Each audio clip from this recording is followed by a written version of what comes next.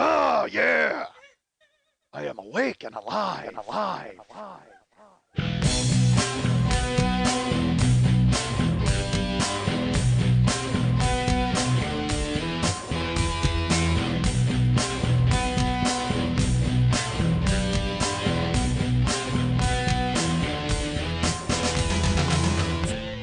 I'm so great I gotta say it twice and cut it out once. My head's a syrup bottle that's getting tipped over every Wednesday. You're a storyteller in a storytelling podcast, and the only story you're telling now is a story about stories you don't want to tell! What the fuck? Hey, what's happening? Mike Schmidt, 40-Year-Old Boy Podcast. This is I told you, Lily, I was like, I'm not ready to start. She told me what time it is, and I said, I gotta start. So she hit a button, and here we go. We're starting, folks. We're underway. We're rolling downhill. We're the giant boulder in Indiana Jones. Get out of the way, Jones! You're about to get steamrolled by giant roly talk. Hey, you know what? Let's do this, folks, because I have forgotten this for months. Months seem strong, but let's, weeks. Certainly weeks. There is a person out there who listens to the show who's very nice. He's a nice person, I think. I don't know if I've met him. I meet a lot of you people, and then I forget you instantly because I don't care about you at all. That seemed rude. No, that's a lie. You're all near and dear to my heart. But I think I've met this person. I don't know if I have or I have not. Here's the thing. I deal with you guys so much via Facebook or email or, all of your kudos that you send my way that it seems like I know all of you. Just like you think you know me, I think I know you. When I hear your name, if I go to a certain city, I'll see you, and if I see you multiple times, especially our friend Derek from Detroit, Jesus Christ, I think it may as well be my cousin at this point because he's seen me 6 fucking times, for fuck's sake. I mean, it's wrong. It's just silly. And he's from Detroit. Like they were one of the first pages, and I haven't booked a show there, but he's gone everywhere but Detroit. And he even said, he's like, and I feel so bad about it because he sees me, or badly. He's like, any chance at Detroit? Like he'll drive 800 miles to see me, and then go, are you coming to Detroit ever? Because I live there. That would be fun. That I could actually walk to your show. That'd be fun. And I'm like, I don't know, dude. I'm trying because I am trying, but it's really tough to book a show on the moon. Because that is a bombed out crater of a fucking city, man. And they got you guys don't even have gas stations. You're going to have fucking performance spaces? Please. That's not happening. But I'm trying. I've made some phone calls. I've made some inquiries. And then we've expanded our search to other cities and states. And it's funny, there's that Hampton Roads, Virginia. They started a page. And people are like, what have you tried Cozy's Comedy Club? Let me throw this on for you guys right now. If you ever suggest a comedy club for me to come to, you don't. Just don't. And it's not a mean thing. I wouldn't mind playing there, but they are never going to book me because they don't know who the fuck I am, and they already have shows on Friday nights. They have a regular show, a 3-comic show. They wouldn't let me rent the room and then bring you guys in and sell tickets and keep it myself. Comedy clubs are different, man. It's the fucking, you're asking me to do business with the mob at that point. You know what I mean? Because then I've got to pretend that I care what they think of me, and then they've got to book me because they see my act and think I'll be funny. Like, they don't understand that I'll bring my own people in, but I won't bring nearly enough people in to justify them giving up a Friday night because their Friday nights are busy because they do 2 shows a night. They turn it over and they sell a lot of bar. It's just not going to happen. So I guess Cozy's was the name of the place, or Kazi's. I don't know. That was the place in Virginia people were telling me to go to, but that won't happen. I looked. I checked it out. But it's another thing. You guys are very nice, but just go to their website and go to their schedule, and you'll see that their Friday nights are booked in perpetuity, like all the way into 2013. They've already got people, so there's no way I can come there unless I do the late show on a Friday night. And believe me, every show I do winds up being the late show. But I can't start at midnight. Jesus fucking Christ! Then oh my. You know what? Yeah, hold on. Bullshit. I could start at midnight. How great would that be? If I did? What if I did what day is Halloween? It's a Wednesday or Thursday. What if I booked a Halloween show out of town and started it at midnight? And we all like fucking, not even scary costumes. Dude, what if we all wore like pajamas and we slept over in the fucking space in the theater? Dude, find me a haunted theater. That's what I got to do. Holy shit. Let's find me a haunted theater that I could book on a Friday, and then I'll come in and I'll do a show, and I'll start at midnight. And then we'll have a combination show seance, and we'll all wear pajamas. God damn it. I think I'm mixing this up. I'm turning this from, it's Halloween and children's sleepover. I'm combining all of it. I don't know why, but it seems like an ideal thing. Like if we all spent the night in a haunted theater, oh my God, how great would that be? Just me, you, and a hippie, and a dog, and a guy in a cravat, and 2 chicks, one dumpy and one hot. Perfect. Park the van outside. It's great. Yeah, I don't see, but you know what's funny? You know what I've just invented? Podcastathon. That's what I've invented. They spend the night in a haunted theater and raise money for people without a face. Good for them. I'm hoping to do a show and confront a guy without a face. That's what I want to do. I want to do a Halloween show and fuck raising money. All the money goes into my pocket, and I hope a guy without a face shows up and scares the shit out of us. This is fantastic. You know what would be great? Holy shit. What if, because they do Podcastathon like Thanksgiving weekend, what if Halloween weekend I did like Schmidt-a-thon and all of the people without a face came to my show? It was like a spooky, scary Halloween show, but it was the precursor to Podcaston. I was like, save, buy a face for these guys in a month. Look how scary they are now, but in a month, buy them a face at Podcastathon. Spend the night with me in October, spend the night with Jimmy in November. Holy shit, Jimmy, Pat, and Matt are there. I've got a thing going on in fucking October. It's perfect. We'll parade out all those people without a face in October, and then in November you can go and feel good about yourselves and save them. We'll all be scared of them in October, but then you can go be liberals and go take care of them in November and give them money. So then they won't have to come back the next October. We'll have a fresh new batch of people without a face. And believe me, I don't care how much money the Podcastathon raises, there will always be people without a face. This tradition will never end. My new October Halloween show, Haunted by People Without a Face, where we spend the night in the theater together in pajamas, it's on! It's on, goddammit! Might be a little late in the game for 2012, but holy shit, 2013 is happening. Let's round up the faceless and get some pajamas. Yeah! Round up the faceless and get some pajamas. Fuck yeah! Oh, dudes! Look out, Indiana. Here comes the comedy boulder rolling downhill. Shouldn't have grabbed that idol. Fuck you. Take that bag of sand and have Dan Aykroyd fly you the fuck out of here, pal. All right. What was I talking about before I decided to have a great fucking tradition for this show? Okay. Yeah, all right. Here's what I'm talking about. Folks. So I know some of you. Some of you I don't. But a lot of you show up, and then I felt bad. There was a guy who came to Milwaukee last week, and I pointed at him and I said the wrong name, and he goes nope, and I immediately knew who he was. Like I said the first name, and then he's like nope, and he gave me his real name. I went Matt. He goes Tom, and I said Tommy Packner, and he's like yes. So it was good. I felt better.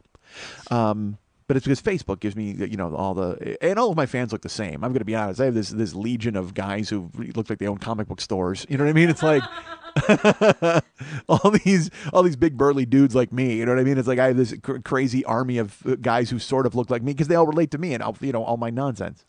Because we're all angry. I am the show for the angry and the big. So speaking of that, folks. A lot of you are very nice and you reach out to me and you bring me things or you send me things or you contribute to the show. You can donate to the show. You buy things from the show, and that's great. By the way, if you bought a T-shirt in the last week, I sent them out yesterday, so they should be getting there soon. There was a dude in California who bought a shirt, like close. Nice guy. He listened to last week's show, and then he made a nice donation. Manny Garcia, I'll just say his name. Manny Garcia, thank you. He made a donation to the show, and he bought a shirt. And then he's like, dude, just send the shirt to this address. And it's like 40 minutes from my house. So part of me was like, I wanted to blaze by and just give it to him. But I can't even imagine how fucking phenomenally weird that would be if I knocked on his door and he opened it up and I'm just standing there, hey, here's your shirt. And then I left. Like I just bailed. Like I was like UPS. It was like United Parcel Schmidt. I just showed up and like bump, bump, bump, bump. And they opened the door and there's me. And I just hand him a shirt and I bail. But so he was very nice. And also part of me was like, because I think he's coming to the Podcastathon, which is next month. And part of me was like, well, dude, I'll just hold on to the shirt and hand it to you when you get there. But who am I to tell a guy he can't have a shirt for a month because I don't want to mail it? Because I'm too lazy to get off my ass and go fucking mail it at the post office. Plus, if you buy it online, you pay the extra for shipping.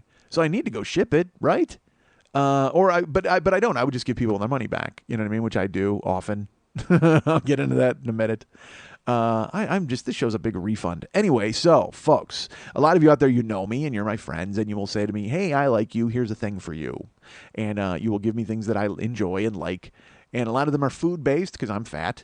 But sometimes people will send me things through the mail, and I will open them and be surprised, and I will yell, huzzah, for no reason. But I don't, people, I've talked about this on here before. People will send things to my P.O. box, and I don't check the P.O. box with regularity or alacrity, if that applies. Because I don't get that much stuff. You know what I mean? It's like, so to go there every day just seems pathetic because then you're just opening this thing and like Charlie Brown. You know what I mean? I got a rock. Then I go out and get in my car and I drive away. So that's why it's always a pleasure when I get something and it's fun. Well, there's a gentleman who sent me something.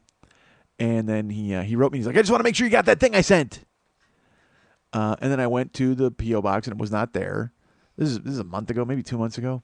And I wrote him and I'm like, I haven't seen it. And then he consistently wrote me about, hey, did you get that thing? Hey, did you get that thing? Hey, did you get that thing? And again, I don't go to the P.O. box that often, even though now I knew I had something there. I know it's lazy and it's stupid. It's on me. I should have gone. I probably should have gone. But I was just, but honestly, when you keep asking me to go, then I really don't want to go because you're not my boss. I don't know who the fuck you think you are trying to tell me that. Even if you're saying, hey, I sent you a nice gift. If you tell me 3 times you sent me a nice gift, well, hey, motherfucker, I'll send that gift back. Return to goddamn gift sender because I don't care. You're not my boss. You can't make me go look. And it's the stupidest attitude in the world. I know it's a child. It's what a 10-year-old would do. Where if you tell them over and over to put their shoes on, they're like, I don't put my fucking shoes on. Well, okay, well, then we'll leave without shoes. Then you go out and walk through a marsh with no shoes on. By the way, I don't know why you're walking through a marsh with shoes on. I don't know what family is going to put your shoes on. We're going to a marsh. Some cranberry family, like the Ocean Spray family, is like, hey, throw on your shoes. We're going to a bog. And then the kid's like, no, I'm not going to do that. Fine, you're going to go to the bog with no shoes on. Then you're waist deep in cranberry muck, and you're going, well, fuck, shoes wouldn't have helped anyway, quite frankly. So I have the attitude of the youngest boy in the Ocean Spray clan. That's my point. That's what I'm telling you. I'm tart but sweet. So, people will send me things, and they want me to go fetch it. It's like, I'm not a dog, motherfucker. Quit telling me to go fetch your thing. Hey, here, boy. I sent you something. Here, boy. You want it? Go to the P.O. box. Go to the P.O. box. Open it up. I sent you something. It's right there. It's waiting for you. Go, boy. No. I refuse to leave my house. I don't care. I don't care if it rots there. Please don't send anything perishable to my P.O. box because it will sit there for days and days and weeks and months and rot. But eventually, I do come to my senses and go, hey, wait a minute. Someone sent you a nice gift. Why don't you go pick it up? So this person had contacted me a few times and said, hey, I sent you something. So I sent my wife to go pick it up because I'm a dick, again, because I won't go. And then Karen went to the P.O. box and she brought a few things. And it turns out I had a couple of things from people. And I think I've talked about some of them on here. But I opened this one product from someone and I was like, whoa. All right.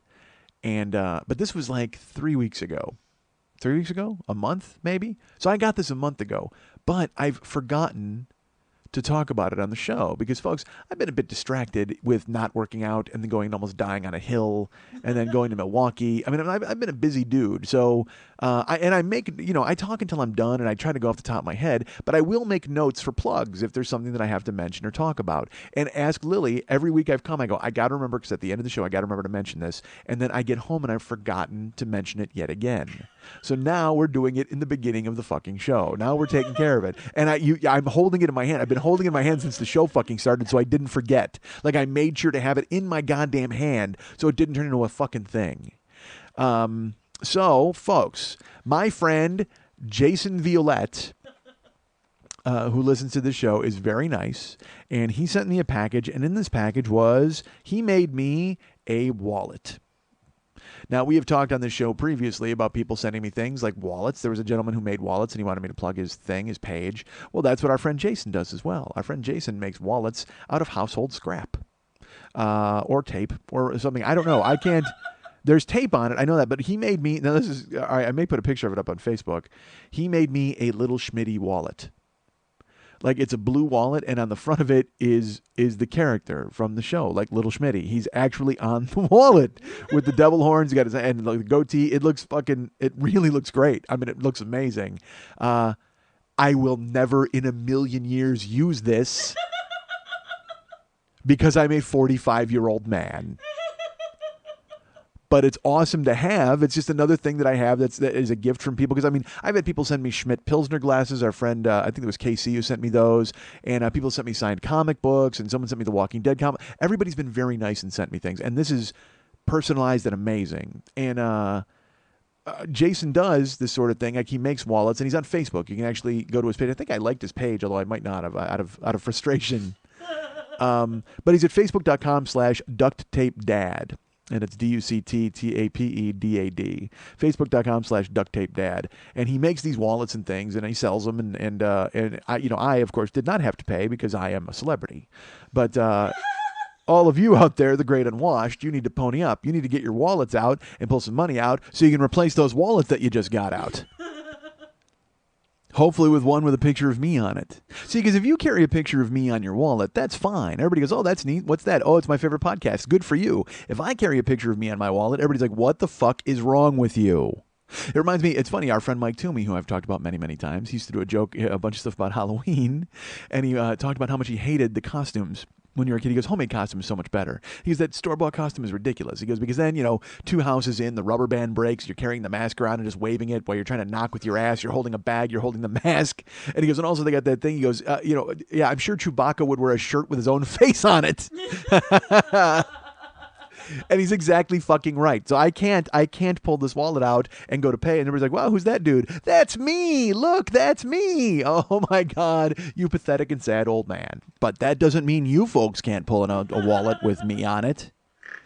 See, because I don't know, again, go to facebook.com/ducktapedad and see what he does. He may have a line of wallets that he does. He may custom make wallets for you according to pictures that you give him. He may just make me wallets. What if he does that? I have no idea. You know what? And it's funny. That is terrible. Who's that going to appeal to besides me? Nobody. And it doesn't even appeal to me. I got to be honest. I mean, I like it. It's really cool, but it's going right into my box of keepsakes. It's going into my many wallets that I own. My box of wallets. Actually, I have a giant wallet filled with wallets. I picked one up. I said I like meta, so I got a giant wallet, and I've filled that wallet with wallets. Oh Christ! I should sleep in that wallet. Oh my God! Bad news. I have wallet bugs. All right, so. So we went this week, folks. I'll tell you this. So there you go. That concludes that. All right, stop emailing me, okay? I talked about it. Enough. This is always the big test too, because there are people like they love the show and everything until they become the guy who gets made fun of, and then they rip me up and they're like, I'm really sorry that you feel that way. Oh my God, I do this to everyone. It's funny, and I also do this too. I anticipate the fight. I anticipate the fight before it even happens. He's just, God, I can't believe I just sent you a really nice thing with your face on it, man. You like totally shitted me out. No, I didn't. It was a joke. Haha, fun comedy. I actually have a wallet at home filled with comedy too, believe it or not. I store everything in wallets. I have giant wallets. I have big wallets, cock wallets. I've got them all. I don't have a cock wallet. That seems weird. All right.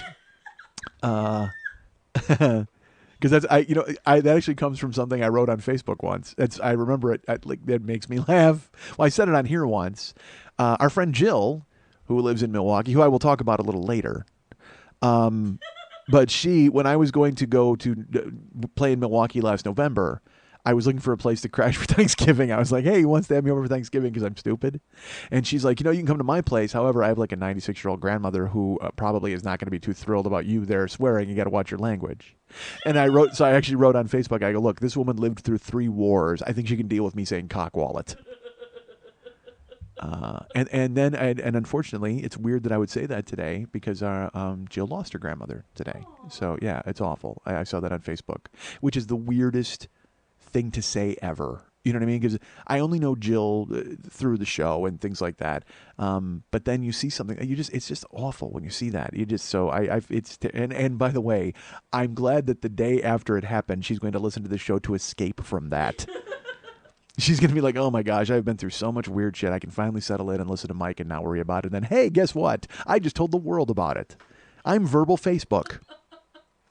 All right, so I apologize, but that's a terrible thing, and I'm glad I brought it all down, folks. And by the way, I'm glad Cock Wallet got me there. That's my heartfelt condolences to you. By the way, I said Cock Wallet 9 times, so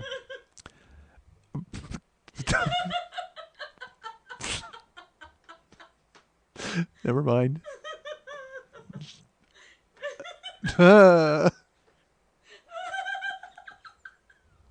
Do you know how bad I want to say something right now? And I can't.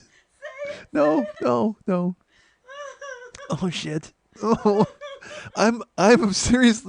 I have tears in my eyes from holding that in. Like it was the weirdest thing because I had to stop myself and I'm like, fucking don't. Oh shit. Oh God. All right.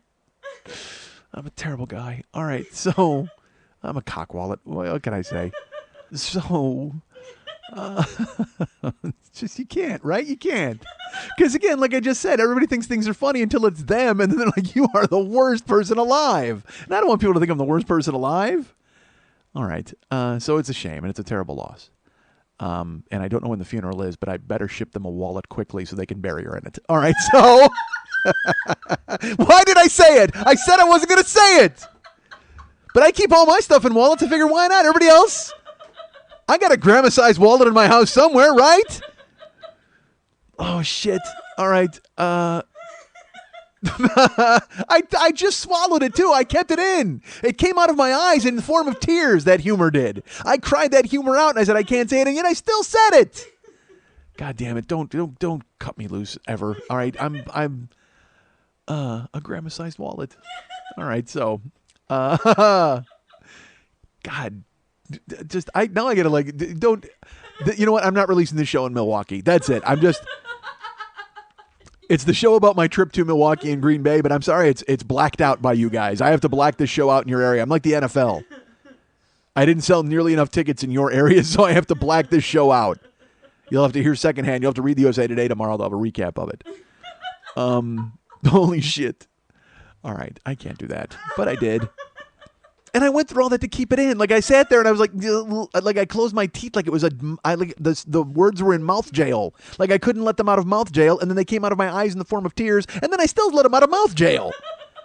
The words were trapped in mouth jail. They tried to burst out of my eyes in a fucking weird great escape. And then I squinted my eyes and I kept the tears in. Fuck you, Steve McQueen, on a goddamn motorcycle. You're not driving out of my eyes. And then still I let them out of mouth jail. God damn it. There's no guard at my mouth jail. That's the problem. My mouth jail's just a fucking swinging door. Just waiting for Ethan Hunt to just roam through and just open all the other prisoners and let them out while he escapes. God damn, I loved MI4. 4? Was it 4? I don't know which one it was. It was 3? Well, I liked it. Well, I didn't. You know what's funny? I didn't care for Mission Impossible 1 so much. I mean, I love Tom Cruise in it. It was okay. No, there were parts of it that was great. The fucking on the wires in that one room and all that. That was great. Mission Impossible 2 was but 3 was great. Is 3 was the one that just came out, right? I think so. I don't know. It's fucking amazing. I saw it in IMAX. All right. By the way, that whole thing about Mission Impossible, that should have stayed in mouth jail. I don't know why Where's the guard when you need him? Lock that up in mouth jail. That has no business escaping. That should have been put to death in mouth jail. That should be in solitary confinement, that whole Mission Impossible run. Lock up your mouth jail. Don't let out the fucking Mission Impossible. It might escape. All right. This show's just going to be called Mouth Jail and the Grandma-Sized Wallet. This is The 40-Year-Old Boy, and coming up later, Corey Osland's living with Tourette's. Fuck, alligator, fuck, pussy mask. So a doctor is what I want to be, because then you can help everybody, even kids and small kids. Okay, so that's all about being a doctor. The end. Nice job, Alfonso. A doctor. That's a noble profession. Very nice. Okay, so who's next? And it looks like Kurt. Kurt, you are next. Kurt, come on up, and I want to hear your speech about what you want to be when you grow up. So go ahead, Kurt, and everybody pay attention. When I grow up, I want to be a podcaster like the 40-year-old boy. He has the greatest show. One time, he climbed a fire truck to help fight a fire. He is very brave. He also had to fight against an angry possum. The 40-year-old boy won. His name is Mike. He goes to the movies a lot. One time, his friend sat on his lap at the movies. They left and they forgot their underpants. The 40-year-old boy is Mike, and I want to be him when I grow up. The end. Wow. Kurt. Nice. A good speech. I'll tell you what we're going to do now is we're going to hold off on any more reports. Put your hands down. Let's hold off. And we're all going to put our heads down on our desk, and we're going to take a nap. It's nap time now. Kurt, though, I'd like to ask you, is your mommy home during the day? If I were to give her a call right now, do you think your mommy would be around? The 40-Year-Old Boy, Shaping Young Minds, on the Mike Schmidt Podcasting Network. I am starving. I did not eat today. I don't eat to have a show. You guys know that, right? I'll eat after the show, but I don't eat before a show. I don't like it. I don't like being logy or full or lethargic or any other word that feels that I'm stuffed to the gills with goddamn potato salad. Not that I'd eat potato salad today at the show. What if I only ate potato salad today at the show? Hold on a second. Things are changing. Folks, I only eat potato salad the day of a show. Now that's going to be weird when I book myself out of town. People will be bringing potato salad and Propel. I only eat things with pea the day of a show, folks. I had pierogies, potato salad, and Propel, and Portuguese water dogs. All right, so why would I eat those? Those don't seem edible. Are those are a fish, right? I think they are. I don't know if they popped into my head. That could be a child's toy. I have no idea what it is right now off the top of my head. Portuguese water dog. Dirty water dog. That's off Van Halen 3. Which is a confusing name for an album because it's like their 9th album, but it's their 3rd incarnation, so they named the album Van Halen 3 with Gary Cherone. You know, Gary Chicharron. I only eat fried pork the day of show. Folks. I eat pastor. I ate Propel, pastor, Portuguese water dogs, and pasties. I ate pasties the day of a show. All right. And peanut butter Twix. And I know you're thinking, dude, that's a Twix. Now you're just cheating. You're being a cheating dick. You're right. I don't eat peanut butter Twix. I eat peanut butter cake. That's what I eat. That's all I eat. They have a show. That's actually true. All right, never mind. So, folks, but I'm starving now. I've been eating, we have lunch meat at my house. Dudes, do you love lunch meat? I love lunch meat. There's a lot of L's, but it's true. I do love lunch meat. I'll get like a nice turkey. I'll get I bought a jerk turkey the other day. It was a little spicy, a little fastball to it. And then I get like the sharpest cheddar they got. Here's what I do. I go to the store. I buy turkey. Sometimes I'll buy a honey roast turkey or just a regular turkey breast. They also have a barbecue chicken breast that I'll buy. I'll buy those boar's head. I only go boar's head, folks. If you're going to bring me cold cuts, bring me boar's head or bring me nothing. Okay? I know you're all thinking now because everybody's bringing me gifts. You're sending me wallets and all these other fucking things. That's good. If you're going to mail me cold cuts, mail me boar's head. Or it goes right in the trash. I don't want your store brand bullshit. Keep your Oscar Mayer and tell that story walking. Unless it's bologna. If you want to give me some Oscar Mayer bologna, that's fine because I just fry it up. I don't eat it on a sandwich. Oh, fried bologna? Holy shit. I'll stick my dick in a frying pan, fry you bologna. God damn, that's good. That's good stuff. Just wrap your cock in fried bologna. Oh, my God. That's a treat for everybody. You, the lady. It's not a treat for a lady. She's eating fried bologna off your cock. I don't know what kind of relationship you got with this girl. And plus, if she's anything like me, she doesn't eat the day of a show. So that's not helping her at all. Because that's a show, right? All right, never mind. So, folks, my fucking head works weird, right? It works weird. If you think about it, that's just all pinballing bullshit, and you see where it goes, and that's where we wind up. Which is fine. I like it. I mean, I'm cool with that. That's how I want to be, and that's the only way I can fucking talk and fill time. But it's just so weird. Try it. Just go a whole day without any filter, folks, and see what the fuck happens. See how many friends you have at the end of it. See how many funerals you're not invited to. Actually, hold on, that's a bonus. If talking, that's what was the only reason I talked with no filter, so I wouldn't get invited to funerals. I don't know what the fuck that guy's gonna say. We can't have him here. Good point. What? You have a website. Yes, but that's a wake, not a funeral. Wake is different. Oh, okay. Wake, you come in, you be funny, everybody enjoys it. Funeral, however, they're like, dude, weren't you funny at the wake? Shut up. we heard you to be funny at the wake, not at the funeral. Funeral is somber. Put your hands in front of yourself in your waist and then bow your head, and then, the hydraulic thing puts them in the ground, and then you take off. That's it. And you read headstones on the way out, and you marvel at how people have been in the ground for fucking 100 years.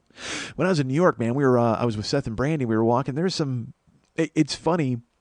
At the end of Gangs of New York, there's a scene where Leo DiCaprio is, by the way, I call him Leo, we're friends, and Cam Diaz, she and I are also friends.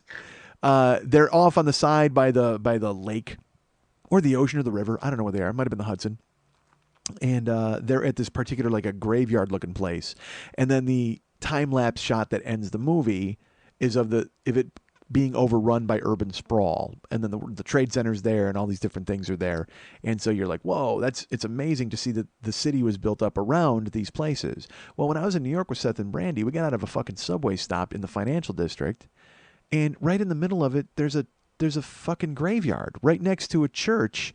In the middle of everything, there's skyscrapers and people and hobos and fucking New York. And then right behind these tall fences, there's a graveyard. And I think like John Adams was buried there, or some famous dude, or Warren G. Harding, or some other dude in a powdered wig. I don't know who the fuck was buried there.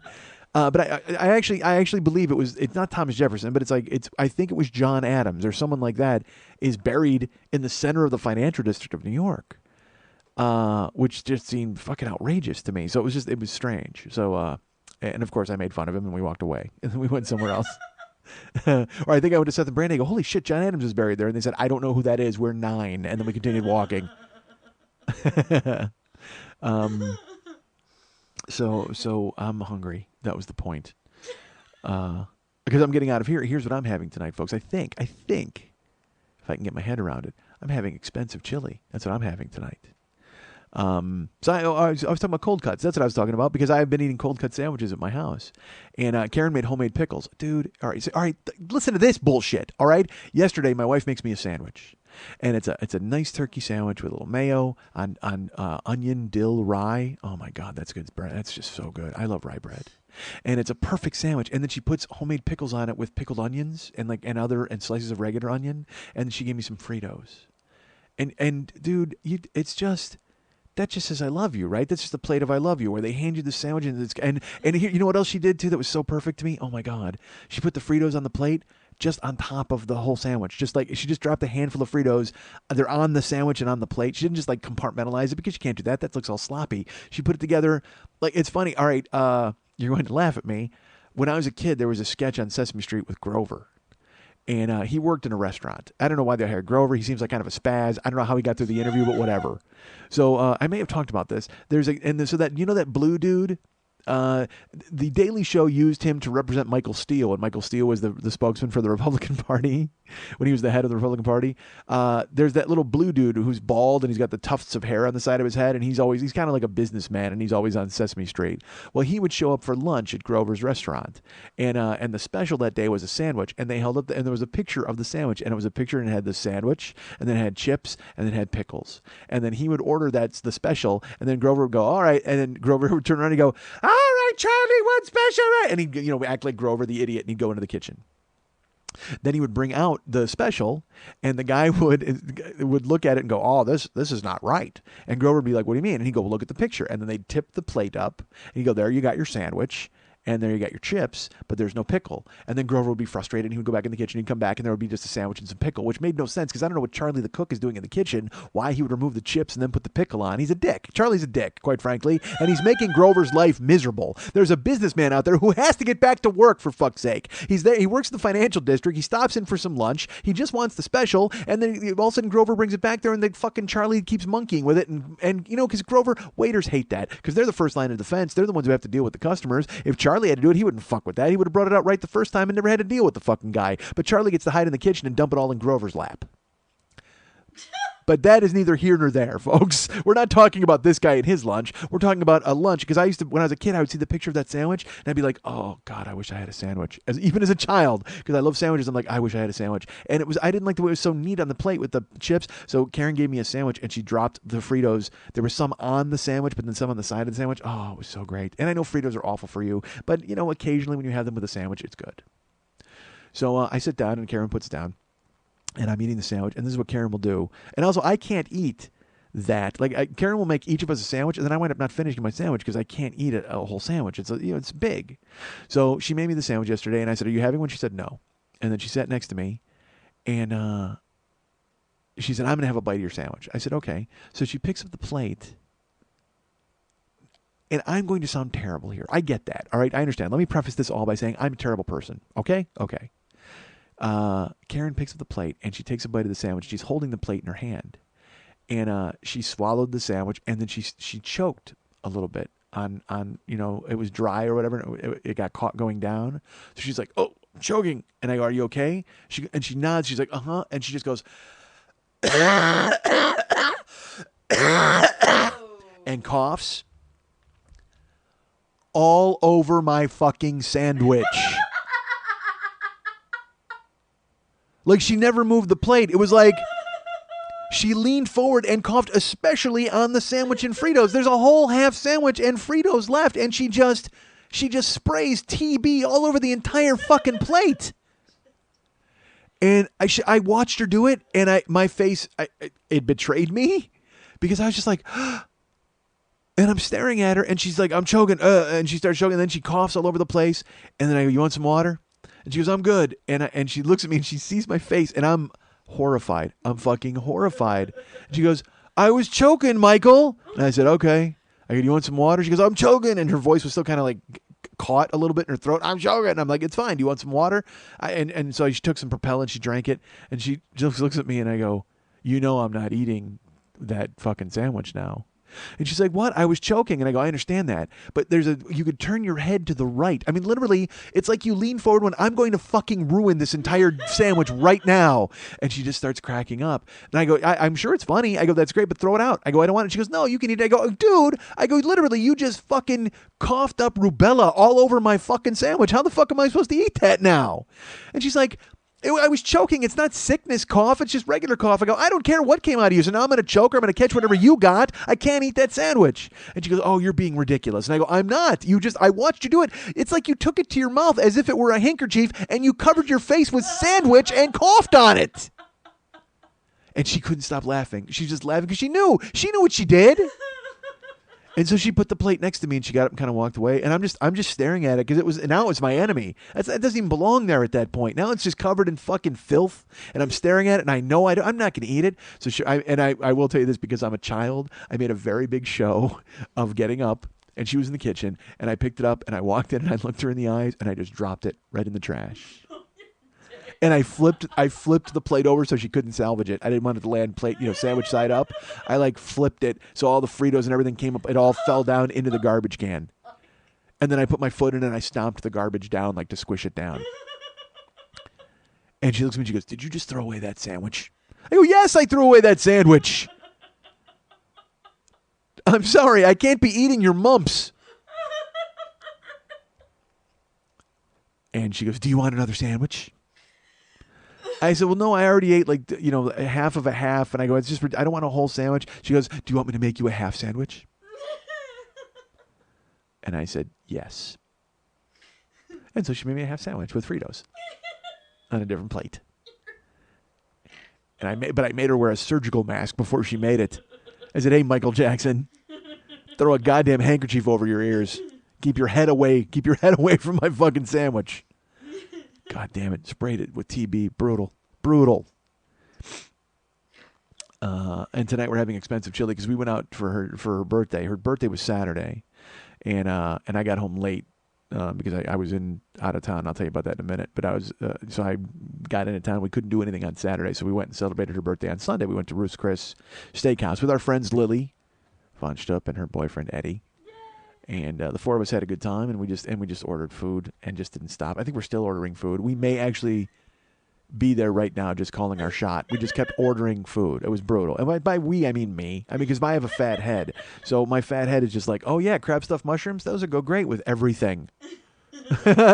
So I just kept ordering stuff and we're eating, and it was devastating. And there was so many leftovers. We left with a shopping bag from Ruth's Chris. It looked like we went on a shopping spree at a steakhouse. Because look, you get leftovers in a baggie, that's fine, or a doggy bag. This was like a horsey bag or like an elephant bag, because it was a shopping bag with handles. It looked like I went trick or treating and got steak. I mean, it was fucking gigantic. To the point when we got home, normally Karen just wants to throw that shit in the fridge. She couldn't. It wouldn't fit. We had to disassemble the bag of leftovers and assemble it back into the fridge. It was so huge. Because Karen and I got the porterhouse for two, which was it was like a catcher's mitt. It was just gigantic. Not even, it was like two catcher's mitts. And then potatoes. I ordered Leonese potatoes, and we had baked potatoes, and Karen wanted asparagus, and I ordered a shrimp cocktail. And I mean, we just went off. We went off. And then brought most of it fucking home. So then Karen, she put the porterhouse, what was left of it, into the crock pot yesterday and made chili with it. So that 2-person porterhouse has become now this really expensive chili. So we keep calling it the amount that I paid for dinner chili. Like the $6 burger at Carl's Jr. Yeah. We now have the, I'm not going to say how much I paid, but we have the amount of what it was for dinner. Chili, that's what we call it. The $5 chili, but it was more than $5. So we brought Karen out because Karen wanted steak for her birthday, because we usually go to Katsuya, and then and I sent her flowers on her birthday. I sent her blue roses, and I sent her 24 or whatever in a big blue vase, because it's blue's her color, and also it's her birthstone color, and I was like, all right, well I put thought into it and did that, so I sent her those, and then we went to dinner, and then yesterday we're at my house. And she's like, "What's for dinner tonight?" And I'm like, I don't know. The fridge is groaning from the amount of steakhouse leftovers in there. Why don't we make something? Because this is before she made the expensive chili. And she's like, well, yeah, I guess we could do that. She goes, but here's the thing. She goes, I have this still. And she had a coupon for Maggiano's. And Maggiano's is a pasta place that we like. And she got $10 off for her birthday. And she's like, it expires today. We can go to Maggiano's right now for, and I go, I don't think I want to do that. And she's like, no, come on, it'll be great. We'll go and we'll eat it. I go, if there's a way to take it to go, fine. I go, but I don't want to sit in the restaurant and I don't want to do, all these things. And she's like, no, come on, it'll be fun. We'll go. And finally I looked at her and I go, Karen, I have to be honest with you. I don't want to go. I don't want to spend money. Again, we spent money.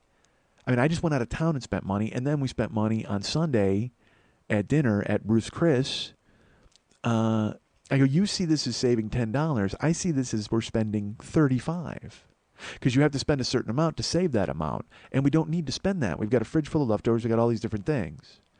And she was disappointed. She's like, oh, I go, there just comes a time where you got to stop. I mean, you got to, take a few days and have a turkey sandwich. I mean, we can't be going out all the time. And even though we do, that's what we do. We eat out all the time.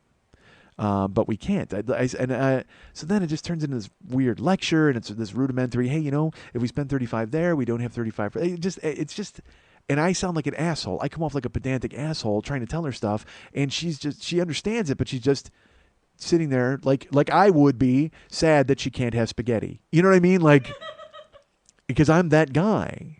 And I recognize it in her, and I feel bad because I want to give her all the spaghetti in the world. That's the whole point. I want to give her all the spaghetti she wants whenever she wants it, but we're not in a position right now to just be going out and buying spaghetti willy-nilly. So we're sitting there, and I explain all that to her, and it's fine. So then we're sitting there, and she's like, I'm going to make this chili. I said, great. She makes the chili. And then she was making macaroni and cheese, Kraft macaroni and cheese to eat. And I go, you're making macaroni and cheese? She goes, yeah. She goes, I want pasta. She goes, and this isn't pasta, but it's noodles, and I really wanted to go to Maggiano's. And I went, oh, I go, you're killing me. I want to take you to Maggiano's. I wish we could go. I know you want pasta. I go, but if we could do it to go, like I started to cave, even though I had just given her this long-ass speech like an hour earlier. And then I go, well, maybe if we went and just took it to go, and I don't know if it works. And I go, you know what? No. I go, we can't do it. I go, we already had your birthday dinner, and I understand that you want to save 10 for this birthday thing, but sometimes you can't. You just can't do it. She goes, well, I understand that, Michael, but I mean, I wish you would have told me that before I went to Ruth's Chris, because I would have rather done this. And whoa. You said you wanted to go to Ruth's Chris. You wanted to go to a steakhouse. That was the point, because I had wanted to go on my birthday, and then you said you maybe wanted to go on your birthday. I go, don't go because you think I want to go. Where would you go for your birthday? She's like, well, this is a birthday deal, and it's like a gift from them. And I go, I don't, you got to stop doing this, man. I go, I sent you flowers. We went out to dinner. I go, you had a great birthday weekend. You went and got a pedicure. You did all these different things. I go, you can't drop this in my lap on fucking Tuesday that you would have rather gone for spaghetti and saved money or what. That's just weird. She goes, well, I kind of know how you feel. I said, I don't know what you mean by that. She goes, well, the thing I really wanted for my birthday, I told you, I hinted it, and you didn't get it. I said, what are you talking about? She goes, well, I told you a few weeks ago, like I said specifically, like I wasn't joking when I said it. And so I thought in my head, I go, well, because the only thing, and I remember she had mentioned that Lady Gaga had a perfume out and she wanted to try it. And I was like, you don't really, because I remember when she said it, I went, you don't really want Lady Gaga's perfume, right? And she goes, well, no, I think it would be good. And I said, but why? I go, you already have a perfume that's like a signature scent. You have like 5 other perfumes that you wear that I don't care for, but there's one, like Flower Bomb is the one that you like. That's the, so, and then that's kind of usually a Christmas thing. I don't, but so in my head, I'm like, what the fuck did she want? And so I said, what, Lady Gaga's perfume? She goes, no. She goes, I did tell you like a couple of weeks ago that I wanted a birthday cake with fresh strawberries. And, you didn't get that. So, I mean, I guess I understand how you feel now when you say that I don't get you a peanut butter and jelly cake, because I told you that I want, and I was like, don't you fucking even think you can twist this around on me. Don't even pull this out of your ass. I understand it. Okay. And what's funny is I remember her saying it when she said it, and I made a mental note. where I was like, all right, well, I'll take a look at that. But I was out of town for work. Like, I was out of town for 4 fucking days. Like, no, I left Tuesday night. Tuesday, Wednesday, Thursday, Friday. Came home Saturday. When the fuck am I supposed to get a birthday cake with fresh strawberries? That's why I had flowers delivered to her. That's why I knew we were going to dinner on Sunday and made the arrangements, made the reservation. She's been plotting this. That's the thing, is she's been plotting this the whole time.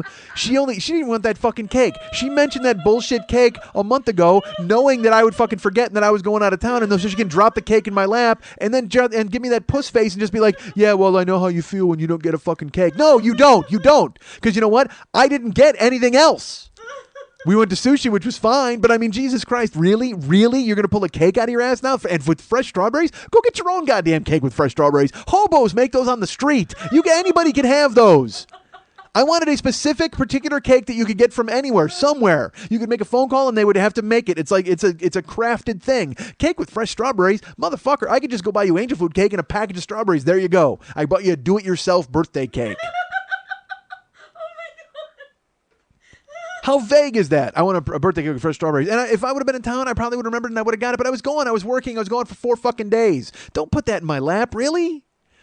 And now just because you don't get a plate of noodles, you're going to throw cake in my fucking face and invalidate the entire weekend where I spent fucking ridiculous amounts of money? I'm married. I love my wife, folks. I love my wife, but holy shit, apparently we're in cake wars. Cake wars with my wife. Certainly I have a 4-year head start, but now she's got a dog in the hunt. I didn't know she had a horse in the cake race, but now she does. And his name is Strawberries. I can't tell you how crestfallen I was yesterday when she dropped that on me. Just like, well, I would have rather had spaghetti and a cake than...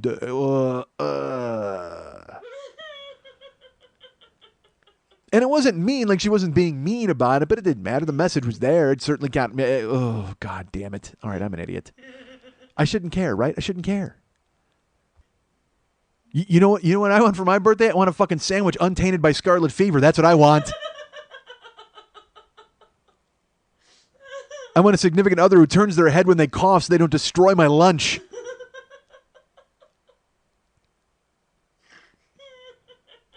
I love my wife. I don't know if she'd echo that sentiment from her end, quite frankly, at this point, now that I stole her spaghetti. Actually, I didn't steal it, really. I just didn't provide it. I'm not a good spaghetti provider, folks. I dreamed as a child. Eventually, I'd grow up and get a good job and be able to provide spaghetti to the woman I love. Didn't happen. At least not this year. But Christ, I've kept her in oodles of spaghetti for fucking 20 years. But not when she really wanted it. That's the problem. I give her spaghetti whenever she doesn't really care. But then the day she really wants spaghetti, I tell her she can't have spaghetti, and that's it. Look at me. I'm a dick. I'm a non-spaghetti bringing dick. All right. I wish I could focus now, folks. I really wish I could. However, unfortunately, I mentioned this on my Facebook page that there was a possibility. I'm on call for jury duty this week. And you have to call, what it is, you got to call after 5 o'clock every day. And so I called Sunday. I wasn't picked for Monday. I called Monday. I wasn't picked for Tuesday. But the thing was, I may have been picked for today, which is Wednesday. And if it was, then I was going to do a clip show. So I called last night. I wasn't picked, so I knew I was doing a show, which was great. And now Lily and I are here talking. I'm sorry, I'm going to yawn. Fight it off? Will I fight it off? I don't know. I did. I sort of fought it off. So Lily and I are sitting here talking, and I made her stop the machine, and I said, listen, I got to call in and check in. And I just called in, and I've been picked for jury duty tomorrow. And it just... So now any momentum I had is killed. And it's not... just because I'm letting it be killed. Because I have no enthusiasm now. Because I don't even want to wake up tomorrow. I don't want to do this. I don't want to go to jury... Who wants to go to fucking jury duty? Nobody. All right? But, here's why. I don't even give a shit about the cases or any of that. It's just the whole day is shot. If I lived like a normal person, then I could just look at it like a normal day. I would sleep tonight like a human being. I would get up tomorrow. I would go do their fucking bullshit. I would come home. Hopefully I'd be dismissed. Whatever. But I can't do that because I don't live that way. I live upside down. So I can't sleep tonight. I got to do Facebook. I got to do the email blast and all that bullshit. And then I got to go in because it's at 7:30 a.m. Okay. Now, if you know anything about Los Angeles, that means I got to leave at 4 in the fucking morning to get where I'm going because it's in downtown Los Angeles by a courthouse.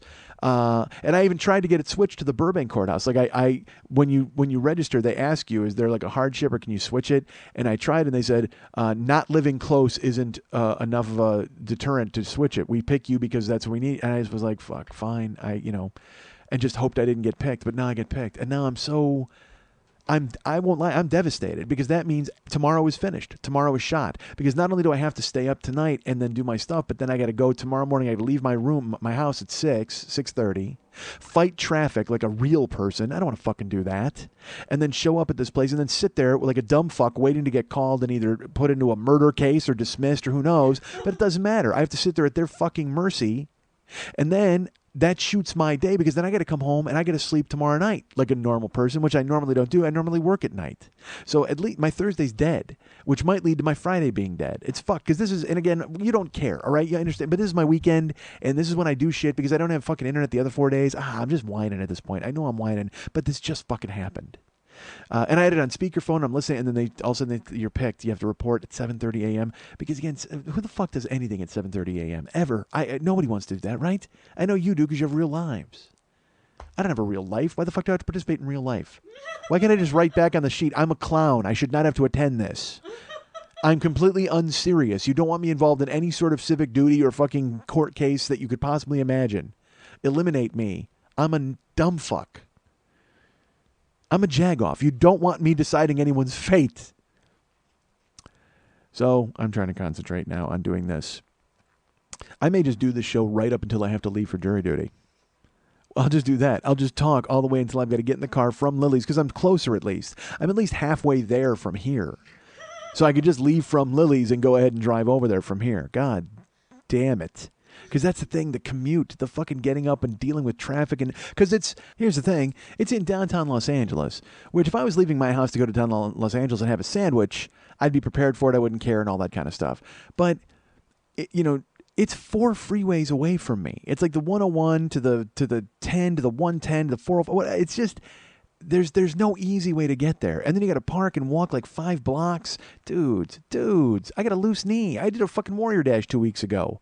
I don't live a real life. I go out of town and I wear a Viking hat. You don't want me involved in this fucking case. Son of a bitch. All right, so that's tomorrow, and that's going to be horrible. And I don't know, like, and they wonder why people show up in crowded places with guns. You know what I mean? Like, I'm hoping somebody shows up tomorrow. That'd be great. If some guy shows up tomorrow for jury duty with a fucking automatic pistol, great, perfect, I'm out. I can go home. Well, I didn't say he has to shoot anybody. He's just to pull it, and then they gun him down, and then they dismiss us all. And then with my luck, they would call me the next day to be in his case. And I'd be like, dude, I saw him do it. I saw him pull the gun. Sit down, decide. You're the foreman. What? I am 12 angry men in one. You don't want me there. 12 angry men? That's me. I'm 12 angry men in one pair of fucking jeans. All right. I got to stop burning good jury duty material because I'm going to need it for next week. Folks, I am back in town now, back in Los Angeles. I wish I wasn't, quite frankly, now that I've been sucked into this weird justice vortex. But last week I was out of town. I flew out of town. I did a show last Tuesday to talk to you guys here. I did a podcast explaining to you all about why my knees are loose and swollen. And then after that, I had to hop on a red-eye plane because I went to Green Bay, Wisconsin to do a show last week. The one-man show, that's me. I'm the one man in that show. There's a lot of talking. So I flew out last Tuesday. I had to bail, and I got home from the podcast, got packed real quick, and I got to the airport. My flight was at 12:40 a.m., so I get there, and I like red eyes. I've always liked red eyes because usually the plane is kind of empty, and although now they fucked with you, whatever, I'll get to that in a second. But it used to be the plane was empty on a red eye, but now they've jammed everyone in to every single flight, and they've cut out flights, so virtually every plane that you have to be on is full. So when I checked in, there was nobody sitting next to me, so that was good news. And I had to stop. I had to fly from Los Angeles to Minneapolis, and then from Minneapolis to Milwaukee. Well, I fucked this whole trip up from the jump. I think I told you guys this. I guess when I booked it, I bought a plane ticket on American, and it would have gotten me to Milwaukee at like 5 o'clock in the afternoon on Wednesday, which is fine. And then a few weeks went by, and then I found a great deal on Delta for a flight to Milwaukee, and I bought it. I was like, great, I'll get that. It gets me there earlier. I get there at like 9 in the morning or 8:30. Perfect. Because I like to get to town. I don't want to be running around because I was going to do something on Wednesday night with a listener. And so it gave me some time to at least get there and maybe sleep if I could. And so I bought that plane ticket, and then I put it in my pile of to-dos and my hotels and all my confirmations. And right there was a slip of paper saying that I had already bought this fucking airfare from American. And I was like, you got to be fucking joking. So I called American. I'm like, look, is there any way I can get out? Well, first I called Delta, and it was $150 to. And I said, I just bought it. I bought it like 15 minutes ago. They're like, I'm very sorry that that's the policy. So I would have rather flown red eye anyway. So I called American, and I have I have a bunch of miles with American. I fly them. I'm a loyalist to them usually. And I called up and I appealed and I pled my case, and they were very nice. They allowed me to change the flight. They were like, well, now you have a credit on the books. It only costs you $150. So it cost me $150 either way. So I just did it with American so I could get there on earlier. So I fucked this whole. I'm already $150 in the hole leaving Los Angeles. So and then I wasn't selling tickets. I was all freaked out, but I was going anyway. I knew it was going to be a good time, but it just, if you start to think of these things from a purely mercenary point of view and financially, I would never leave town. Because the shows themselves do not make any money. It's just I try to break even, and then all the money gets cycled back in to go into the next city. I'm not at a point yet where I'm making money. But if I could at least, I'll make a little. But I mean, I'm not making anything big. The trip pays for itself, and so far, that's enough. There will get to be a point where that's not enough. So I flew red eye on Delta, got to the airport, said goodbye to Karen, and hopped in. Checked my bag. I should tell you. You know what? Hold on. Let me tell you this. I was being a dick to Karen before we left. I don't know why. I was being short. I hadn't slept. I'd only gotten like 2 hours of sleep because I had to come and do the podcast. Podcast was long. I was exhausted from that when I got home. Then we ate and we were packing. And then for some reason, it just turned into these nickel and dime bullshit like arguments. Nothing major. But just disagreements, and I was being an obstinate jagoff. I was. I know. I'm fully aware of what I was doing and how I was behaving, which is not cool. I don't like to do that when I leave town, because what if the plane crashes? Then the last memory of her is that I was a jagoff. Although, quite frankly, it doesn't matter when I die. Her last memory of me is going to be that I was a jagoff. That's going to be pretty much anybody's last memory of me once I finally die. So I was just being kind of standoffish, and we were butting heads, and we got all packed up, and I packed the car up, and I was just being a grouch. I know I was. You know what pissed me off is I wanted to drive. And she said, no, I'd rather drive, because she parks in the carport area at our apartment. So when she came home, it meant she could pull right into the carport area and go in the house. If she drove my car home, she would have had to find a spot on the street. And I normally don't like having her do that anyway, especially late, because I think she's going to get raped. And, even though odds are good that she won't. But it doesn't matter. Even the possibility that exists, if she ever had to park my car late at night on the street and something happened to her, I'd be fucking devastated. But I still wanted to drive.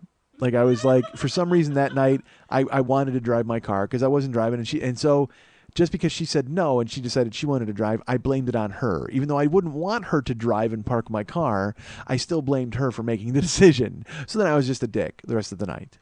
And then finally we packed the car and we go to leave the house. And I should tell you this. I've been experimenting with how I travel. I used to bring like 3 big bags, and I would check a bag and then carry 2 bags on the plane. Well, I've been consolidating a little bit and bringing just my laptop bag and putting stuff in that. I'm learning how to travel, especially with that fucking bedbug nonsense. I want to have as little amount of square footage for them to hitchhike back to Los Angeles with me as I possibly can. So I try to have the smallest bags. I try not to bring as much stuff. And so I've consolidated things into my laptop bag. And I had to carry a sweatshirt because, I wear my airplane costume so I can put my hoodie up, and then I can just listen to music all night. So we go to pack the car. We get everything thrown in there. I grab my laptop bag, and I grab my suitcase. I put it in Karen's car. I sit down. We go to pull away. And she goes, you got everything? I go, yeah, I got everything. I go, did you pack everything? She goes, yeah. And I go, all right, then I got everything. She goes, you sure? And I went, I do. And I don't know how it happened, but I said, yeah, I got it. I'm fine. And she started to drive, and it flashed into my head right at that moment. I went, wait! And she hit the brakes because I yelled it in the middle of her car. And I went, I left my phone and my earbuds in the other bag.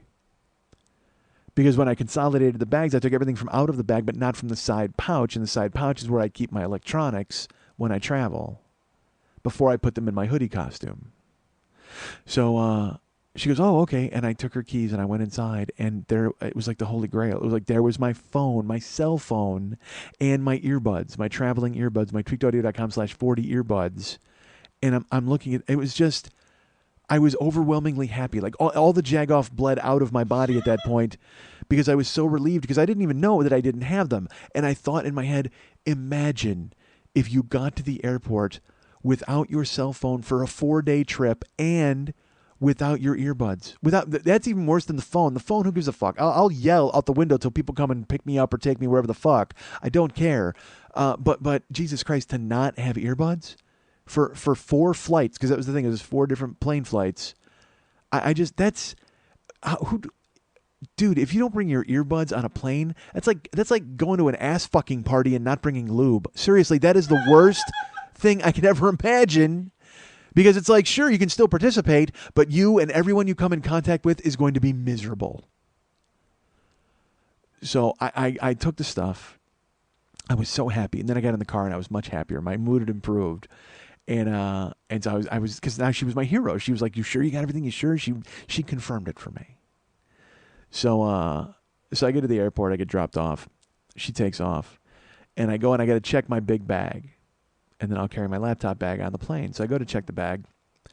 I hand it to the guy. He turns around, he checks me, and everything's fine. He puts it on the little conveyor belt. And right when he puts it on the conveyor belt, I realized that I took my hoodie and I jammed it in the outside pouch of the suitcase so I wouldn't have to carry it in Karen's car. That's my hoodie costume. That's what I need on the plane so I can have my hood up so they don't tell me to take my earbuds out. Because, again, that bullshit where the first 25 minutes of the flight you can't listen to music, and then the last 25 minutes of the flight, that's a full hour out of a 3-hour flight that they're telling me I can't hear. Fuck you. Fuck you. I don't care. I'm not monkeying with the plane. I just saw fucking American is letting their pilots use iPads. And you think my fucking iPod is going to put us in the Atlantic? I don't think so.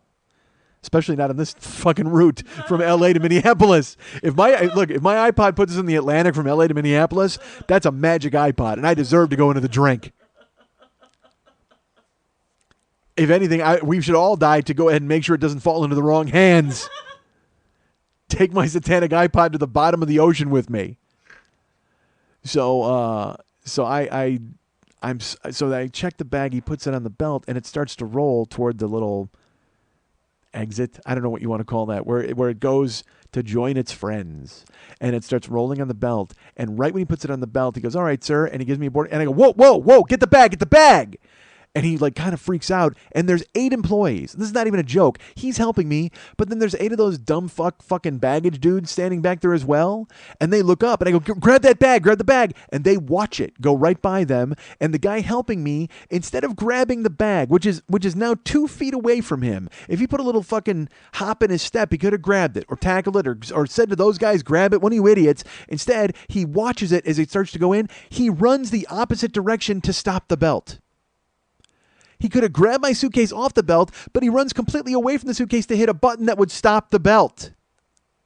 So he runs away. The other 8 dudes sit there, and they just basically, their heads go, they follow my bag on the belt. They heard me say, grab it. He runs over. He hits the button, and as he hits the button, it disappears behind the that weird scalloped fucking rubber mat. And it goes, and you just hear it go down the little ramp and lands. And it disappears. And I'm standing there, and he looks at me, and he goes, "I'm real sorry about that." He goes, "We can get it, but it'll take at least 45 minutes to get it back up here." Wow. And those 8 dudes are just standing there talking, like they're not laughing, but I'm sure in their head they're laughing because they could have grabbed it. It was right there. And I closed my eyes, and I just went, fuck.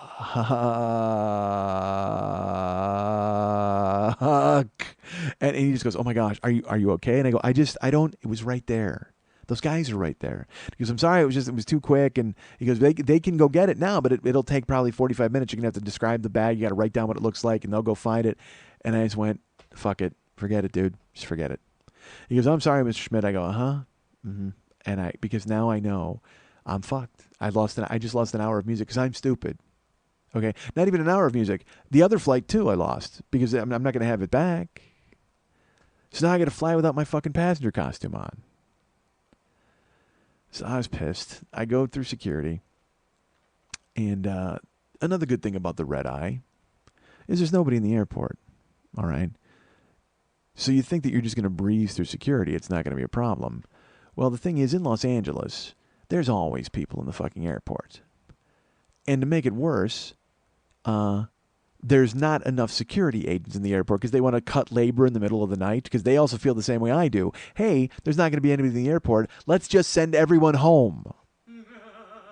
So then you get in line. I pull up. They only have 2 lines open in the entire Delta terminal, and the fucking line snakes through that goddamn theater rope. And I'm like, you're joking, right? You're joking. I'm walking through security. It takes 20 minutes before I even get to the guard to look at my ID and mark up my thing. And then there's a huge line behind him to get your stuff seen. And then also cracking down, because I always tell you this, it was 9/11. Actually, it was 9/12 because it was 12:40 a.m. It was the night of 9/11. So I don't know if that meant something to them, but they were making everybody really stand at attention, and they were kind of getting in their face. So the funny thing is, if you've flown, you know, there's TSA guys all over the place. And they usually have one guy who's like the town crier, who gets to walk around and goes, "Everybody, please, make sure you take off your jackets. Jackets are not allowed." He's the guy giving you the pep talk. He's making sure everybody knows what they're getting into. So I get in my line on the left. There's a line on the right. And in between is this guy. He's the town crier. And he has the most devastating foghorn voice I've ever heard. And he won't stop droning on and on. "Shoes off. Make sure your shoes are off. You need to put your shoes and your laptop in separate containers. Take your laptop out of the bag. Everything out of your pockets. Everything out of your pockets. Wallet, keys, phone. Put it in the bin. Not in the laptop bin." He's repeating the instructions over and over, and he won't stop. And it's just, and relentlessly, horribly, it sounds like a car horn that won't stop. I mean, it is just to the point where I'm in line. There's 2 young guys around me, and we can't stop laughing at this idiot because he won't stop talking. He's relentlessly yelling and just baritone, and just monotone too. And he's not even really looking anybody in the eye until they get to the front, and then he addresses them almost right to their face, like uncomfortably close. "Is everything out of your pockets? Your belt, your shoes?" And then it dawns on me, there's a reason he repeats himself. There's a reason he won't shut up. There's a reason he keeps saying things. Nobody is fucking listening to him. Nobody in line is. They're zoning out. They're talking. They're checking their phones because we're so used to that sort of thing at the airport. We're so used to this background noise, and TSA has become a nuisance to us that nobody really takes to heart what they say. They're looked at as rent-a-cops. So nobody fucking listens to them. And then when they get to the line, they're completely unprepared because they haven't heard the directions, and then they're going to get yelled at by those fucking guys. It's a self-fulfilling prophecy.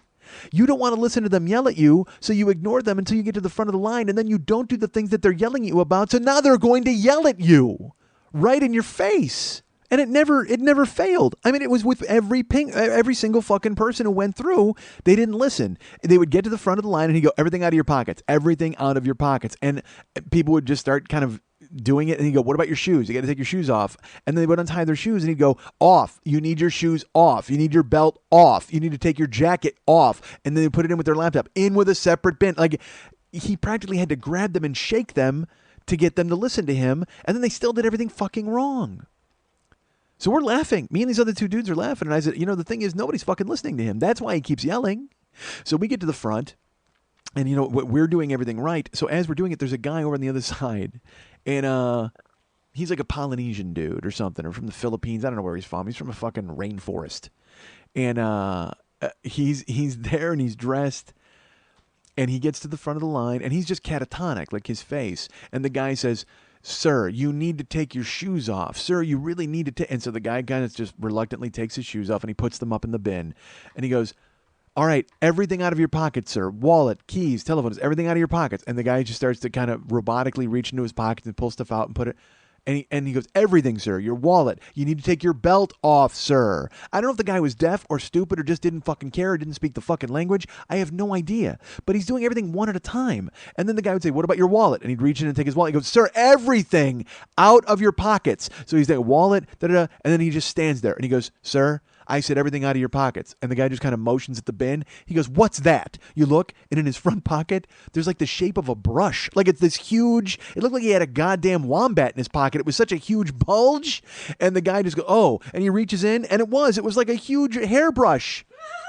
Because he's like, "Hey, everything's out of my pockets. What about that?" "Oh, yeah." And he pulls it out. It's a hairbrush and a handkerchief. Just jammed in, balled up in his goddamn pocket. So he puts it through, and he goes, "And sir, your jacket, your sweater, everything." And so he takes everything, and finally the guy's just standing there, and everybody's waiting for the line to move, and the security guy keeps getting closer. Every time he says something to him, like, "Take that out of your pocket, this too, everything out of your pockets," he's taking a step closer, a step closer. Finally, he might be 8 inches away from the dude. Okay, he's that close to him. And he goes, "Sir, belt off, shoes off, everything out of your pockets, right? I told you, everything has to come off and go through the machine." The guy goes, "Yeah." And he goes, "So everything's out?" And he goes, "Yes." "Sir, you're wearing a hat." And this is not, I can't do this justice because you weren't there. All right. He's 8 inches away from the guy. He's basically like a child. He's made him take his coat off. He's made him take everything out of his pockets, including the brush and the handkerchief, the shoes. He took everything out. The belt. The man is standing there with his shoulders slumped. He's completely defeated by the TSA. TSA gets to be 8 inches away from him, and he goes, "Sir, I said everything." And he goes, "Yeah." And he goes, "Everything's out of your pockets, your sweater, everything's off." The guy goes, "Yeah, everything." And he goes, and the TSA guy is so sad. He just goes, "Sir, you're wearing a hat." And the reason this is funny, folks, is because he's not wearing a beret. He's not wearing a trucker hat. He's not wearing a fedora or a pork pie. He has one of those comically oversized bamboo rattan straw sombreros on his head. This is the main reason I said he looked like he was from the Philippines, because he's wearing like he's got a shirt with like fucking dancing girls on it, and like and purple khakis, and like these weird sandal-like shoes, but he had this fucking gigantic. It looked like if you hung it from a tree, children would smash it to get the candy out of it. That's how big and ludicrous this hat is. And it's perched on his head the whole time. He's taking his coat off, his belt, everything. And you can see the TSA guy just getting more and more frustrated. He's going, "Everything, sir, everything." And you know he doesn't want to say the hat. But he figures the guy will eventually realize he has a flying saucer on his head that needs to go through the machine. So he's just so crestfallen, and the guy's just standing there with his slumped shoulders, half asleep, and doesn't speak the language. Everything's out on the belt. And he just goes, "Sir, you're wearing a hat." It was so big he needed 2 hands to take it off. He needed to reach up. Jimmy Pardo does a great joke about this giant hat. And this guy was wearing the hat from Jimmy Pardo's joke. He had to reach up both hands and pry it off of his head. It actually made like a popping noise as it came off. And he had 3 people help him lower it to the conveyor belt. It was that fucking big. And the TSA guy is mortified, just standing there. And he's like, "Fine, go ahead, sir. Go." And I can't explain to you how big the hat was, but it was so great because the guy's yelling, nobody's listening, and then sir, you have a hat on. Just like fucking, he should have just quit at that point, just ripped his badge off and walked the fuck out. So we get through security. I go to the shoveling area because, again, I'm all disheveled. But flew in my sweatpants so I didn't have to take a belt off. Smart. I get shoveled up. I got to go to my gate. And I check in. It's a red eye. I get on the plane. And there is nobody sitting next to me, which is gorgeous. There's like 3 blankets on the plane. There's on the middle seat. I get in, I sit down, and I didn't grab the blankets. And the guy sits down on the aisle, and he sits right down, and he gets comfortable, and he grabs the blankets. He grabs 2 of them, and he just tears them open, and he takes them. Like he takes 2 blankets right away, and he covers himself up. And I'm like, "Hey, asshat, those are our blankets." I wanted to say that, but I don't. Like I only needed one blanket for myself, but it was just weird. He didn't even ask if I was going to use the blanket. What a dick! What a dick! So part of me wanted him to go to sleep so I could just snatch it off of him, just like whoa, yoink. So whatever. But he covers himself and he took 2 blankets. I'm like, whatever. I didn't give a shit because I'm just trying to avoid detection as I put my earbuds in. So they get everybody on the plane. They close the door. There's nobody next to me, which is important to me because it's a couple days after the Warrior Dash, so I need to sprawl, man. I am in fucking bad shape. And I take one of the blankets and I cover myself with that napkin. And they start with the speech on the TV screen. And I realized that the waitresses aren't walking around. So I took a chance and I put in my earbuds because they turned off every light on the plane. The plane was pitch black. There was only one person with their reading light on, but the rest of the plane was completely out. And nobody said a fucking word to me. It was because I didn't see a sky waitress the entire time. Like, I don't know if they brought drinks or not. Because, folks, as I mentioned, I'd only had 2 hours of sleep in 2 days. I put on that napkin blanket. I closed my eyes, and then we were in Minneapolis. Like, I was out.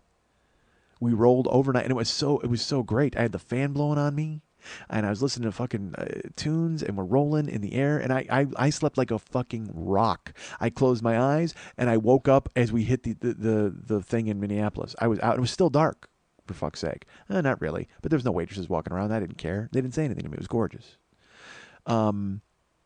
Land in Minneapolis, get out there, and I have to go to I have to connect to go to Milwaukee, and the flight's only like 45 minutes. And Jill, who I mentioned earlier, she was picking me up. She was going to give me a lift to the hotel. So I texted her. I said, "Look, we're leaving here soon." And she's like, "No problem. I'm in traffic, I'll be there." She said. I said, "Okay, great." So I get out of the gate, and dudes, let me ask you this: look, Minneapolis. I understand you're a city, or you're a big city. I've flown to a lot of big cities.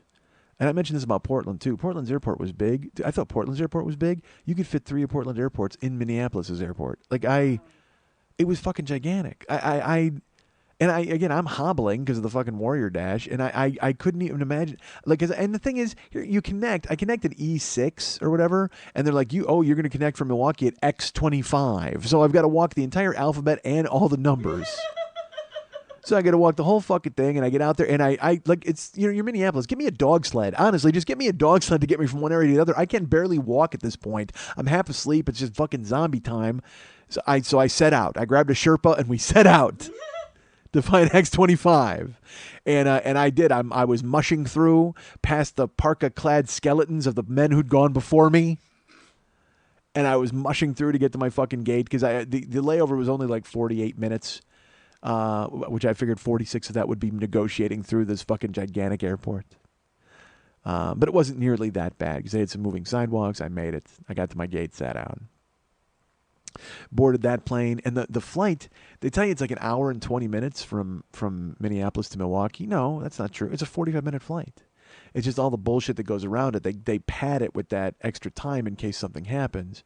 But it was a 45-minute flight. Like, I mean, I got in, I put on my earbuds, I closed my eyes, and that was it. I woke up and we were in Milwaukee. I grabbed my phone and I texted Jill to tell her we were on the ground because she was picking me up, and she texted me. She's like, "Oh, I'm stuck in weird like LA traffic. I don't know why. It's because it's early, but I'll be there."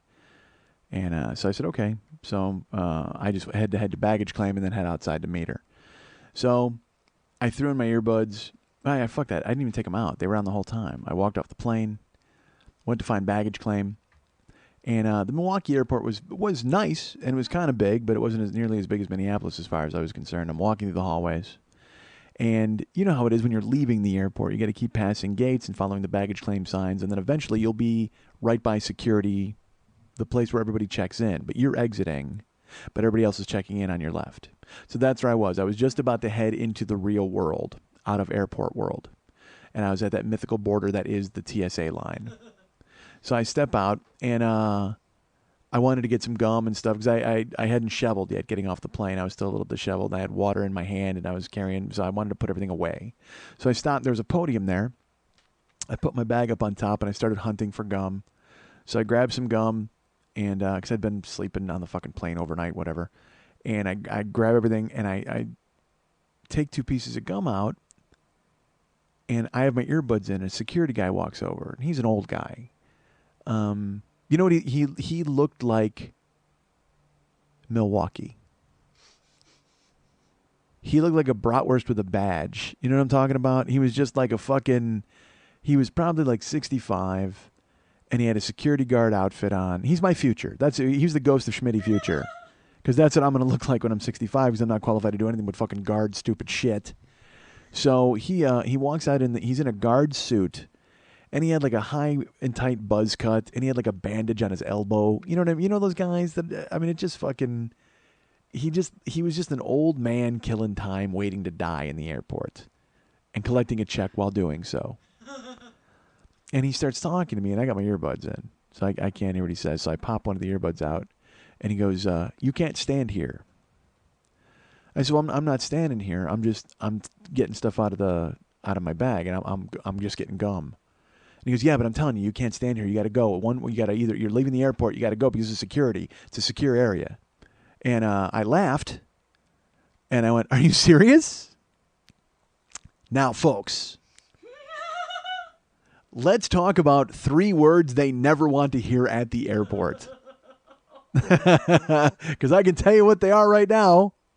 Are you serious? They frown on that. They're not happy about that at all.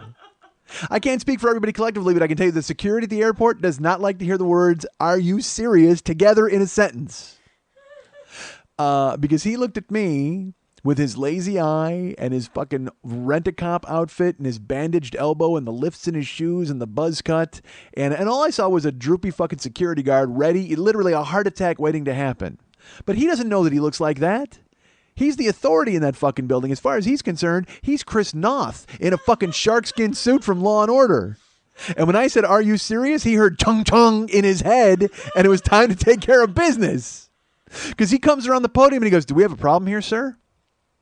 And I said, "No, I don't know I'm just getting gum out of my bag." And he goes, "I said you need to clear the area." And he reaches for his hip. Okay?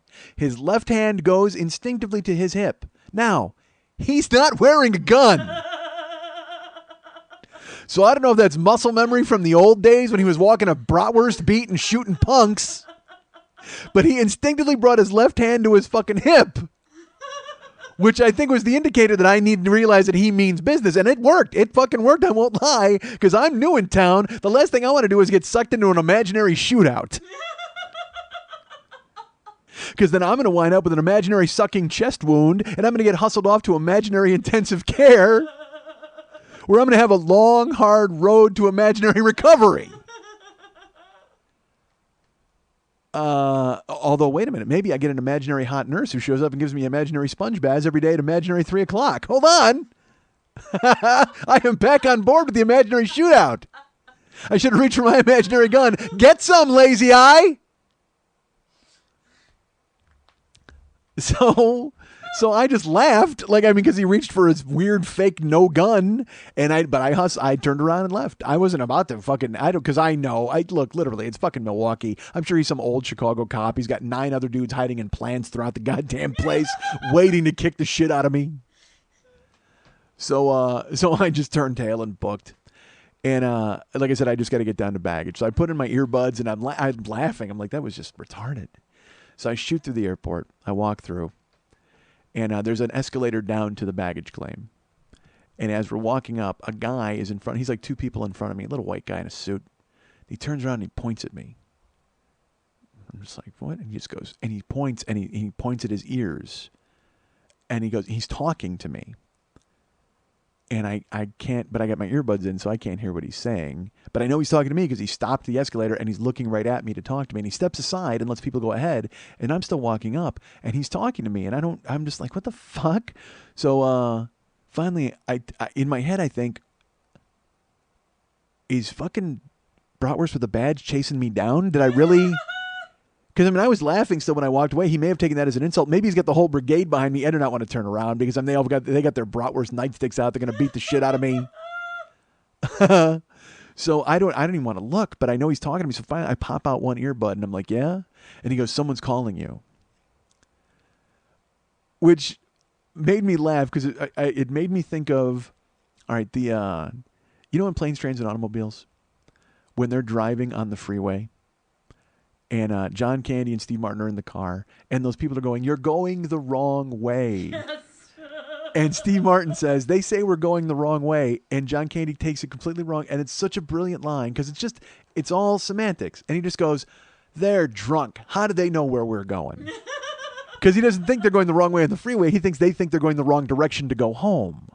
And it's such a brilliant moment where Steve Martin just goes, "Yeah, how would they know where we're going? Thank you." And he rolls the window up. It's such a perfect moment. Well, when that guy said that to me, he goes, "Someone's calling you." How do you know someone's calling? You don't know me. You don't know my fucking name. I mean, how do you know that someone's calling me? That's the first thing that popped into my head. So I turned around, and there's Jill. Standing there. I was waiting to get a nightstick in the face, and instead I got a 5'1" listener in the face. And I turn, and she's there, and I'm just like, "Whoa!" And I took my earbuds out, and I go, "Hey!" And she goes, "You walked right past me."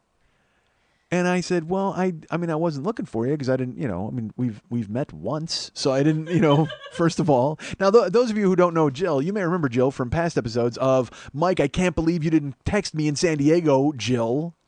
And then here's a free gift certificate for killer shrimp and some hair gel, Jill. That's who she is.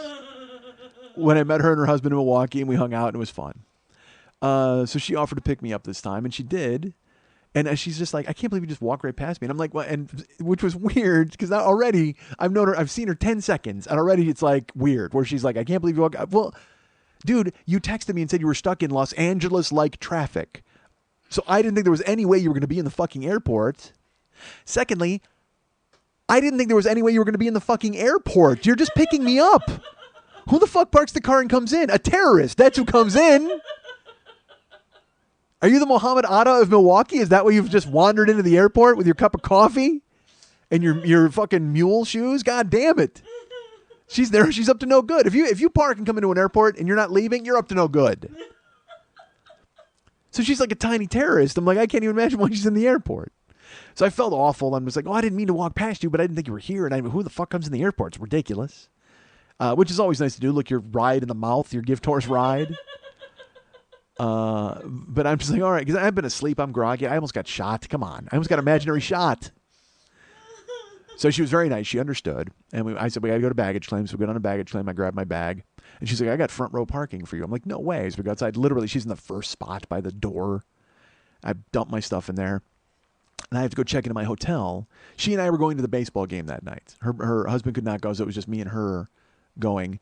But she had to take me to my hotel and drop me off. So I put my stuff in her car, and I'm like, "Well, do you want to have breakfast or something?" And she's like, "Well, I don't know, maybe. What do you think?" And I go, "Well, I want to go check into my hotel first. That's the thing I want to do most of all." Because I did it for Priceline, and I booked it originally when I thought I was getting into town later in the day, and with Priceline, you don't exactly get an early check-in, but it's never been a problem for me. I've come to cities, other than New York, they've been able to accommodate me and get me in. And it's fucking Milwaukee. I should tell you, I'm staying in Milwaukee rather than Green Bay. All right, the show's in Green Bay, but I'm staying in Milwaukee because there's no way I'm going to get a hotel room in Green Bay with the Bears in town the next day. It would have been too much. I actually checked. Rooms were like $350. They gouge it up and they do all that stuff. So I was like, well, fuck it. I'm not even going to deal with it. I'll stay in Milwaukee for 3 days and then go up and figure out how to get to Green Bay. So Jill and I split, and I said, "Let's go to the hotel." And she's like, "Well, where is it?" I go, "I don't know." I go, "It's called the Clarion." I lowballed these guys on Priceline. Once I booked the flight, now that I remember that I booked a flight, but once I booked it, I immediately went to Priceline and Pricelined a hotel. And when I start on Priceline, I'll start with like $40 and then go to $50. But I always try 3 stars. That's the minimum. I'm not going to stay anything less than that. And so I put in $40 right away. And again, the trip was months away. So it's just a feeling out process. You get an idea of what's going on. But I put in the $40, and within seconds, it said, "Your offer has been accepted by this hotel, the Clarion Hotel." And I lost my mind. I'm like, well, that's awesome. But then I saw where it was. It's called the Clarion Airport Hotel. So when she picks me up, I said, "I don't know where this place is." I Googled it from where we were. I did the GPS thing. It's 0.8 of a mile from the airport.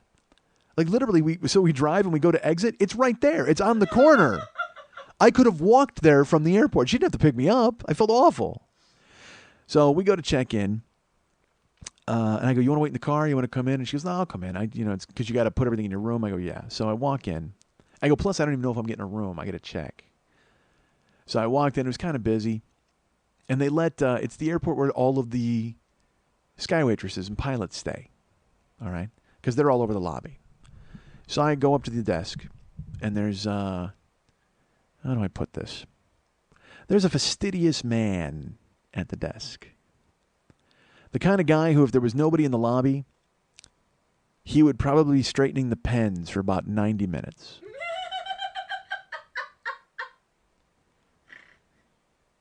Stacking papers, making sure there wasn't an ounce of dust. That you know who I'm talking about, dude, right? That guy, that anal motherfucker who is there to make your life miserable. And I knew it. I knew it the second I saw him. So I walked up to the desk, and I said, hi. I said, because I try to be charming and fun. And I'm like, hey, I'm checking in.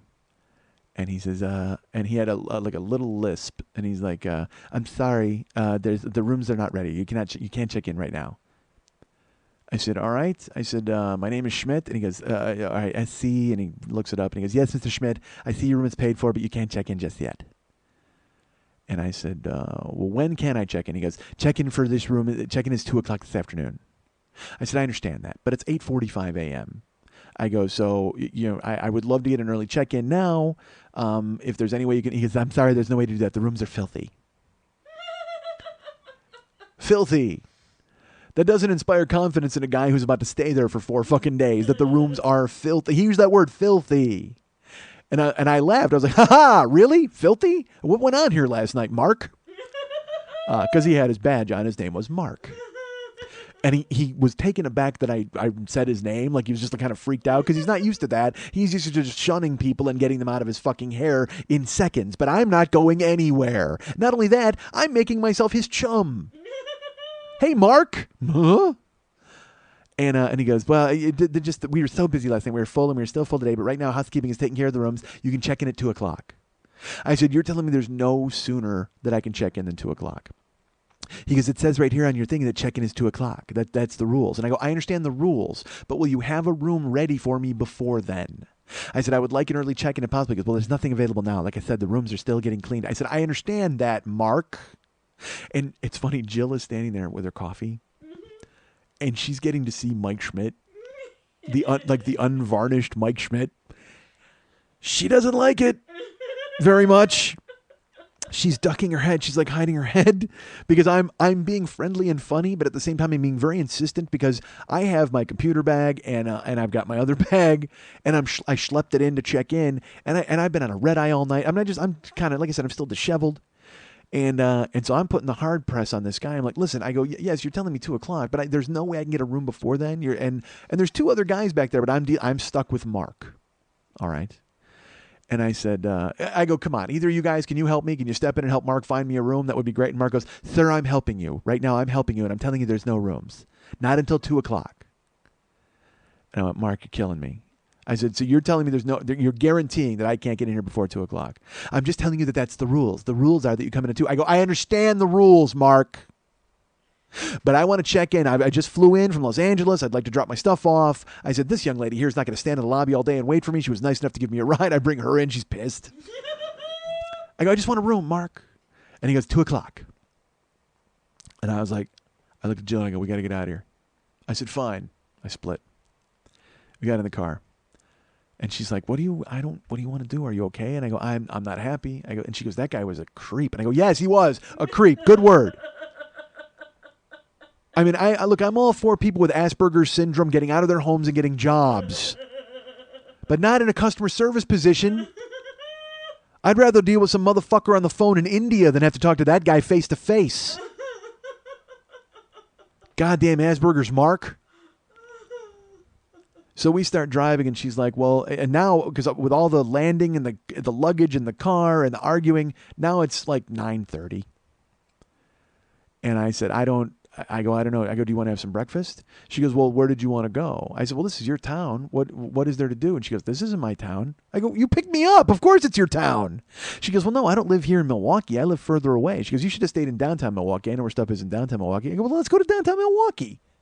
She's like, well, I don't know where we're at from here from the airport. We got to find it. And I'm like, I have a GPS in my phone. It's like, do you want me to do that? She's like, yeah, I guess so. Because again, I stupidly assume that everybody knows where they are. Like, I think if they pick me up at the airport, and then I ask her, I go, where do you live? She lives 35 miles from the airport. Wow.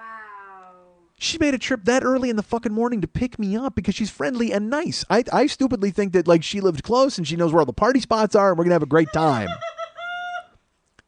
So I'm like, where do you eat breakfast? What do you do? Because again, if you go to her Facebook page, every time I'm on Jill's Facebook page, she's off somewhere and she's posting exotic food. She's like, I ate alligator today somewhere. I'm like, what the fuck? Where did you eat alligator? She's like, yeah, look at this bacon wrapped tater tots. These are amazing. I'm like, well, let's go there. Let's go to the alligator bacon wrapped tater tot factory, wherever the fuck you ate. She's like, well, that was the fair and that's closed and it's another place. And I'm like, God, don't you know anywhere to go in this town? Like, now I'm impatient and mad at her, but not really mad at her. I'm just mad because I'm on a plane and I got my fucking luggage. So we're driving. And I go online and I Google best breakfast in Milwaukee. And two places came up. One was the Blue Egg and one was the Honey Pie Cafe. And I said, I'm looking at the Blue Egg and I put it in the GPS. It was like 11 miles from where we were. She's like, she goes, that's kind of a haul because it's on the freeway and it's still morning. So I checked the Honey Pie Cafe. That was only like 3 miles from where we were. I'm like, done. Let's go to the Honey Pie Cafe. So she's driving, she's moving, she's looking, and we're in the middle of some industrial fucking area. I'm waiting to get shot. Like we're in the bad area of Milwaukee. This is the area that used to be patrolled by the Bratwurst with a badge until he fucking got smart, retired, and took care of his one little security patch at the goddamn airport. And it is lawless. It is lawless territory. I mean, we're just driving around, and there's dudes out in the morning smoking on the sidewalk, like all that crazy shit. And Jill's like, am I going to get shot in this neighborhood? I go, this is your town. She goes, it's not my town. I live in a nice suburb far from here. I'm like, all right. So we drive around. We're looking. I'm like, turn here, turn there, turn left, turn right, move up, move down. Finally, we go, and and I see a sign that says Honey Pie Cafe. I'm like, park right there. There it is. And there's nobody parked on the street. And we get out. And I had asked her, I go, do you want to go to Starbucks? You want to get a coffee? She's like, she goes, my favorite coffee is McDonald's restaurant coffee. She goes, that's what I like. I go, you know why? Because you like coffee. I go, you don't want some fucking ocean of sugar and nonsense. I go, we could get you that. And she's like, no. She goes, so we turn the corner. There's a McDonald's. I go, you want to get a coffee at McDonald's and then go over to the Honey Pie Cafe? She's like, no, I'm fine. So we park. And we go into the Honey Pie Cafe. We walk up. And then it's weird. They've got an outside door and then like a butcher's, that weird rubber curtain you got to go through, like if you go into a freezer. You know what I'm talking about? It was like this weird partition. And we walk in and I grab the door and I yank it. It won't open. And I look, they're closed. I look at my watch. It's 9:40. Best breakfast in Milwaukee is closed at 9:40 in the morning. And on the thing it says they open at 10. And I look at her and she looks at me and I go, this is a fucking bust. Like, I'm going to kill somebody. What's wrong with this town? I half expected Asperger's Mark's twin to come out with like a spatula and go, nope, sorry, not open just yet. The kitchen is filthy. So we walk outside. And I look at Jill and she's just like, I'm really sorry. Like that, this happens too. When I go places and things don't go right, people start apologizing for their town. Like it's their fault and they have to take the burden. And I know it's not her fucking fault. She shouldn't have even picked me up at the goddamn airport if she lives 40 miles away. So it was just her being friendly and nice. So I felt bad that I was putting her through the ringer. So I look at her and I go, you know what? because I got my luggage still. I don't have anything. And I'm like, I don't know what to do. I go, you don't want to go to this Blue Egg because it's far? I go, you know what? I go to downtown. She goes, well, we can go there. I go, you know what I want to do? I want another hotel. She goes, what? I go, I want to stay somewhere else. Fuck the Clarion. I lowballed them on the offer anyway. I don't mind eating that 3-day charge. I'll go get a real fucking hotel. And she's like, you serious? I go, yeah, take me to downtown Milwaukee. I go, because that's where I stayed the last time. And she's like, all right, I guess so. And so we start driving around. She goes, where were you the last time? And I go, I was in a Hilton, I think. So we start driving around. And again, there's like 9 circles and fucking turns left. And there's train tracks and a bunch of traffic. And we're just in this Dodge Stratus. You know what I mean? She's got this, it's a nice car, but I didn't plan on being trapped in a Dodge Stratus. And I know she didn't plan on being trapped in a goddamn Dodge Stratus the entire time. So, and the thing is, when I keep going into places, because like when I went into the Honey Pie Cafe, I grabbed my laptop bag. So now every time we stop, I start going into somewhere. I'm grabbing all my luggage. I look like a businessman in a 60s movie trying to catch a train. Like just running around with a fucking overcoat flailing and dragging my bags and papers flying out. I'm just fucking disheveled. I'm disheveled this entire trip. None of Milwaukee has a shoveling area. So I fucking get in the car and we're driving. We go downtown and we're looking. And she's like, I don't know where this place is. And I go, I don't either, really. I said, it was a hotel and I know there was a parking spot next to it. So I start Googling. There's a bunch of Hiltons. There's like 3 different Hiltons. And then there's a Hilton Garden Inn. So I start, and finally I'd say, you know what? I think it's this Hilton here. So she turns. And then I see it. Because I recognize the big Hilton sign on the top. And there's a parking lot right across the street. It's $5 to park all day. So I go park in there because otherwise you got to valet the car with the guy at the hotel. I go park in there. I go and I pay the $5. I go, it doesn't matter. I'll go check my stuff in and we'll go out to breakfast. It's ins and outs all day. You can park here when you bring me back later and pick me up for the game. She goes, great. So we park. I pay the $5. We go into the hotel. I grab my fucking suitcase. I grab my laptop bag. And we got to walk across the street. There's a porter guy, a doorman, Randy. He was very nice. And he's like, hey, can I help you? And I go, I got my stuff. And he goes, no, here, let me take that. And he takes my bags. So there's an ornate staircase that you have to go up. There's elevators, but there's this big ornate staircase. I think I talked about this when I did the Milwaukee show last time. I talked about this place. It was like the hotel in The Shining. I showed up and there was nobody in the fucking building except me. And I was just waiting to go up to my room. And it was like, there's 2 twins, you know what I mean? At the end of the fucking hallway and Danny Torrance on a big wheel. So I go in and I go to check in and Randy brings my stuff up and he gives it over to the bell captain. And he goes, all right, well, he's going to find a room and then you guys will take him up. So I go to the front desk and I wait in line and then I go to the front and I go, hi. I said, I'd like to get a room. And she's like, I think we're full up. I said, what? She goes, yeah, there's a lot of conventions in town, so we're full. And I go, what do you mean you're full? Like today? She goes, no, we're full for the weekend. And Jill just looks away and like she walks. She's so mortified and horrified because I'm schlepping her all over the fucking place. This isn't her hunt. So I say, well, can you recommend anywhere else? She goes, well, we have another Hilton. There's a Hilton Garden Inn. She said, so, maybe you want to call those places, but I don't know. There's conventions in town. I go, all right, I'll go on my phone.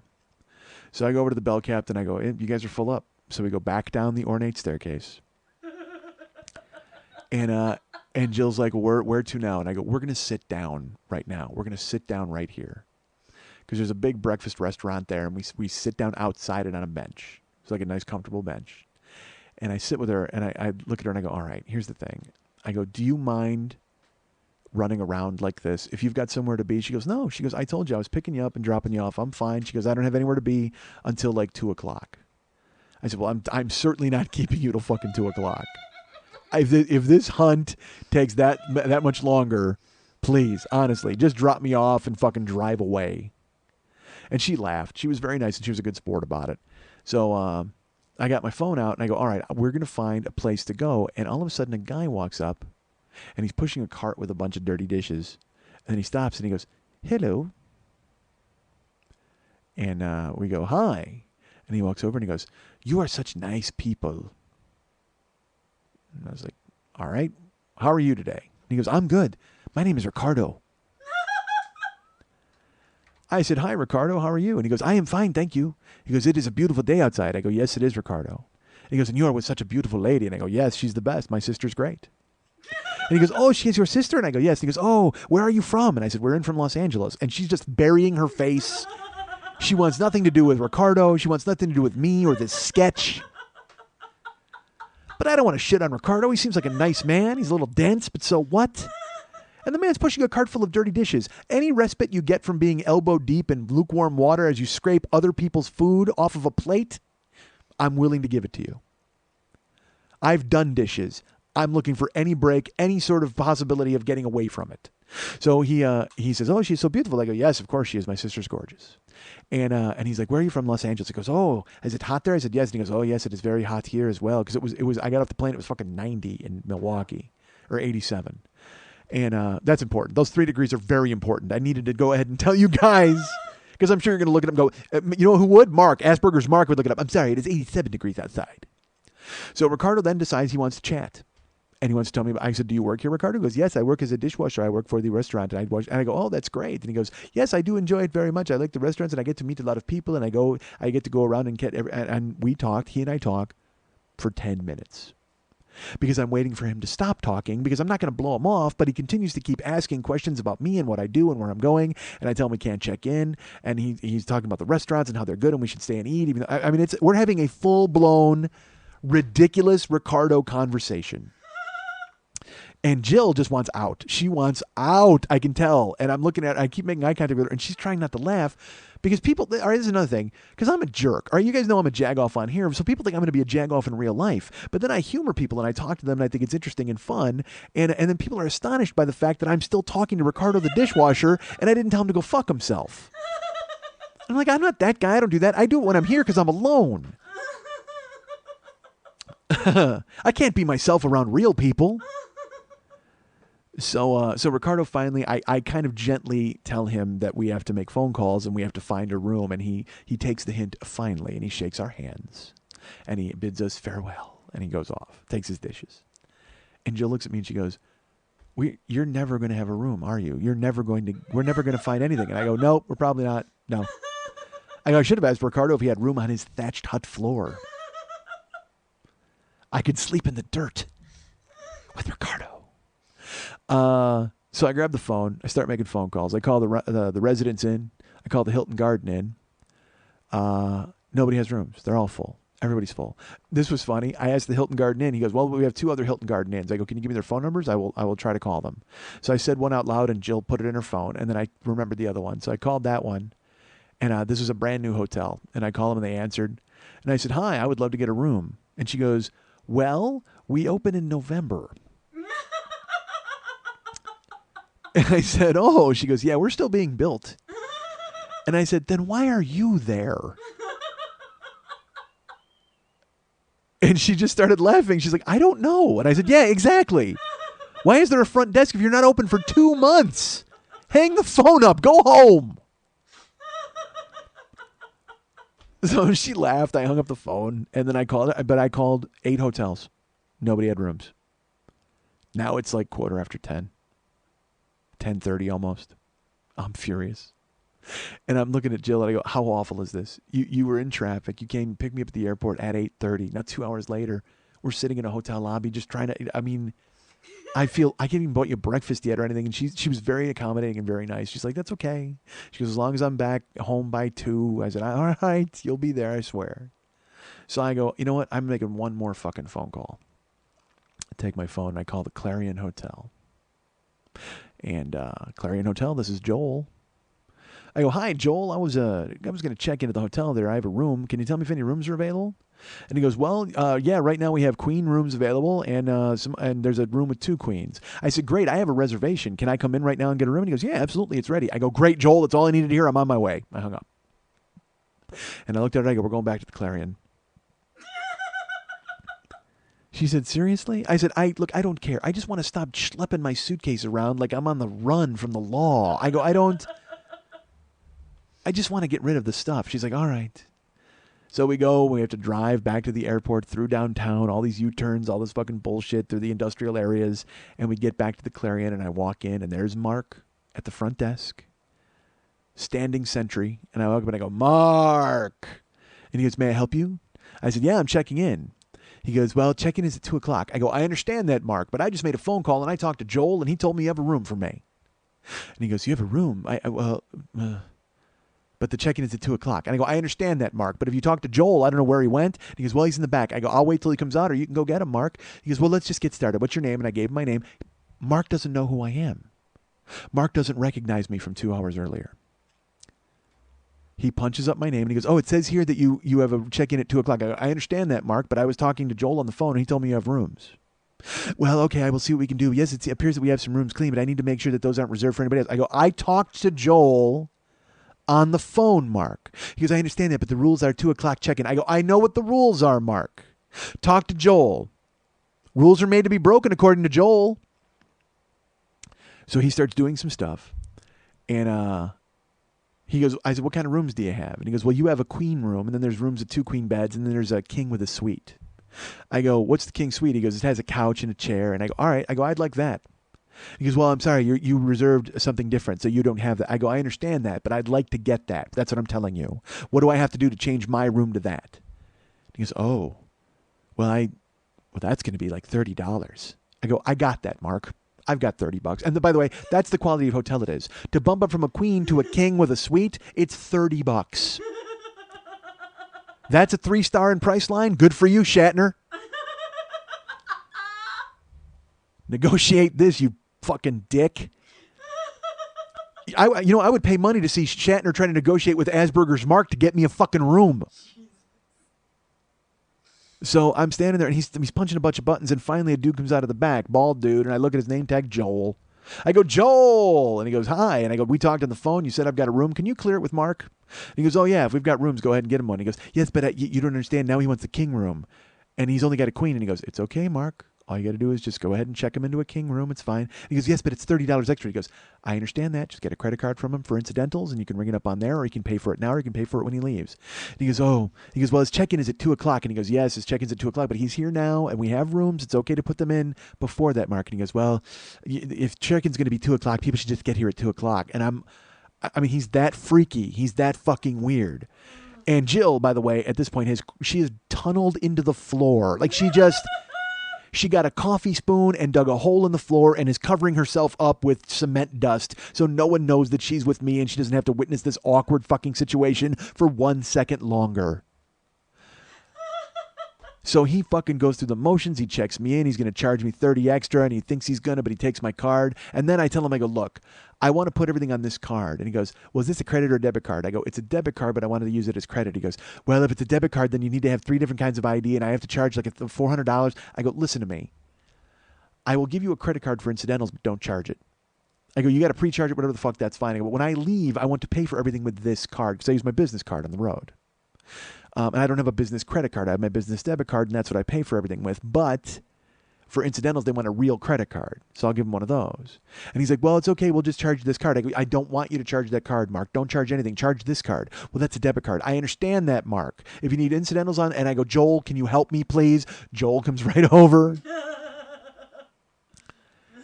And as they're doing their thing, it's they're figuring it out. And Joel finally he walks away, and Mark is checking me in. And I pulled out some gum, and I go, Jill, you want some gum? And she's just like, she's gone at that point mentally. She's like, I don't care, whatever, yes. So I gave her some gum, and I go, you want some gum, Mark? And he goes, no, thank you. And then there's a guy named Jose. I go, Jose, you want some gum? And Jose goes, yeah, you know what? I'll have a piece of gum. So I give Jose a piece of gum. And Joel was in the back, and I go, no gum for Joel, guys. Don't tell him.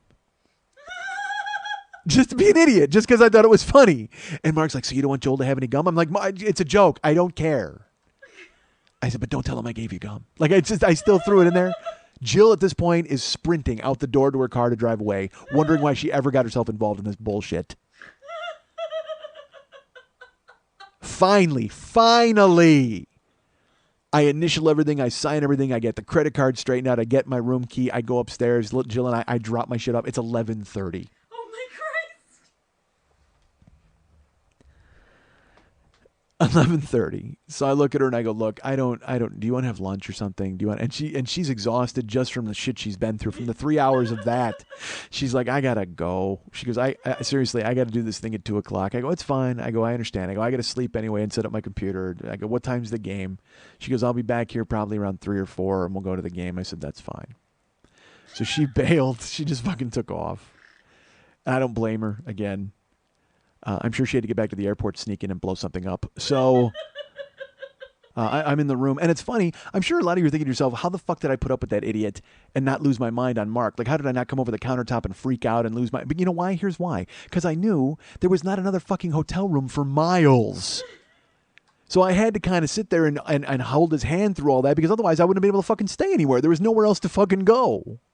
So I had to put up with that shit just to get into the fucking room and lock it and keep the rest of that out of my hair for the rest of my goddamn trip.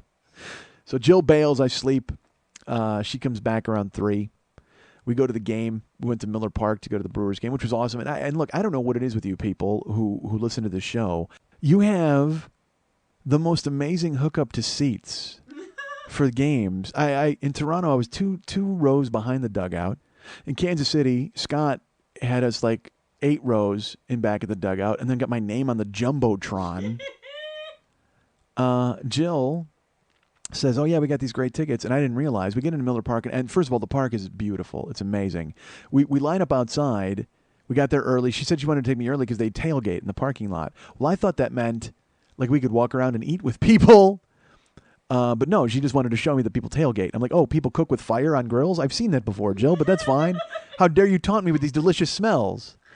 But she, we walked around and we looked at it, but it was pretty amazing. I have to admit, it's a Wednesday night game, and there's at least 30 cars in this section with grills out, and they're throwing a ball around, and they're all cooking. It's just, a Wednesday night, and they're there early. They're there at like 4 o'clock in the afternoon. So we walked through, and it smelled great. It was amazing. People are lining up outside, and she's like, you got to see this. So she takes me around the side, and there's a Bob Uecker statue that they've put up.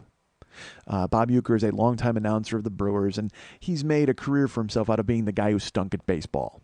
And he's funny. He's an actor. So we start walking up, and I'm getting closer to the statue, and Jill, I can see her, she's smirking. And I walk up, and I go, so this is it? And as we get closer, I realize, I go, oh, no. And she goes, yep, it's awful. The Bob Uecker statue, first of all, the man does not deserve a statue, all right? He's an announcer. He talks. He was on Mr. Belvedere, for fuck's sake. But he was funny in Major League. He's funny. Fuck, if funny gets you a statue, guess what? Call fucking Da Vinci and start busting me out. I don't know where you'll put me. I don't give a fuck. As Asperger's Mark, I'm sure he's got a place he wants to put me. But Uecker's statue, here's the thing. It's Google it. I'm sure you can find it. It's him just standing there. Because again, he's not a baseball player, so there's not an action shot. And they don't have him sitting at a desk describing things. Because in LA, they have a statue of Chick Hearn, and he's at least sitting at a desk doing play-by-play or whatever the fuck. Bob Uecker is just standing there in golf clothes. He's got a sweater vest on. He has a sweater vest on with his hands in his pockets. The statue has its hands in its statue pockets with its statue sweater vest on and a big statue grin. And in my head, I'm like, is this a Bob Uecker statue? Or is this the entrance to the pedophile museum? What do we have? It's an old man in a sweater vest with his hands tucked deep in his pockets and a huge grin on his face. Here's our eternal monument to pocket pool. Here's Bob Uecker running off a batch in perpetuity, preserved in copper. God damn it. I don't need to see an old guy juggling his balls around in fucking pewter for the rest of my life. Oh my God. But it's there. It's been blazoned. It's stuck in my brain. It won't go anywhere. And people are filming it and taking pictures. I took pictures too just because it was so ludicrous. So, and Jill's like, we saw it the other night and we could not stop laughing. It's terrible. And I go, yeah, it's terrible. I agreed. So we go to get in line. And I was pissed. I will tell you this. We're waiting in line. And out of the other entrance, which is about 30 feet away, the dudes for the sausage race come out. In Milwaukee, they have a sausage race. They have a guy dressed like a chorizo, guy dressed like a hot dog, guy dressed like a Polish sausage, guy dressed like an Italian sausage, and guy dressed like a brat. The 5 of them. And the suits are like 8 feet tall. They're big mascot dudes, and they walk out, and then they run around the park. They have a race. It's a big deal. So they walk out to take pictures with people, and I'm like, God damn it, I was already in line in another line, and I wanted to run over there, but then there's children lined up, and I didn't want to shove kids out of the way to get a picture with all of them, and then also they all split up. Like, I want a picture with all 5 of those dudes. I don't want it just can't just be me and fucking hot dog. I don't want that. It's got to be me and all of them or nothing. It's everybody or bust. I need to be in a full 6-pack of sausages, or I'm with nobody. And even, I'll tell you this, even worse, they got Italian sausage, and he's got like a curly Raleigh Fingers mustache. They got Polish sausage, and he's wearing like a multicolored sweater. Like, I just think they think that's Polak clothes. Then they got Bratwurst dude who's wearing German lederhosen, okay? And then they've got the, what did I say, Italian, Brat, Polish, chorizo, and he's like a big Mexican dude. And he looks like he has a bandolero mustache on, like that kind of racist nonsense. And then they've got Hot Dog. Hot Dog has like slanted eyes and yellow skin. And I was like, wait a minute, why do you have racist Asian hot dog out here? That's just, it's bad enough chorizo and Italian are questionable. They're walking the thin line of stereotypes. But hot dog, that's not even a hot dog stereotype. Hot dogs are American. Why would he look like an Asian dude with slanty eyes and yellow skin? And by the way, I don't think Asian guys look like they have slanty eyes and yellow skin. I mean like old racist caricatures, because that's what it looked like. I expected him to walk out and like build a railroad. What the fuck are you doing? Nobody wants to see Celestial Hot Dog out here. I expected when they did the sausage race, Hot Dog would be on one of those railroad carts with the pumping the arms. Because they're sneaky. Oh, yellow Asian racist Hot Dog is sneaky. He'll cheat in the sausage race. It was terrible. I couldn't believe it. Was just, he looked like he had jaundiced. All right, so they walk out and Jill's like, you want to get, because she could see I was like a child, and I'm like, damn it, I want to. She's like, Mike, do you want to go get a picture with them? And I go, I do, but they all separated. Again, I need a full 6-pack of sausage, man. I can't just have one. So they finally let us in, and we go in, and she takes me around the park, and it was beautiful, man. It was so gorgeous. She told me, she's like, oh, I got to show you this one thing. They have like a $35 hot dog. It's like 4 feet long, and it's covered in chili and cheese, and I'm like, oh, my Christ. Yeah. And the thing is, I should tell you about Jill. She's 5'1", and maybe 90 pounds. That's a guess. Depends on what size jeans she's wearing that day. If she's wearing jeans or shorts, she could be 90, she might be 89.7. I don't know, but she's fucking tiny. She's like a color forms lady. Like I prayed it didn't rain because I would be able to read through her. I mean, she's like totally thin and skinny. She's like an onion skin person. I mean, like she's really slight. And I was glad it wasn't windy because I would have had to grab her and tie a rope to her waist and fly her. Just throw a tailor on her ass and make her and just fly her like a kite. So, because she's, I mean, man, is she small, really small. Like she looks like like when she picked me up, instead of a Dodge Stratus, she should have been driving like the Barbie dream car. And she would have fit in it. She would have fit in it fine. I wouldn't have. I'm a lummox, but she would have fit in it perfectly. She goes home and she sleeps in a Barbie dream house. Just, get little. Because I should tell you this, when we got in there, I went to buy her. I was going to buy her like a bratwurst, and she grabbed it, and she looked like Cindy Lou Who, like holding a strawberry. She's just like real tiny hands, tiny lady. All right, so we go in to the stadium, and we walk around and we look at it. It's amazing. We can't find the giant dog, and that's right. The thing I was going to tell you about her, because even though she's really tiny, she has this weird thing. Like I said, she's eating all the time on her Facebook page, and she was in a jalapeno eating contest. She entered it because it was one of those things where you look through your feed and she's like, I'm entering the jalapeno eating contest. I'm like, how weird is that? And then she put up a video. I think she finished second in it. She had like 16 jalapenos, like hot jalapenos. And there were these big burly dudes and she beat them. She like destroyed them and she was all sheepish. You got to see the video. It's funny. If you go, I'm sure dig it up. It's on her Facebook page somewhere, but it made me laugh. So I was like, when she said she wanted to see that giant hot dog thing, I'm like, are you eating that? Is that what this is all leading to? Are you bringing me here just so I can witness you lay waste to the gigantic fucking bratwurst with chili? And she's like, no, I couldn't possibly. I go, yeah, you could. I saw the video of the fucking jalapenos. You could choke that down, believe me. And she's like, well, I don't know, maybe. I go, yeah, I bet you could. And all the food in the park was big. These people walked by. They have batting helmets Sundays. Like, you ever see those? Like, yeah. Okay. Well, they use real batting helmets in Milwaukee. Some person walked by and he had nachos in one of those yellow buckets they use to clean the men's room. Like it was just, he was towing it. It was on wheels and it was just chocked to the brim with sour cream and fucking nachos. Those people do not fuck around when it comes to food. So they're walking through and I'm just like, good Lord. I'm hungry, but I'm not that hungry. But I had to have a bratwurst because when you go to Milwaukee, you got to have a bratwurst with the secret sauce because I've been to County Stadium but not Miller Park. So that's the same bratwurst. It was great. So we go find our seats. We're like 8 rows behind home plate, but directly behind home plate. Because other guys, we've been a little off to the right behind the dugout. We're directly behind home plate, behind the net. And as we sit down, there, the chorizo dudes are all on the field, and they give away a car. There's like a big thing, and everybody's going crazy, and they're taking pictures. These people won a car on the field, and they're posing with the sausages on the greatest moment of their life. They're like, we won a car, and here's a big racist hot dog. So they're hugging them, and they're high-fiving, and everything's great. So we're sitting in our chairs, and I should say, all right, I'll tell you this. This makes me laugh.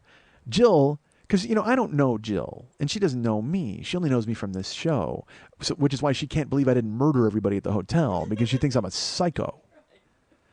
So we're sitting there, and I'm trying to talk to her, and she's just kind of giving me these one-word answers, like she just, I'm like, am I bothering you? Are you mad at me? What did I do? She's like, no, it's just weird. It's weird that you're here. Like, usually you're in my earbuds. Like, it's just weird that you're like actually in person. It just makes no sense. Like, yeah, it makes. I agree with that. It definitely makes no sense. So we're looking at the field and we're talking. So I thought I would break the ice by bringing out my phone and showing her pictures of my life, like my real life. Like, hey, look, this is what I, to humanize me a little bit. Instead of her being there with the disembodied voice from her iPod, I thought, well, we'll be friends if I show her some photos. Like, I don't even know why it was like, it was weird. It was like a reaching out gesture. Like, I'm like, well, I'll let her a little bit into what my real life is like, and then she won't feel so fucking strange. And by the way, this story is not going where you think it's going.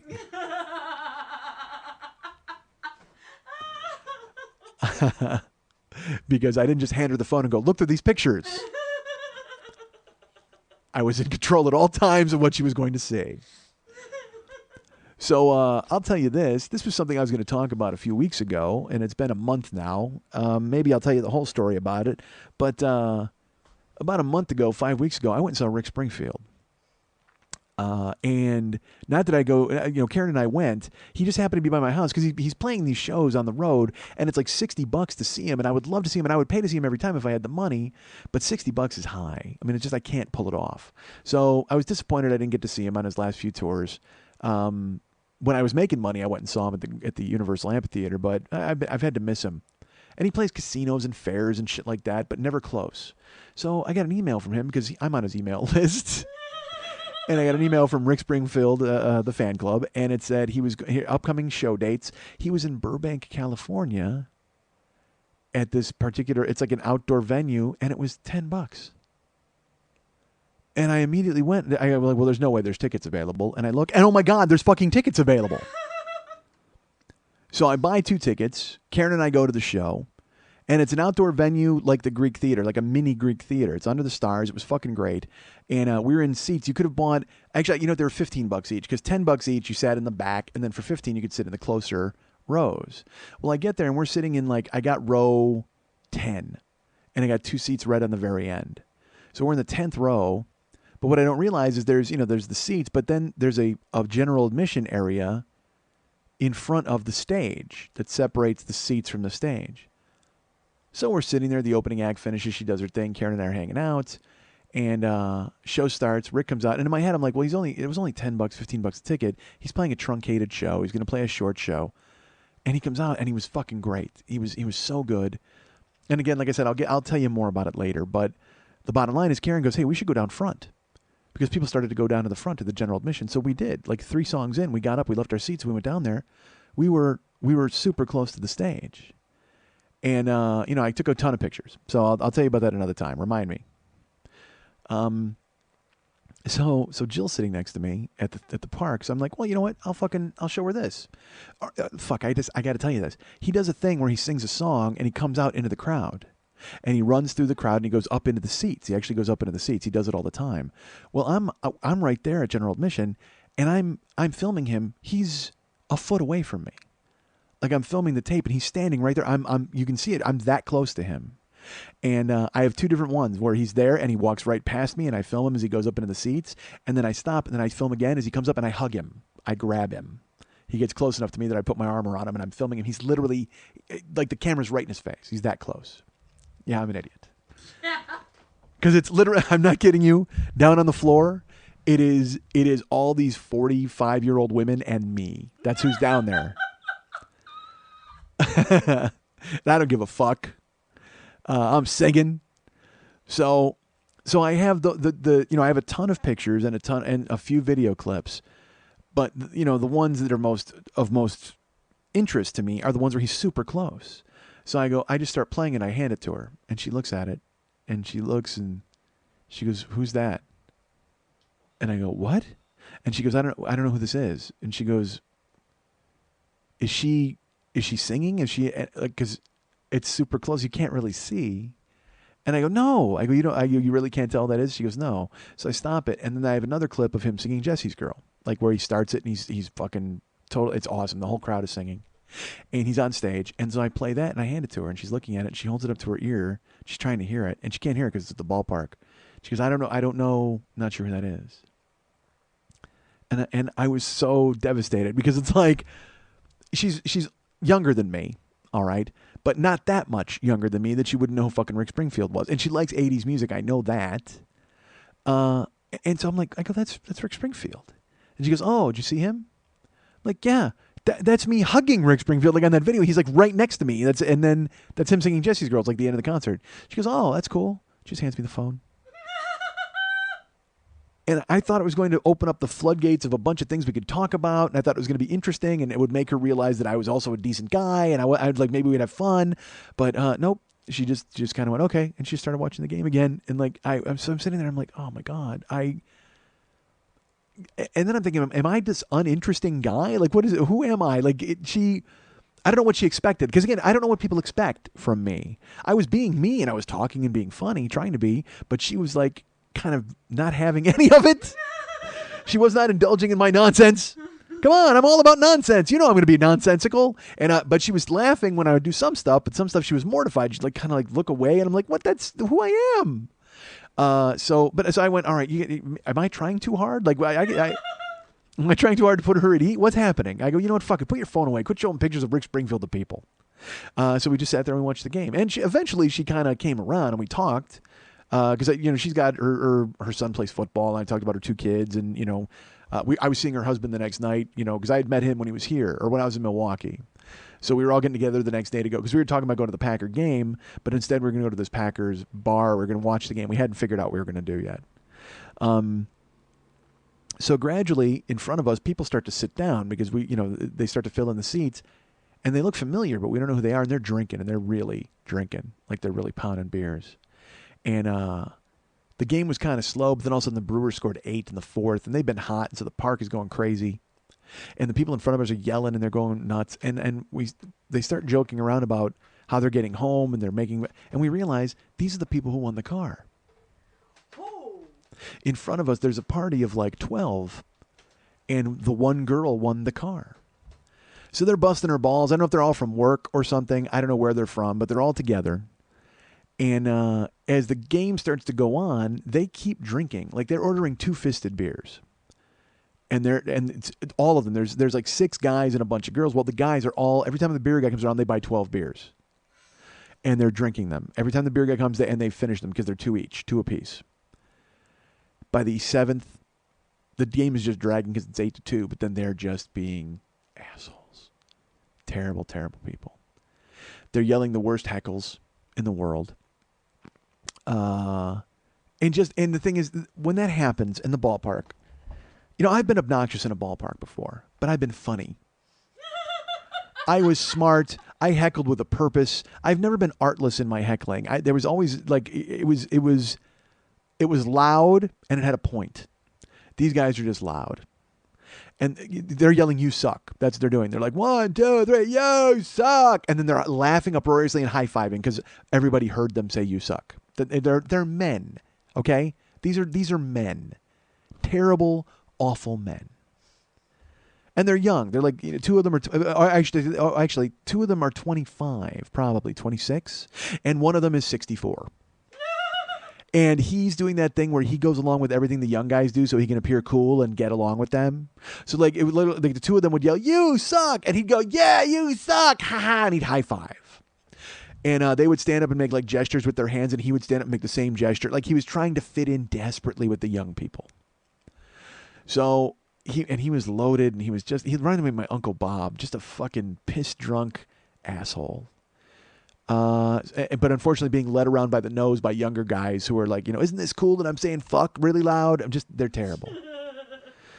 So they're yelling, "You suck." And then finally one of them stands up, and he screams something that makes no sense. And then he's like, "Yeah," and he falls down in his chair.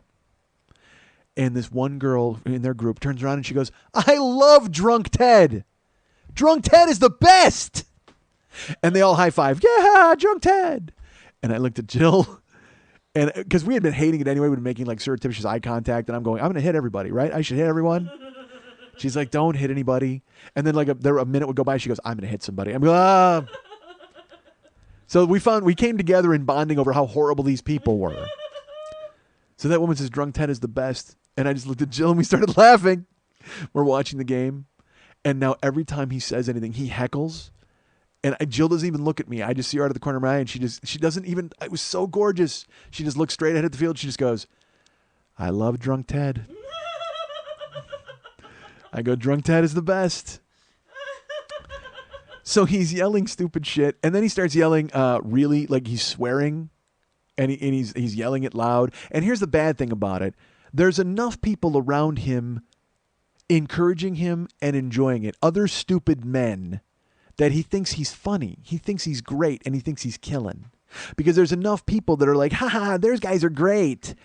Awful. I mean, just every terrible thing you could imagine in a goddamn ballpark, and they won't shut the fuck up. So then the Brewers have 2 Japanese players. One of them is, I forget the name of the second baseman, but the first baseman was named Travis Ishikawa. And Travis Ishikawa comes up to bat, and Drunk Ted unleashes, ching chong, Ishikawa. And all of his friends laugh, and everybody's like, ha, ha, ha. And I look at Jill, and I go, I love casual racism, Ted. And she goes, casual racism, Ted is the best. And we start laughing. And then we're like, I go, how are they getting home? And then she goes, well, they did win that car. I go, oh, my God, how great would they all piled into that fucking car and just drove off of a cliff? She goes, it's Milwaukee. There are no cliffs. I go, I don't care. They're so drunk, they'll find a cliff somewhere. I go, they're on a work bus. They're on some weird park bus, and she goes, no, I hope they're driving home, and I hope Drunk Ted drives. I go, oh, I love vehicular manslaughter, Ted. She goes, vehicular manslaughter, Ted is the best. God, I hated him. I hated them. I hated all of them. I wanted them dead. She's like, I love Drools chewing tobacco, Ted. I'm like, Drools chewing tobacco, Ted is the best. So the game is just about over, and they're drunk and awful, and we got up to walk out. We went to the back. We finally watched the last out. We split. And she took me back to the Clarion. We're sitting in the lobby. And I will say this about the Clarion. They had, I was shocked by this. They had paintings, because they have a continental breakfast. They had 2 paintings on the wall that were like, they looked like Georgia O'Keeffe's, okay? I don't know if they were Georgia O'Keeffe's. Whatever they were flowers as vaginas, quite frankly, is what they were. So, So I felt like Arthur, because I'm talking to Jill, and we're just, talking about what we're going to do the Packer game. And then I would go, I cannot believe we're in a room with vaginas on the walls. And then I would just like, when Arthur, when he keeps going, you must have hated this moose. He's so distracted by the moose. I was distracted by the vaginal paintings. So we're sitting there talking, and I kept saying, I go, I don't know how anyone comes in here and enjoys a Danish.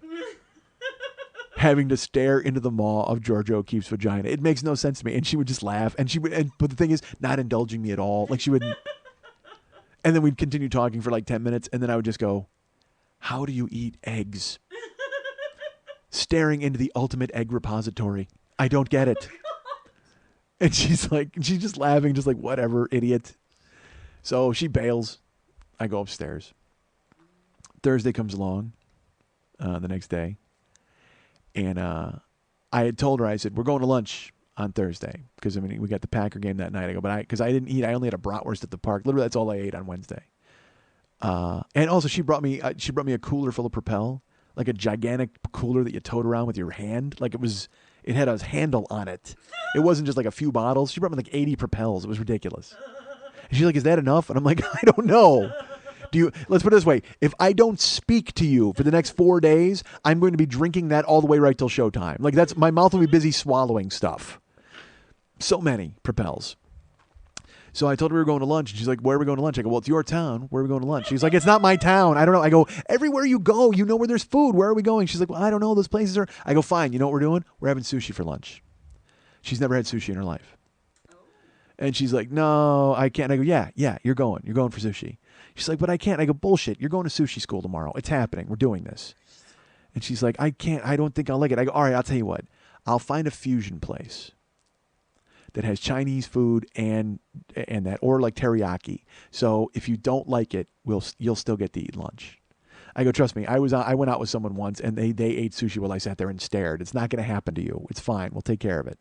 She's like, I don't want to do this. And I'm like, come on, it'll be fun. And she's like, all right. So the next day, she picks me up at like 11:30, and I said, there's a couple places. There's a place called Izumi, and then there's another place that I'm never going to in a million years. And she said, what's that? I go, don't ever go to a sushi place with a cute name.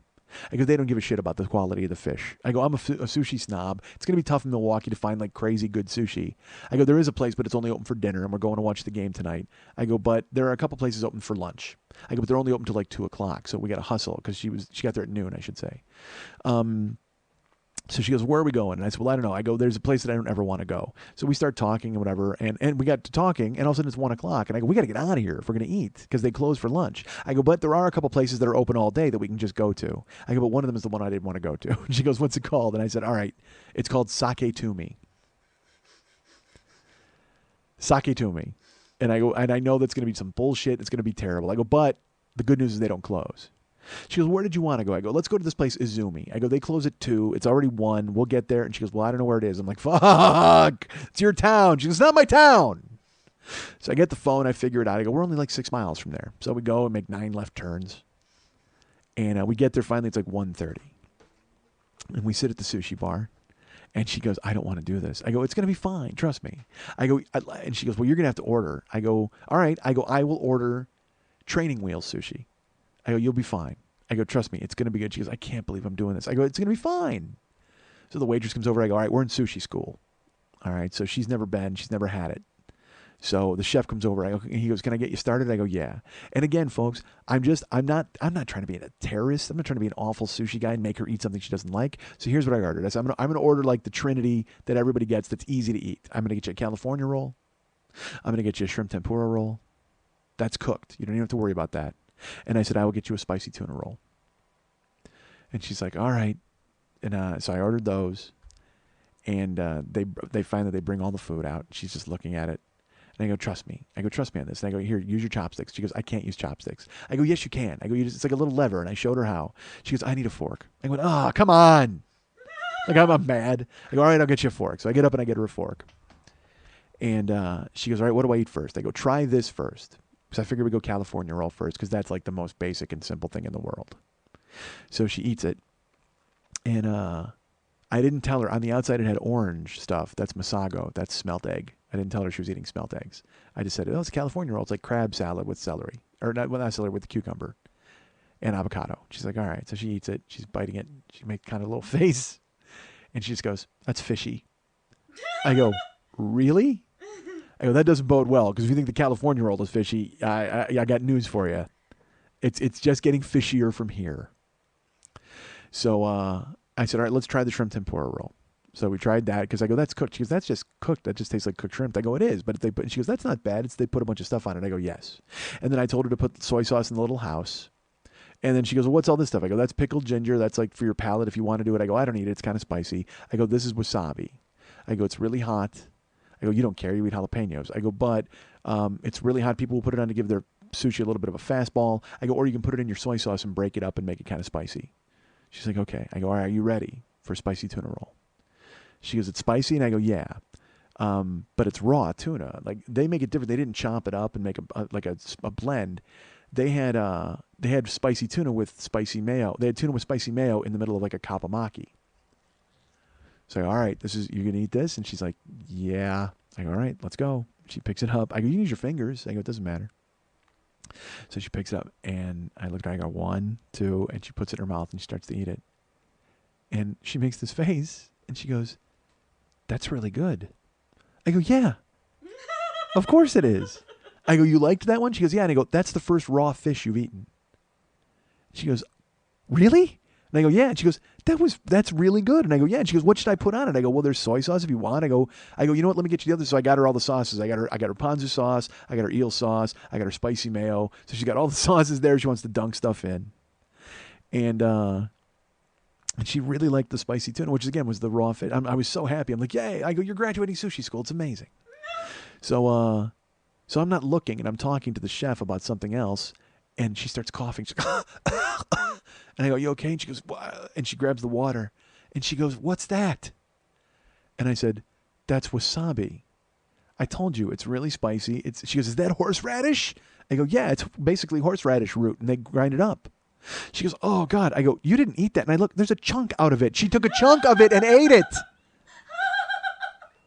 It's like a 5-year-old, and you got to cover all the outlets before you do anything. I didn't even think about it. I had told her, it's like, are you not fucking listening to me? This isn't Springfield on a phone. This is your health we're talking about here. Pay attention. People can get hurt. So she ate a chunk of fucking wasabi, just put it in her mouth. She's like, oh, she's coughing all over the place. I said, what happened? She goes, why didn't you tell me? I go, I told you. She goes, well, I thought you said it was avocado. I go, no, where did you get that? I said, it was really spicy. You could put it in your soy sauce to make it spicy. She's like, oh my God. And she's all like sweating. And I'm like, oh, dude. I go, are you okay? She goes, yeah, I'm fine. And she goes, I like spicy food, but that's too much. I go, you're not supposed to eat it raw. I go, are you okay? Do you want to eat more? She goes, yeah, I'll eat more. I go, all right, you didn't finish it off by the mouthful of fire you just fucking ate? She's like, no, but I can't eat that anymore. I go, no, don't eat it. You're not supposed to. I'm like, you want to try the ginger? She's like, nah. I go, trust me, try a small piece of the ginger. So she did. She's like, oh, I like that. I go, good. So she ate it. She ate the sushi. She wanted the tuna more than anything. She didn't care for she hated the California roll. She ate a couple of pieces of shrimp tempura roll. And she goes, what's weird? I go, what do you mean? She says, what's weird? I said, well, I mean, they don't have a lot of weird stuff here. I go, they have squid, but I won't order squid in a second-rate joint because it tastes like a fucking stamp. It's all sticky and gummy. She goes, well, I don't want squid or octopus. I go, well, they have scallop. They have all sorts of different stuff. She goes, well, order something weird and don't tell me what it is. I said, all right, I'll get a couple. So I ordered, I didn't tell her what it was. I said, I ordered salmon roe. I ordered the Masago sushi. I ordered some salmon roe sushi. And then I ordered an iceberg roll, which was like salmon, raw salmon. And with a bunch of, bullshit, asparagus, whatever. But I just wanted her to eat more raw fish. So they brought that out, and she looked at it, and they put it down. She goes, that's eggs. I go, what do you mean? Because the salmon roe, it's kind of big and round. She goes, that's eggs, isn't it? I go, I don't think so. And she goes, come on, you know what that is. And I go, no, you told me not to tell you what it is. I go, but that's not eggs. I go, you ever see how they make tapioca pearls? Where they like drop it in and they form, they're little small droplets. I go, that's what that is. It's like tapioca pearls. And she's like, well, I don't, but that's eggs. And I go, it's not eggs, I promise. So, and it was huge. And she's like, again, she's Cindy Lou Who. She picks it up. It's like a strawberry in her hand. It's gigantic. So I put the whole thing in my mouth. I ate my piece. And she picks it up and she goes, am I just supposed to bite it? Or whatever? I go, yeah, make sure you get some rice and whatever and bite it. And she put as much as she could and she bit it in half. She starts chewing it. She kind of made a face, but she's like, it's popping in her mouth. And I go, because salmon roe tastes briny and salty. It tastes like the sea. So she's biting it and she's chewing it and she goes, I like that. I go, see? I go, look at you. Now you're graduating sushi school. She goes, what is it? I go, it's eggs. She goes, oh, I knew it was eggs. Why didn't you tell me it was eggs? I go, it's salmon eggs. That's what that is. And she goes, oh. She goes, well, it's good. She goes, I don't know if I'd get it again, but I did like it. She goes, what's this one? And I go, I don't know. That's just orange stuff. And she's like, oh. I go, just bite it. So she bit it. It was smelt roe. And I go, that's really cool because the texture, it's all these little eggs and they pop in your mouth. And she goes, I like that a lot. So she liked the Masago a lot. And then she ate the raw salmon. She goes, that's just kind of bland. I go, I know. I just wanted you to eat raw salmon. But she did. She ate it all, man. She'd never been to a sushi place in her life. And she fucking ate the salmon roe and fucking all the eggs. And it was gore. I was so proud. I was like, I wanted to get high fives from other people in the restaurant and just be like, dude, she dominated sushi school. This is amazing. And here's the best part of it. She was so proud of herself. Like she couldn't stop smiling. She was like, I hate that. And I go, yeah, you did. And she goes, and I go, the important thing is you liked it. I go, you tried it is one thing. Trying it is that. I go, but you liked it. How awesome is that? So there was leftover stuff. And I go, I don't need this. And she goes, well, why don't you take the leftovers? I go, are you going to take it home? And she goes, well, no. I go, well, I'm not going to, what am I going to put it in my hotel in the fridge? That's ridiculous. But she's like, well, it's stupid that you wasting all. I go, all right. I go, box it up. She goes, my friend Debbie will eat it because we're going to see Debbie for the football game. I said, all right, cool. Box it up for Debbie. So they box it up. We split.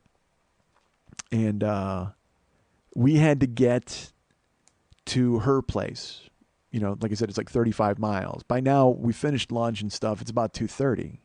And we've got to get there for the game. The game was starting at like 7. So I had to go to the hotel, drop some stuff off, and I had phone calls to make. We split, and then her gas gauge lit up when we were driving by the sushi place. And I said, you need gas? She goes, well, I know, I'll get it. She goes, I still have like 23 miles. So we go to my hotel. I get in, I pick my stuff up, I make my phone calls, we walk out. I go, get gas. She goes, well, where? And I go, there's like 4 gas stations on this street. She goes, well, we got to go this way. She goes, I'm sure we'll see one. And we start driving. And it had gone up to like 26 miles when the car was up. She goes, see, I have a magic car. The Stratus is magic. It just gives me more gas if I let it sit. So she's driving. And Karen does this too. The light is on. The gas light is on. Get gas. Karen will just drive, and I will get gas. Well, let's stop here first. No. She goes, Michael, I know my car. I know how long it lasts. Until you don't. And that's the day you run out of fucking gas, and the fucking El Salvador 13 gang has to come over and try to push your car into the lot for you. So I'm sitting there, and I'm like, we're driving. Gas light is on. And she actually flipped the little meter so I couldn't see how many miles were left. She put it on the temperature outside.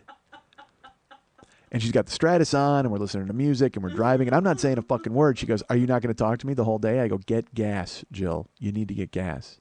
She goes, I know my car. I go, I don't care. Just get gas. Find a gas station. She's like, fine. So she's driving around, and we're trying to get from the airport to where she has to go because there was road work, because it's Wisconsin.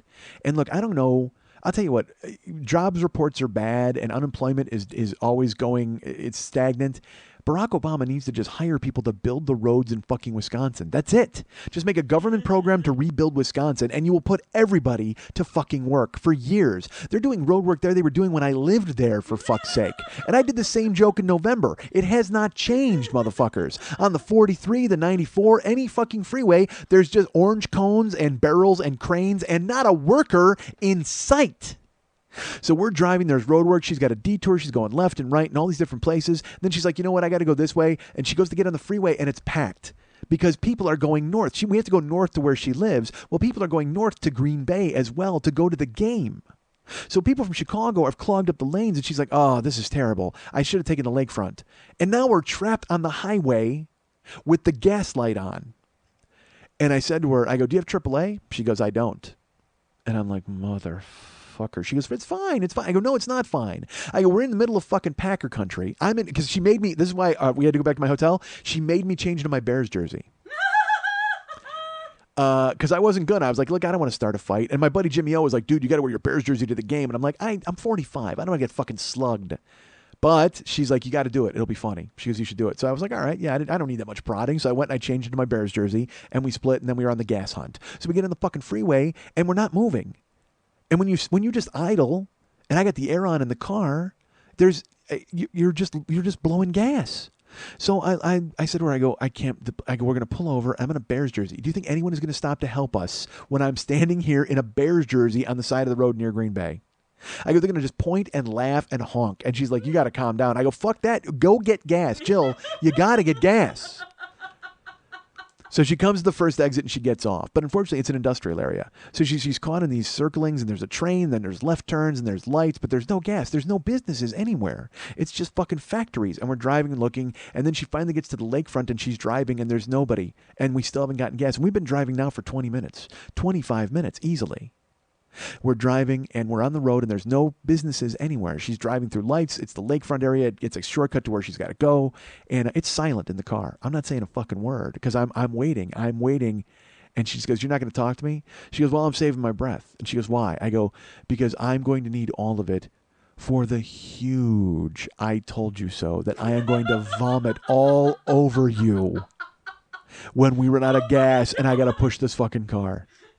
I said, you're a tiny woman. I said, but you better be able to support on your shoulders and around your neck the huge yoke of responsibility I am going to hang on you when we run out of gas and I got to push the fucking Stratus because I am unbelievably angry right now that you will not get gas.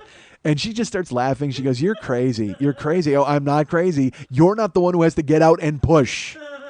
She goes, I know my car. I go, hey, look, I've been in the Stratus for 9 hours over 2 days. I have a feeling it needs gas because there's a light that's telling you it needs fucking gas. She keeps driving. Just driving. In traffic. And I push the gauge. It says we are 13 miles away from needing gas. And as we're driving, she looks, and then it goes up to 14. She goes, see? It's magic. The Stratus is magic. I'm like, oh, Magic Stratus, fuck that. So I'm not saying a word. I turn the radio up because I can't talk. I'm so nervous. I can't say anything. And we're driving, and then finally, there's a Clark gas station, which is a brand in the Midwest, I guess. I don't know. I don't give a fuck. It's a Superman gas station. Take your glasses off, gas station. Be Superman for me, because you have just saved the fucking day.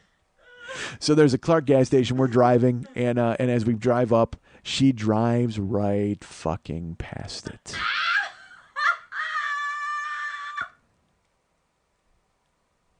And I go, what are you doing? She goes, what? I go, there's a gas station right there. Pull in and gas the car up. She goes, I want to get out of all this soup, like all this traffic. I go, you're not going to get out of this traffic. You're going to wind up being the cause of this traffic because you're going to run out of gas and everybody's going to be backed up fucking behind you. Go back to the Clark and get gas. It takes 2 minutes. She goes, well, we're in a hurry. We got to get out of this traffic. I go, park and get gas and we can drive and we don't have to worry about it. Jill, what are you doing? And she just starts laughing. And I go, this isn't funny.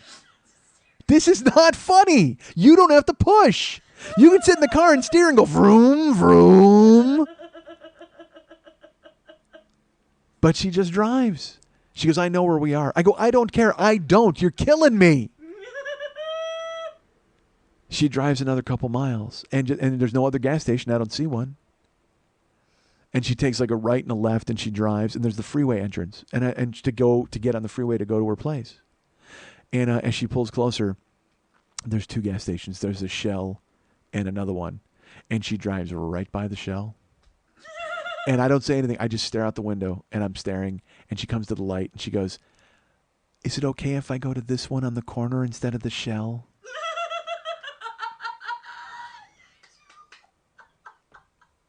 I said, I don't fucking care. Go somewhere where I can put gas in your car. She pulls up. And she goes, I told you we were fine. Look. And it's like 8 miles till empty. And I go, I don't care. Just pull up.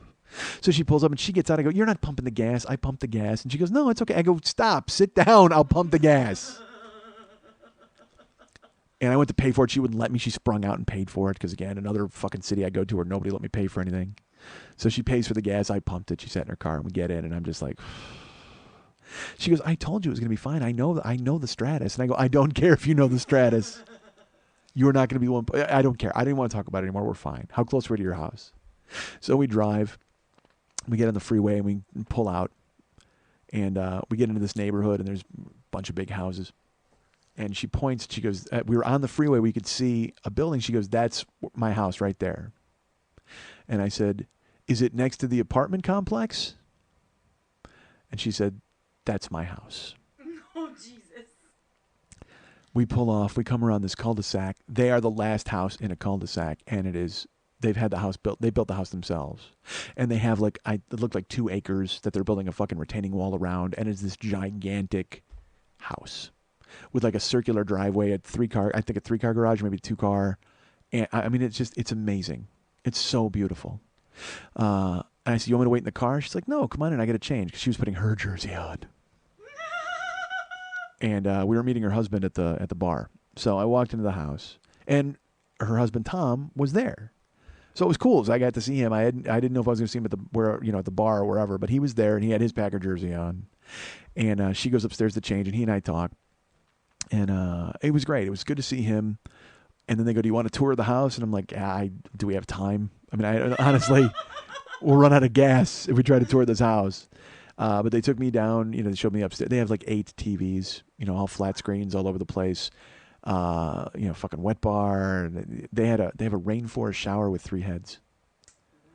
I was like, dude, I might take a shower. I mean, it was just and then it was so gorgeous. And they had downstairs and an upstairs. It was really just a beautiful, beautiful space. So we split up, and Tom's like, well, I'll meet you over there. We went to the bar, and we went to a place called Tello's, which is a Greek-Mexican restaurant. But it's the Midwest. That's what they do is like if you go to a Greek place, they make everything. They're like, hey, you want some lasagna or some lederhosen or some Wiener Schnitzel or, you want us to knit you a blanket? I mean, like they can do anything at a Greek diner. So we walked in and we got a seat in the bar. And I walked in and there's Packer stuff everywhere. And I walk in and everybody at the bar turns around and just looks at me because I'm a big dude in a fucking Bears jersey. And so they come over to talk to Tom because they all know Tom. Hey, Tommy, who's your friend? He's like, oh, this is Mike. Hey, yeah, you okay? You're not from around here, are you? Like all that fucking Wisconsin mafia bullshit. I'm like, no, I'm fine. And I took a picture of myself in the jersey to send to my buddy. And he's like, it doesn't look like you're wearing your jersey. And then I just took a picture of the 54. And I'm like, yeah, I think I am, friend. I can't hear you over Brian Urlacher. He's like, yes. And so I'm texting back and forth with Jimmy. And he's like, I'm in a bar in New York. And he's like, don't let any of those Fudge Packer fans give you shit. And what's funny is, like I said, people are needling me. They're like, Bears suck. And then my buddy's like, Fudge Packers. And in my head, I'm like, I'm 45 years old. So's Jimmy. He went to school. He might be 46. Dude, you just texted the word Fudge Packers and meant it. The fuck is wrong with you, dude? And that's bad, right? So he writes that, and he's like, don't let any of these guys get in your face or whatever. And I'm like, I'm in an old man bar. It's not a problem. And he's like, well, you never know. Fucking guys get a couple of beers in them. They get a little fucking crazy. And I text this back to him. I swear to God, this is what I text back. I go, nah, when I got in here, I looked around. There's nobody here I can't take. What the fuck is wrong with you? 45 years old. And the thing is, it's not a lie. It's not a lie. I took a lap of the bar to make sure who would be trouble if there was a fight and who I'd have to hit first. I'm not kidding. Dude, you're not Sun Tzu. Relax and watch the game. You don't need to plot the art of war. You don't have to walk around, the enemy of my enemy is my friend. Fuck all that. Sit down and have a sandwich and watch the goddamn football game. But in my youth, you had to be frosty when you walked into enemy territory. So I sit down to watch the game, and it's Debbie and her, I think, husband, Steve. And then, of course, Tom is there with his wife, Jill. And then in the middle of the game, their 13-year-old comes to hang out and watch the game. And he's a Bears fan, so I'm like, he and I kind of bond. So I'm like, all right, dude, you and I it's us against the bar if a fight breaks out. Like I'm trying to rope him in to help me out. In the meantime, I'm texting with people. I'm texting with Jimmy O back in New York, and then the Bears just got fucking murdered. I mean, they just got hammered. It wasn't close. Like, I mean, it was 0-0 like for a quarter and a half, and then the Packers had to score on some gimmicky fucking, like they had a 12 men in the field penalty that they got a field goal off of, and then they got scored on a gimmicky fake field goal. But it didn't matter because the Bears, they may have both been down 100-0 because they couldn't do anything without Cutler getting sacked. It was just depressing. But the thing is, I don't care. Because it's the second game of the year, the Bears are still going to make the playoffs. They're going to be fine. Nobody wants to lose, and certainly not to the Packers, and certainly not while you're sitting there in a bar getting mocked. But that's the thing is I don't care. Like, people would come up to me and they'd rub my hair and they'd be like, hey, good game there, huh? And this guy kept calling me Dave. Hey, Dave, good game. I'm like, yeah, it's a great game. And every time he'd call me Dave, they'd go, it's Mike. And he'd go, hey, he looks like a Dave. Like, he didn't care. And I'm in their bar. Of course I'm a Dave. That's it. I can't get around that. No, Dave did not enjoy the game. And I texted the whole time with fucking Jimmy. And Jimmy's in a bar in New York, so he's even an hour ahead of me. And the Bears are getting killed. And I keep writing him, and I'm going, why are you still there? Go back to your hotel. And he's like, oh, you never know. And I'm like, yeah, I know. This game's over, dude. I didn't even want to stay till the end of it, but we did. Eventually everybody cleared out. And it was just, it was me, Jill, and Tom. And then she had to get me back to the hotel, so Tom, I said goodbye to him, and he was bummed because he couldn't come up to the show, which was a drag because he was working. But yeah, so then Jill, Thursday, she took me back, dropped me off at the hotel. And here's where it gets weird, because I wasn't sure how I was getting to Green Bay. When I initially planned the trip, I was going to rent a car, and then Jill's like, don't rent a car. I can pick you up. It's not a problem. Everybody's very nice. They want to save me money, and I appreciate that. But to get to Green Bay is a 2-hour trip, and Fridays are weird for me on show week because Friday is dedicated to the show. I basically sit in my room and I try to create what I'm going to talk about that night. So I remember the trip and I start to formulate ideas, and I kind of, it's for writing jokes. I always say that. I got to learn some jokes on Friday. So this Friday was going to be strange because I had a 2-hour drive ahead of me, which meant 2 hours of not learning jokes. So Jill had told me, she's like, you know what, I can take you to Green Bay. And I go, well, I'll get a room in Green Bay. She goes, well, I have friends up there. She goes, I'll drop you up at the hotel. I'll go hang out with my friends. And then when it's time for the show, I can pick you up and take you over. I go, this is a lot of you. She goes, well, I'm going up anyway. She goes, it doesn't matter. I said, all right, that's fine. So that was the arrangement. She was going to come get me on Friday morning. We were going to go up to Green Bay. She'd drop me off at the hotel, hang out with her friends. And then after the show, we would go back together. And the reason I got a room in Green Bay was because I needed to learn some jokes. I couldn't just hang out in the room in Milwaukee and then leave at like 4 to go right to the show. I could have, but I'm a child. Like, I've conditioned myself now to where I have to relax before the show and learn jokes. You know, if I was doing 30 minutes, I could do it in my sleep. Like, it wouldn't fucking matter. I could just show up, do the time, and no one cares. Like, when I used to go on the road, sometimes I would go right from the road to the gig without even checking into the hotel, do my set, get in the car, and then go check into the hotel and hang out all night. Because I was only doing 30 minutes, and that's nothing. But my show now is a little more involved, and people are coming to see me, so it's a different story, and I have to give them a good show. And, you know, there's expectations at this point. Whatever, you don't care. So, or actually, you do care. Everybody cares. So the drive up was going to be weird for me. So I wanted to go earlier than later, so I can get up there and still have like 3 or 4 hours to hang out and do nothing but concentrate on the show. So Jill said, fine, we can leave in the daytime, but that my sleep schedule's all fucked up. I don't care. I should tell you, yes, I checked for bed bugs when I got to the Clarion. I ask at the desk now. The guy's like, we bring the dog in every month, and we check every room because they do. But he goes, yeah, there's nothing. We've never had a problem here. And it was good. The room was fine, but it didn't matter. My shit still stayed in the bathtub. So after the Bears game, or I should say this, during the Bears game, Jill looks at me and she goes, there's a problem. And I said, what? And her friend Debbie, who had been at dinner, who had left, Debbie wrote her and said, okay, well, what time are you picking me up to go to Green Bay? Because Debbie and Jill's friend Todd were going to go to Green Bay for the show. And Jill's like, well, I wasn't picking you up. I mean, I'm taking Mike up. And then I'm meeting her friends, and we figured we'd all get together. And Debbie's like, so I have to drive up myself? And Debbie's like, well, no, you and Todd can go up. And Debbie said, yeah, I don't think I'm going to go. You know, I thought I was going with you, and that was the whole point of going. So Jill looks at me, and she's like, we have a problem. She said, Debbie wants me to take her to Green Bay. And I said, okay. All right, let's put it this way. Here's what I said, actually. Jill said, Debbie wants to go. She thinks she's going to Green Bay. Debbie and Todd. I go, why can't Debbie just go with Todd? She goes, well, she doesn't. And she goes, and I did ask them to go, so it probably was presumed that I was taking them. She goes, so they want me to bring them. And I said, yeah, well, fuck that. They're grown-ups. Let them get a car and drive themselves. That's exactly what I said in that tone. I go, yeah, fuck that. They're grown-ups. Let them get a car and drive themselves.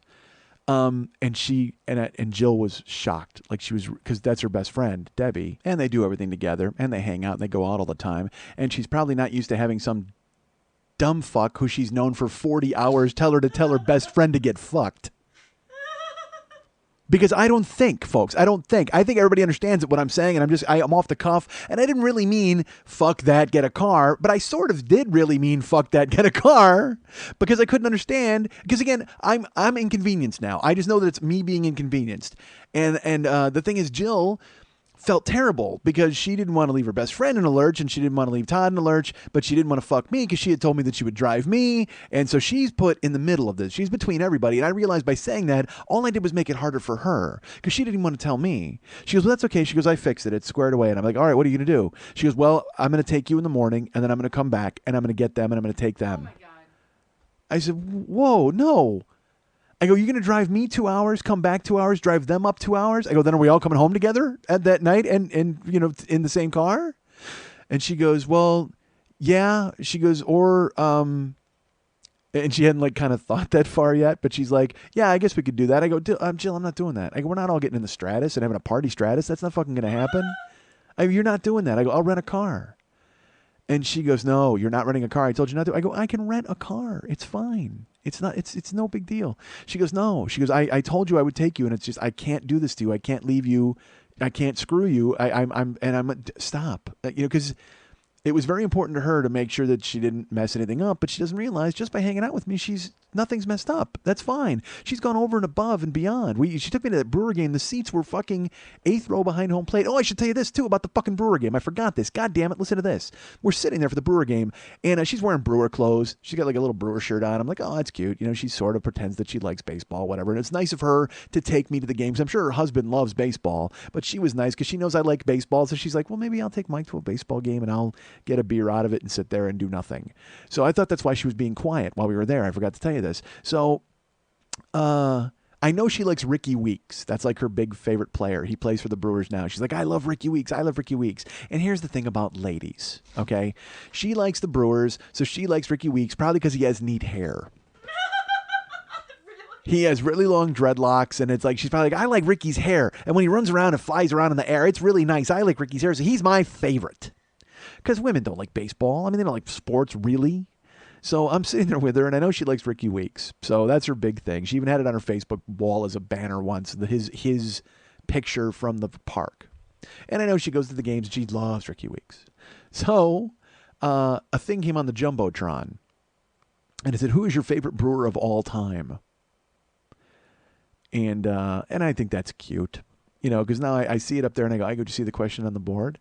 She goes, what? And I said, it says, who is your favorite brewer of all time? And I know she's going to say Ricky Weeks, all right, because that's who she loves. She might say Ryan Braun, because Ryan Braun is right now, he was the National League MVP last year, and he's a great hitter, and he plays for the Brewers, and he's a very charismatic young guy. So I picture she's going to pick, Ricky Weeks is her guy, and I go, besides Ricky Weeks, I go, who's your favorite brewer of all time? Because I don't want her to say Ricky, because I know she's going to say it. So I'm fully expecting Ryan Braun. And she goes, of all time? And I go, yeah, who's your favorite brewer of all time that's not Ricky Weeks? And I'm like smirking because I know I could almost say Ryan Braun with her and jinx her and then tell her she owes me a Coke. And she thinks about it. She makes a little lady face where she's like, And she takes a sip for her lemonade, and she looks and she goes, I would have to say Sixto Lezcano.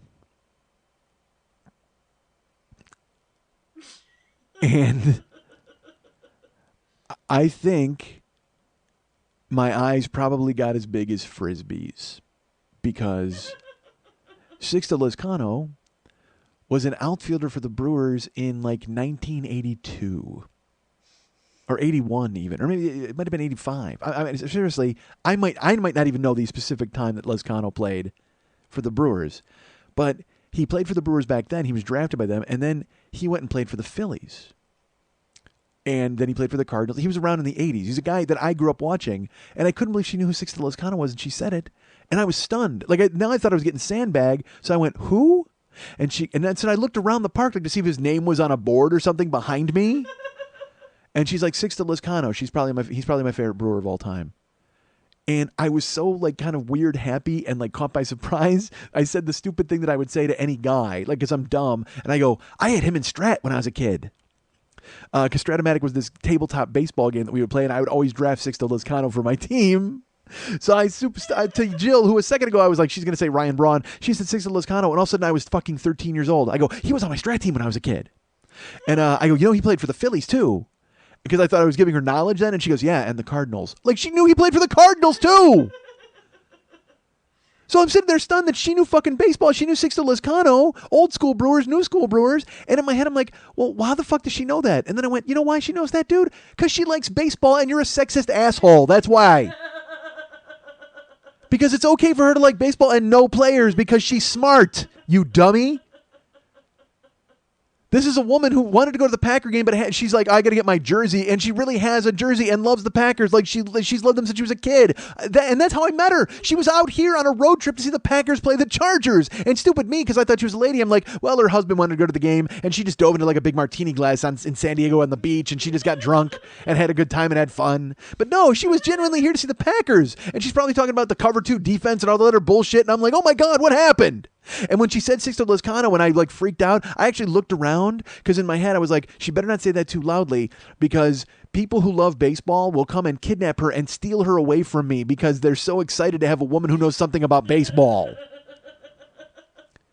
Because there's nothing more frustrating than bringing your wife or a girlfriend or somebody who doesn't know what's going on and then you try to talk to them and they just look like you're weird. What's funny is when I said, who's your favorite all-time brewer? I half expected her to give me the same look she looked at me when I showed her Rick Springfield was on my fucking phone. How crazy have the roles been reversed? She knows Sixto Lezcano and loves the old school Brewers, and I've got Rick Springfield on my phone. Look at this. God damn it. I had to go up and clean my vagina and come back to the seat. So So she's like, yeah, I'll drive you up, then I'll come back and I'll get them. And I'm like, that's not happening. I can rent a car. God damn it. And she was so mad and upset and she was worried and she's freaking out. I go, there's nothing to be upset about. I go, it's cool. You bring them. Everything will go up. You'll see your friends. Everything will be fine. I said, I got my room up there. And I said, in the morning, I can just drive to the airport and drop it off. It's fine. It'll get you out of having to take me tomorrow. She goes, no. She goes, absolutely. I'm taking you tomorrow. She goes, return the car and then I'll take you to lunch before you go or something. It's not fair. I go, it's fair. She goes, no, I got to buy you lunch because I can't take you on this ride. I go, you really, it doesn't matter. We'll have a good time. It's fine. So the next morning, she drops me off. The next morning, she picks me up to take me to get a rental car at the airport. And I told her, you don't have to do that. It's not even a mile away. I can get it. There's a shuttle at the fucking Clarion. She goes, I can do it. It's fine. So she takes me over. And I go into the rental car place, and I got to be honest with you, thank God she did, because then I go in, I wait in line, and when I rented it, I, of course, had to use my business card. They're like, this is a debit card. We need proof that you're coming back on your flight. So I looked at my email, and I couldn't find it. There was no return trip. I had already deleted it because I'm an idiot, and it was sitting in my room because I didn't grab everything out of the room at the Clarion. So I looked at Jill, and I'm like, I can't find it. And then finally I found an old flight. The old one from the American Airlines flight was in my inbox. So I forwarded that. I emailed that to the woman behind the counter. And I forget her name. Was it Pauline? I kept calling her Pauline. Pauline, and I'm talking, and I'm being funny and having fun. And I sent her the email, and it never showed up. And then it never showed up, and it never showed up. So I wasn't getting reception, so I had to go to the window and resend it. I sent it 3 times to Pauline. It never showed up. And then Jill goes, send it to me. She goes, send it to me, and then I'll forward it to her. And for some reason, that worked. I emailed it to Jill. Jill emailed it to her, and it came up. They checked it out. So I went over to the window to get more bars as they were filling out all the stuff, and Jill's back there with her. And I walked back to the thing, and she looks at me, and she goes, where are you performing tonight, Pauline? And I go, what? She goes, where are you performing tonight? I go, how do you know I have a show tonight? She goes, I'm just guessing that you have a show somewhere tonight. Because you're an obnoxious idiot who's trying to be charming at the counter. I said, I have to go to Green Bay for a show. And she's like, oh, okay. And she rented me a car. She's like, what do you want? I said, you tell me what I want. They had a Subaru or a Chevy. I go, Subarus roll over, right? I saw that on the news. She goes, yeah, like 30 years ago. And I'm like, all right. So I rent the Subaru. Jill takes off. I hop in the car and I drive to fucking Green Bay. And I drive early because, like I said, I want to get there and have a couple hours to myself. So I'm driving up. And I'll tell you this, the weather was like 60 degrees. I somehow got sick. My throat got fucked up because it was 87 on Wednesday. And then by Friday, it's 60 degrees and raining. So the dryness, it all fucked up my throat. So I'm driving up to Green Bay. It's a 2-hour drive, and it's a solid, there's road work, but who cares? And it's decent enough in the afternoon to where I'm not in a bunch of traffic. I go past Sheboygan. I pass a bunch of places. And all of a sudden, I'm driving, and for some reason, bugs start to hit my windshield, which happens a lot. You're driving. But then I drove another half mile, and it sounded like I was stepping on bubble wrap. And the window just starts getting filled. Like I drove through a nest of moths and mosquitoes. I don't know what the fuck. You know what it was? It was like a drum roll filled with blood. Because I'm driving and it's just like, and they're hitting the windows. And I'm not shitting you. I killed 1,000 bugs. It was a bug holocaust. I mean, they're literally, if you go on the bug internet right now and you look up YouTube, there's me with a Hitler mustache and they've dubbed in words underneath me. I'm a meme. I'm the Hitler meme for bugs because I absolutely executed 1 billion of them as I was driving. I put them in bug trains and they took the bug train ride. It was awful. I'm a terrible person. So the car is filthy, like it's all covered with bugs, but thankfully the Subaru held up. I get there, I check into the hotel. All right, let's put it this way. I pull up. I didn't set my phone because Jill told me, she goes, take the 43 up, and then you'll see a sign that says Lambo, and the hotel's right there. So I said, all right, I'm driving. And I get to exit 180 on the 43, and it says Arena Stadium, next exit. So I pull off, and I look, and there's a McDonald's, and then there's a factory, and then there's nothing but like corn, like this wide open field. And I'm looking around for Lambeau Field, which, by the way, is a football stadium. I don't think I would miss it. I look around, and it's not there. It's clearly not there. I go on my phone, and it says I'm still 6 miles away from my destination. I have to get back on the freeway. So my question to you, Green Bay, I don't know what the fuck, what other arena stadium in your city is worth putting a sign on the freeway to tell people they have to get there. Literally, just Lambeau Field is all. That's the only thing we need to know about. What else? What other arena stadium do you have that could possibly have any import that needs a fucking freeway exit all marked for itself? And then I didn't even see it, like I said. So I get back on the freeway, I drive, I see Lambeau, I get off, and there's Lambeau, and I'm driving, and I'm looking for the hotel. And the hotel, it says it's the Lambeau Stadium, Lambeau Field Suites, Holiday Inn Suites. Fuck that, dude. It's like 2.5 miles away from the hotel, or from the stadium. So why would you call yourself Lambeau Field? You're not even close, you dicks. I expected it to be in the parking lot, and like the Bears would be hanging around and walking out of it. But I got to my hotel. I went to check in. I checked in, and they said, "Are you a Priority Club member?" And I am, because I joined in Seattle on a lark. They go, "Oh, great. You get to pull a duck out of this tub and get a bonus prize." And I guess on the duck's ass, it has a prize that you can win. So they were floating, and one of the ducks was tipped over, and it said 300 bonus points. So I said, "Fuck that. I don't know what's in there." So I said, "Hey, I got 300 bonus points." She goes, "That's good. That's really good." And I go, "Oh, what else could I have won?" And I go, "Oh, this guy's got 500. She goes, 300 is the second best, though. So you know what? I cheated, but I don't give a fuck. I would have gotten 500, but I don't even know what the fuck it's for. I mean, I don't know what bonus. I get a drink in the bar or some shit. Who cares? So I check in, and I go upstairs, and I look for bed bugs in that room because I'm a fucking idiot. And then I have to leave to go to the club. So I get showered, I get dressed, and the club itself, the theater, is in a place called De Pere, Wisconsin, which is a suburb of Green Bay. Okay, so I have to drive. It's only about 4 miles from the hotel. So I leave, and I'm following. I take a back way. I don't take the freeway because it's 6 o'clock at night. And I go around, and it says, "All right, take the third exit on Ashton." So I start driving, and I get caught, and I get in a circle. And it starts to go in a circle, and I go around, and I don't see Ashton. I just see there's roads, but there's no signs. So I go around the circle again. I go around the circle like 5 times. And then finally I just get off on this like sharing road. I go off there, and I'm driving, and I look at my phone because you know when you put in your GPS on your Apple phone, you're playing a video game of yourself. You're the blue dot, so you're watching where you're going. You're like, "How am I doing?" And I'm driving, and I'm losing. I'm totally losing. I'm getting farther away from where I'm supposed to be, and I'm on a road that's 50 miles an hour with no U-turns and nowhere to go. So I have to just go until there's a fucking exit. I'm like, God damn it! So I go and I move, and I finally make some left-hand turns, and it says, "Go up to the nearest roundabout and exit on Ashton." And so that's what that's called, a fucking roundabout. That's what that thing is. It's just a circle. And you just drive in circles, and you see Big Ben in Parliament, and you don't get where you're supposed to fucking go. Look, kids, Big Ben Parliament. Look, kids, Big Ben. And I'm just caught in that fucking loop. And I get caught in a roundabout, and finally I get off, and I'm winning on the video game, and I move over, and I get caught. There's 6 roundabouts. I left my hotel at 5:40. I wanted to be there by 6 for 4 miles. I got to the hotel at 6:35. Oh, Jesus. It took me an hour to go 4 miles because of roundabouts. I'm in circles. I'm moving. I'm getting off on the wrong exit. And I'd go the wrong way. And every time I would do it, I would be driving. And it was like big bucks, no whammies. I get off this exit, stop. And then the blue dot would be going the wrong way. And I'd be like, fuck, God damn it. So I'd have to turn around and try my luck again. I got to press my luck again at the roundabout. And I'd get in, and I would actually hear the song in my head. And then I would exit, and I'd look at the video game, and I'm driving the wrong way. Fuck, dude. What the fuck is going on in that town that you can't build a straight street, Green Bay / fucking De Pere? Is everybody in your fucking city too busy making fake arena stadium exit signs for the freeway that you can't concentrate on making a road that's straight and gets me from one point to another?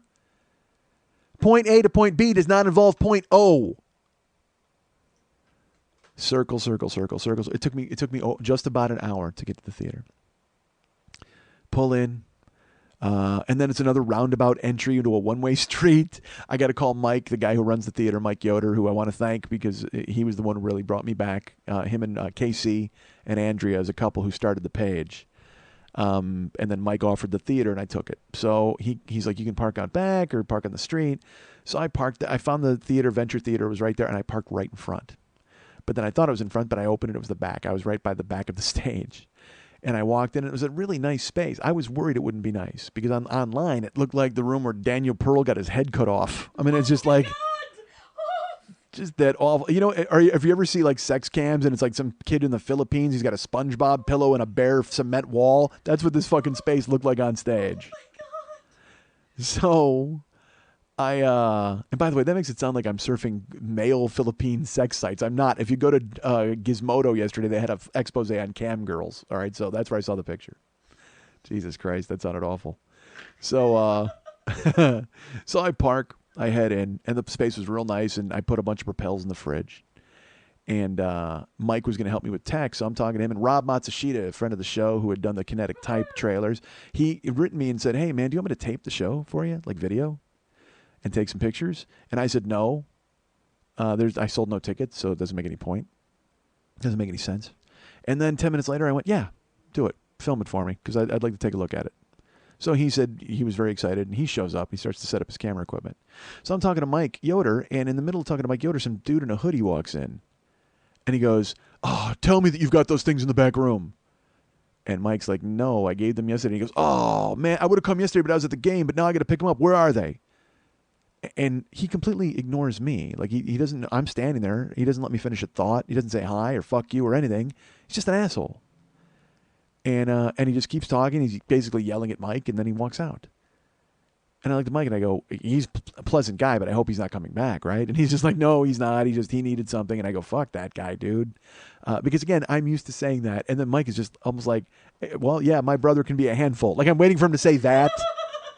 Because already I said to Jill, well, you know, tell your best friend to get fucked to get her own car. Now I'm like, hey, your brother's a dick. I mean, it's like, oh, I'm an awful person. So I go and I'm with Rob and Mike, and we're doing the tech, we're running it, and then the hoodie guy comes back in, and he's just a growly asshole, and he yells again, and he's more shitty, and then he leaves. And we set up the tech, we get everything squared away. And then Andrea, and Casey show up. They are the people who set up the page. They're the first people to arrive. They're with their friend Eric. And I say hi to them, and I had forgotten to print the will call list. So I'm looking at iPad, and I'm trying to find it if I can find it in my email, and I'm looking for on Mike's iPad so he can have it up front. And two other people come in. And he goes, how you doing, folks? And they go, good. And then he goes, are you here for comedy? And they go, well, yeah, for the improv group, Comedy City. And they go, and he says, no, I'm sorry, Comedy City's not here tonight. We do have a one-man show, though. And I go, hi. And then I keep working on the iPad. And she goes, oh, what is it? And he goes, well, it's comedian Mike Schmidt, and it's called Success is Not an Option. There's a poster over there. It'll tell you all about it. She goes, well, I'm supposed to write a thesis paper on Comedy City, the improv group. She goes, and this is just one guy? And I look up and I go, hi. And I look back down at the iPad. And she goes, yeah, I'm supposed to write a paper. I go, write a paper on me. I go, nobody even knows who I am. And she goes, well, it's about an improv group. And I go, well, I'll make some stuff up for you on stage if that's what you want, if that makes you feel better. And if she would have just said, how much is it? I would have let them in for free just to see the show. She wanted nothing to do with it. Like, she didn't want that. She just went, no, we're good. They left. Almost like she was thrilled that she didn't have to see an improv group and write a fucking thesis paper about them. She's like, hey, we just won our Friday night back. So her and her boyfriend bailed. I talked to Casey, and then Tom, our friend Tom Packner, came in. He's a good guy from Milwaukee. And I called him Matt. He was the guy I said, Matt? He goes, Tom. And I go, Tom Packner. Like, it was that thing. And everybody came in, and then I went and hid in the back to learn some jokes. Show happened, and it was amazing. I always say this every time that I do it. I'm very lucky because everybody is very nice and forgiving and letting me do the things that I want to do. So they let me tell them about roundabouts and Sixto Lizcano and all this other bullshit and talk about Jill. And it was funny. I had told Jill an anecdote. She heckled me in the middle of the show, but it was perfectly appropriate. It made me laugh actually because it was my fault because I told her about another comedian I knew who had been heckled with a weird heckle. And then sure enough, I go on stage and I took a breath and she yelled the weird heckle at me. And I went, you suck. And then I had to explain to everybody why that was funny. So they didn't think she was just a dick. So I did the show, and as I've said many times when I do these shows, every time I do these shows, you guys have been generous and you're kind, and you let me fumfer around, and you let me just kind of make stuff up as I go along, as well as see the actual narrative part of the show. And you did that night. It was 3 hours and 7 minutes or something like that, and because I didn't think it was going to be that long, just like I didn't think this show was going to be that long. But it turned out to be fun and cool, and it was really great, and it just drives home that's what I need to be doing. I just need to be doing that. But the problem is if I do it for strangers, although there were 6 strangers in the audience, we had 6 walk-ups who did not know who I was. And they stayed and watched the whole show and liked it. and then I got friended on Facebook by people who didn't know who I was. So, but Matt, our friend Matt was there, and he brought 2 friends who'd never seen me before. It was just great. It was so fun. And Derek, our friend Derek, who's now seen me 6 times, it was Derek's birthday on Saturday, the same day as Karen's. And Derek brought a cake to the show.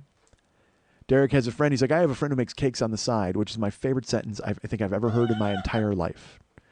As if it's just like she's keeping it surreptitiously quiet, like it's children of men and cake has been outlawed. She makes cakes on the side. Keep it quiet. Keep it on the QT. And he had her make a peanut butter and jelly cake for his birthday and for the show. And so at the end of the night, I said I signed some things. I was, I met some people, and everybody bought shirts, and they took off. And at the end of the night, it was me, Rob, Derek, our friend Warren, who came to the Milwaukee show as well, Mike Yoder, who runs the place, and Tom. And we cut into the cake. And I hadn't eaten all day. I hadn't eaten a thing. I was starving, and then to start with cake, that's a little rough for an old man. I took 3 bites of the cake, and this is not even a joke. It sounds like I'm making fun. I felt it in my kidneys. I don't know what it was. Like, I felt this weird, sharp sugar blast, whatever the fuck happened, but my kidneys are like, they woke up, and they're like, whoa, dude, what the fuck is this? How about easing it in with soup? They were freaked out that I went right to cake. But then I had about half a piece of cake, and then everybody else had theirs, and we were sitting around, and then at the end of the night, I had sold some shirts, and I had some shirts left, and Derek, he saw me in Indianapolis. He bought a red shirt and a black shirt. I mean, it's so amazing. So I went and said goodbye to him. I walked into his car because he was driving back to Detroit that night, 9 hours. I thought 2 hours to Milwaukee was going to be bad. Jill came to the show. She brought her friends, and her friends enjoyed it. Debbie and Todd, and then also the friends who lived up there were very nice. Everybody came, and it seemed like everybody enjoyed it. Nobody told me they didn't. I mean, I'm sure I'll hear that eventually at some point. Or people are just keeping it to themselves. Thank you. I appreciate that. If you didn't like it, I don't mind if you discuss feedback with me, but don't come right in my face at the end of the show and go, that blew. But it went well, and I was happy. I took a great picture with Matt. Matt took a picture of me doing a dual stew look with him, and that might be my favorite picture of all time. And then Rob took some pictures of me on stage that he posted on the Westside 86 Jokers page. You'll see those. And they're great. I mean, it's just everybody was so fun, and it was so exciting to hang out with everyone. And so at the end of the night, I had some shirts left, and Rob had filmed me for free. And I said, Rob, you want a shirt? And he said, yeah. And so I gave him a shirt. And then there was Tom, and I said, Tommy, you want a shirt? Because he's come a few times. Tom was the guy who sent the Joe Walsh magazine, by the way. Oh, cool. So I gave Tom a shirt. I gave Mike, who ran the place, a shirt. So Derek had left. So it was me, Rob, Tom, Mike, and Warren. And Warren had purchased the shirt. So I gave a shirt to Mike. I gave a shirt to Rob. I gave a shirt to Tom. And then we're standing there, and Warren has his shirt in his hand. And I felt like an asshole. So I said, I go, hey, here. And I handed him back his $20. And I don't know why I tell you this anecdote other than to say I'm a soft touch. And it's like, literally, I'm like people who like hang out to the end of the night and just not buy shirts and then go, hey, you giving some of those away, idiot? No, I'm not. Sorry. I did it once. Rob and Mike helped me out, and then I felt stupid giving away 2 shirts but not the other 2. So whatever, because I'm dumb. But it was great. We had a great time. And I locked up the car at like 1, hopped in, went back to the hotel, packed up my room, printed my fucking crazy boarding passes, and headed back to Milwaukee. Drove. Found a 24-hour Subway. Oh, my God, I was starving. Bought a turkey sub. Not Boar's Head, but still. And then, this will sound hilarious. Usually I shoot my voice out at a show. It's like completely shot by the end. But for some reason, I was in good throat in the car. And Milwaukee had great radio stations. They had, like, Dee Snider had, like, a metal show on, like, for 3 hours. But then there was a station playing all 80s all weekend, and then there was just a couple of rock stations. And, dudes, all I did was sing the whole way home and sang great. I mean, I sing poorly. There's no doubt about that. But I could yell. Like, my voice didn't break. I mean, I didn't carry a tune at all. But, I mean, my throat was, like, not going like that where I was all fucked up. I mean, I was singing and belting it out. Fucking You Could Be Mine by Guns N' Roses. Fucking When Doves Cry. What was the Van Halen song they played? And I was like, it started, was it Dance the Night Away? I don't know, but who cares? I was just fucking yelling songs. God damn, it was great. Oh, I loved it. Sang the whole way home, which kept me awake. Got to the hotel, and Jill was coming by the next day to take me to she wanted to go to lunch, and then she wanted to take me to the airport. So I crashed. I got some sleep. I packed up my room. she showed up the next day. We went to lunch, and she's like, "Where do you want to go?" And there was a Mexican joint by the hotel, but I was like, "Eh." And then we drove. We saw a gyro place. I'm like, "You eat gyros?" She goes, "Yeah." And I go, "Yeah, let's go there." Got a gyro, got some fries, got some tzatziki sauce. Realized I was going to ruin the plane with onion smell. It was going to be fucking horrible, but I didn't care. I was going to go to sleep and breathe onion all over that goddamn plane. So said goodbye to Jill, and the trip could not have been what it was without Jill. And her husband Tom was, the fact that her friends let her drive me around, because she's usually with her friends and her kids and everybody, and the fact that she could take time, and I met her son, and I got to see her husband a couple times. It was great. It was just a really amazing time, and it came a long way from when she was yelling at me via text when she was here last year. And when I was in Milwaukee the last time, and she wouldn't even approach me. Like, she was just horrified by me, and like sat down while all her friends were being nice to me. She just wouldn't even look me in the eye. It's like so weird, because again, the TV comes to life, and for some people that's a little freaky. But this time around, man, she was so great. She just, if I would have called her at 3 a.m. and said, "Hey, I need to go get a drink," she would have driven me to get a soda. Like, she was that nice and that friendly. And then she probably would have said, "Hey, didn't I buy you $1,000 worth of fucking Propel? Why do you need to go get a drink at 3 o'clock in the morning?" But it was nice of her to schlep me around and do that. And the trip could not have been what it was if it wasn't for Jill. I mean, literally, I'm so grateful to Casey and Andrea for starting the page. Grateful to Mike for offering the venue and really working with me on the venue. He didn't need to do that. And then Jill went above and beyond. Whether it was actually overcoming her barriers of sushi and going to sushi school and passing with flying colors, or sneaking around like a terrorist right into the airport and making sure that I didn't get lost on the way to the baggage claim, or on my way out of town when she made sure that I had chapstick for the plane. Jill did everything that she possibly could to make the trip as great as it was. And I thank you all. And I'm excited every time I go out of town. Like I said, I always feel like I'm doing the thing I'm supposed to be doing. I'm in show business, and that sounds weird, but I couldn't do that if it wasn't for you guys all conspiring, getting together, and trying to help me feel that way. I wish I wasn't doing it once a month, man. I wish I was going out once a week, and hopefully someday that'll be the case. And Philadelphia, you are on the clock. But not before I have to go to Los Angeles and prove to these people that I actually still do this for a living. So that'll be in a couple of weeks, too. You guys can get me at Mike at MikeSchmidtComedy.com. You guys can be my friends at Facebook.com/the40yearoldboy. You can follow me on Twitter at Twitter.com/the40yearoldboy. You can follow our friend Lily Von Stupp at 2 different Twitter accounts, Twitter.com/MNTs and Twitter.com/Lily Von Stupp. Be her friend at Facebook.com/Lily Von Stupp. You can befriend our friend David Hernandez, who does all of the artwork and all of the music for this show, at Facebook.com/DavidMexHernandez.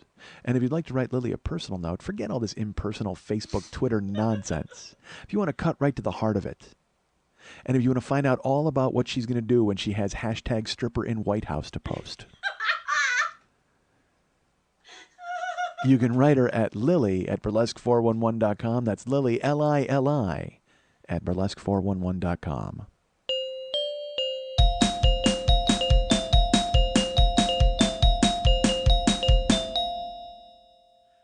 Drink your coffee, don't hold some pencils, soak your forks deep, hold more pencils, throw a Garayeber on these mugs, there's flame Bushmini on these mugs, go buy these wicked awesome mugs, at MikeSchmidtComedy.com,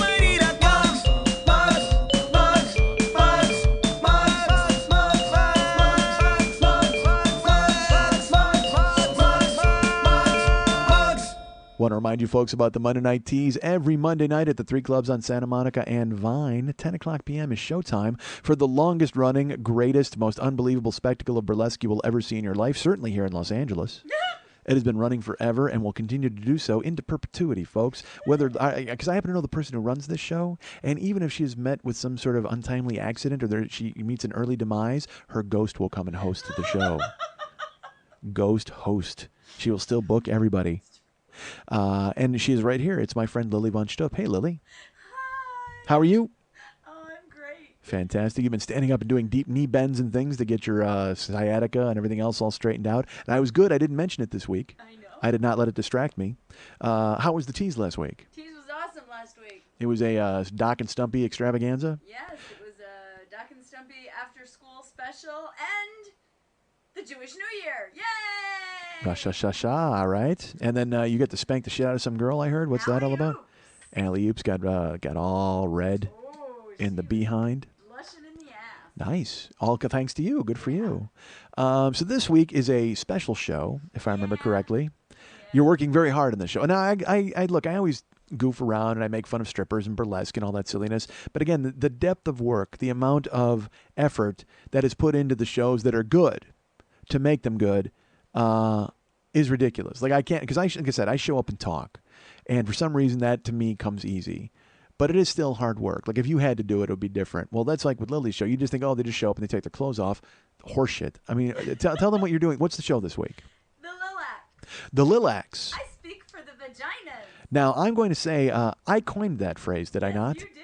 I came up with that, and then you ran with it and said, that sounds like something I would like to do as a show. Yes. So you will host the show as The Lilac. the Lilacs in full costume, correct? Yes. All right. So she's making a Lilacs costume, folks, along with a costume for her sidekick who's doing pickup. And my friend Lily Von Stupp is rewriting the Lorax so the narrative fits the show. And the show will be about women's rights and the state of our country. It's actually going to be a politically themed Monday Night Tease under the guise of the Lilacs speaking for the vaginas, also known as speaking for the women of this country who are being held down or held back. And I can't believe it. I'm so proud and to even have had a hand in sparking the idea. And then she tells me what she's doing, and I'm laughing, and I'm like, God damn it, that's going to be great. That's going to be great. I don't know if I can go, but I want to. Jesus. Who's going to be at the show? Let's see here. Vassy, the Bush Agenda. Heather Henderson, Bunny Gadget, Nikita Bitch Project, Tori Adorable, Isa Levamp, Scarlett O'Kelju, Lucille Highball, Dizzy Von Dam, Bella Luna, and myself. It's a big cast. Yeah, it's a lot of vag. You're hosting. Yeah, it is a lot of vag. Well, a lot. You got to speak for all that vag. I do. So you'll be. It speaks for itself. I can't wait. So you'll be there hosting as the Lilacs. Yes. That's great. And so all the dancing is happening, and people are going to be there, and there's a narrative, and there's actually a political thing, and I love it. I love the idea. Voter registration. We're doing voter registration at the show. We don't want to have voters being oppressed. No. So come and look at Lily in her Lilacs costume and then sign up to vote in this country. Be influenced by the narrative that they're going to run your way and then realize, yes, I want to vote and I want to effect change in this country. Yeah. As I just sat here and watched a woman in a vagina costume. All right, good. That's when you get fired up to vote. You're like seeing a chick in a vagina costume. You're like, God damn it, I need to vote for somebody right now. Let's get some world leaders on deck. Awesome. So that's this Monday night. That is September 24th at 10 o'clock p.m. at the 3 clubs on Santa Monica and Vine. Tickets available at brownpapertickets.com. And you can also go to MondayNightTees.com for all information about that and upcoming shows, including the Big Prince show that's coming up in November that I can't wait to see. It's going to be fun. You can go to Facebook.com/The40Year-Old Boy and be my friend and also sign up on all of the many pages that are there to bring me to their towns, people's towns. I mentioned Hampton Roads, Virginia, Detroit, San Antonio, London exists, Montreal exists. There's all sorts of cities that you can sign up and try to get me to come to your town. Once I see that there's some momentum, I'll look for a venue and we'll make it happen. I would love to make Detroit happen soon. I don't know if I can, but I'm doing what I can to make the best of what I have from you people signing up. At least I know there's momentum and I can take a look. I looked at some stuff in Montreal already. I would love to do London, but that's going to be a whole process, and I'll get to that when I get to that. Right now, I am coming to several towns in the future. I'm going to be in Philadelphia, Pennsylvania, in a couple of weeks at the Latvian Society in Philadelphia. Hey, let's buy tickets. That'd be great. Let's not be Green Bay. Let's go ahead and buy some tickets and not freak me out until the last week. Tickets are available now at brownpapertickets.com for me at the Latvian Society in Philadelphia on October 19th, I believe. It's a Friday night. And then remember that November 16th, I will be at the Soulard Hall in St. Louis, Missouri. Tickets are available for that as well. I have sold as many tickets for St. Louis now as I've sold for Philadelphia. And that's a month in the distance from that. So, hey, Philadelphia, catch up to St. Louis and surpass Green Bay. Don't be Philadelphia from last year. Be a new Philadelphia, a brand new Philadelphia. I'm coming to town for Scrapple, for fuck's sake. You guys got to go ahead and get me on board. So buy some tickets, Philadelphia, for October 19th at the Latvian Society in Philadelphia, and also November 16th at the Soulard Hall in St. Louis. Buy tickets for that, too. Tickets always available at brownpapertickets.com. Search my name, search the name of the 40-year-old boy, or Success is Not an Option, and the tickets will be available right there. Before that, I will be performing here at the Los Angeles Podcast Festival October 12th, 13th, and 14th. I may be doing a stand-up set. I'm not sure. I was contacted to see if I wanted to do one, and I have not said yes or no because I don't know if I'm any good at stand-up, and I don't want to waste people's times. So, however, I am definitely doing this show, which will be October 14th. Right now, it's 4 o'clock in the afternoon. On Sunday, October 14th, I'm head-to-head with Aisha Tyler. And when I finish, Never Not Funny starts. So I don't know if you want to get in line for all of them or both or some or come see me. I don't know how it works. There are 3-day passes where you can see all of the shows. That's for the 12th, 13th, and the 14th. And then there's individual day passes where you can come and see me on Sunday. And it should be fun. I'm still deciding what to talk about, which is basically every week of my life.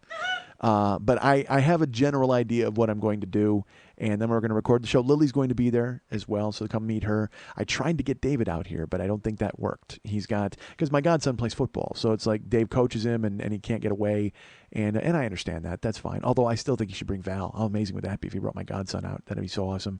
But he can't bring him to the show, because then I'm going to swear. And then I punch this chick in the vagina. Hey, Val, you're great. I mean, it would just be horrendous. So I understand why you can't do that. But you can come. October 12th, 13th, and 14th to the Los Angeles Podcast Festival. Tickets are available now, and you can come see me on Sunday, see all the other shows every other day. Should be a lot of fun. You're going to see people like Graham Elwood and Chris Mancini, Dave Anthony and Greg Barrett, Sam Tripoli, Doug Benson, Eddie Ift and Jake Johansson, Aisha Tyler. I mean, there's amazing shows. It's going to be a lot of fun. So come in and check out all of them, all in one venue in Santa Monica. They have room deals. They have all sorts of stuff. And I think I'm doing a Risk story workshop. I don't know yet. I haven't been officially asked. It was mentioned in passing, and they may decide they want to go with a guy who actually knows what he's doing. So who knows? We'll see what happens in the future. Not some jackass who just sits there and talks. So that's coming up, and that'll be fun on October 12th, 13th, and 14th. Go to LA Podfest for any and all information regarding that show. Should be fun. I'm excited. Hope to see you there. Go to MikeSchmidtComedy.com. And go to all of the different pages there and check them out. But if you go to the Joe Business page, you'll be able to see that we have plenty of things for sale. We have tweakedaudio.com/40 earbuds, autoerotic asphyxiation earbuds, and Conquering watches are available. You can get mugs. Oh, all you really want are mugs from Zazzle. There's the Fireboy mug, and then there's the Thorgar and Yeep mug. We have, of course, the Red Boy and Scar Panda t-shirts available in all different sizes. We have the download sets. Year 1, Year 2, Year 3, and Year 4 are available individually, or you get them together as the Podcast at the Caribbean set. And also there's autographed artwork, either Explosion of Ids or actual artwork from the show. Look down at your iPod. You see that picture? You can get that signed. If you order it, it'll print out, and then David will sign it, the artist who deserves to sign it. And then Lily, the producer who does all the hard work, she deserves to sign it. And then me, just because my picture's in it, so I have to sign it. But if you buy that, we'll send it out to you. That's great. Everything's one uniform price. You'll check it out and see it there. And also, if you just want to donate to the show, like our friend Manny Garcia did last week, you can just go and click on the donate button in the upper left-hand corner of any of the pages on MikeSchmidtComedy.com and send a donation our way. We appreciate it. And I will start talking more about those in the coming weeks. And because we are cluttered with Kickstarter and all sorts of nonsense that I'm still trying to make up. And you know that, and we know that. I flew home from Green Bay. I got dropped off at the airport, and I was out. I had not slept because, like I said, I got home from Green Bay at about 4:30 in the morning, and then I went to the computer, and I was on the computer for a couple of hours, and then I packed my room because I'm used to being in a graveyard mode. So Jill was coming to pick me up for lunch, and I figured I had to get some sleep, so I got an hour and a half eventually after taking a shower and getting ready, and then she picked me up. We went to lunch. I got on the plane, and I knew I was just going to crash. I'm like, dude, it's a 45-minute flight from here to there, and then I'm going to fucking sleep. So I did on the flight from Milwaukee to Minneapolis, zoned out. 45 minutes came and went. Get out, I had an hour layover. Get on the plane, and I had bumped up my seat. I should tell you that. They had a seat that you could bump up, and there was nobody. I wanted nobody sitting next to me because I wanted to sprawl and crash. And then they had these economy seats, whatever. Dude, the airport, airlines, they're robber barons. All they're trying to do is fuck you in the ass and steal your money. And I let them. I was like, fuck it. I don't care. I need to sleep, so I don't want anybody next to me. Here, take some dough. So I show up, and of course, then all the standby people show up, and they're getting called to the desk, and I'm like, motherfucker, if some standby asshole is sitting next to me, I'm going to be furious. And then Delta crew people show up, and they're like, oh, yeah, well, you guys can get on the plane, too, because there were probably 30 empty seats when I checked in the night before, and they just start calling people up and giving them tickets, and I'm going, motherfucker. And then they announce that the flight is completely full, and I'm so mad. So I sit down, I get in my window seat, I'm just waiting to go to sleep. And I kept my sweatshirt, so I'm in my passenger costume, I'm waiting.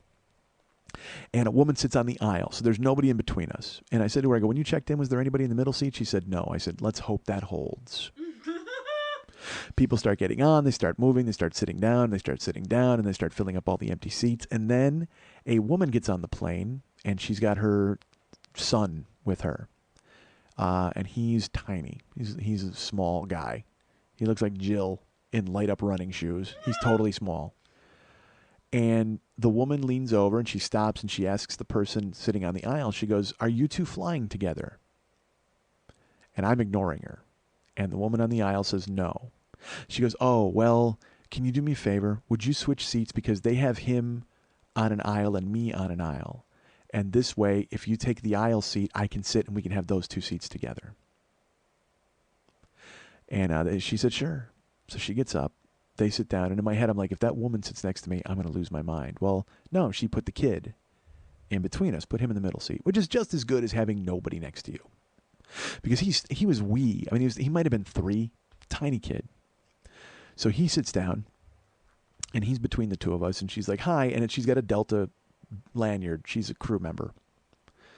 So these seats were nice. They actually had a TV in the back of the seat that you could watch television. I could watch ESPN and football, or I could buy a movie if I wanted. It was amazing. So he sits down, and he starts going, yeah, yeah, yeah, yeah. He starts making noise. And I don't care. You know, kids can make all the noise they want because they're on a fucking death tube. I mean, for fuck's sake. Good luck to him if he survives it. He could be dead. Kid's never been laid. So I'd be frustrated too. So I'm sitting there, he's in between us, and then she's there.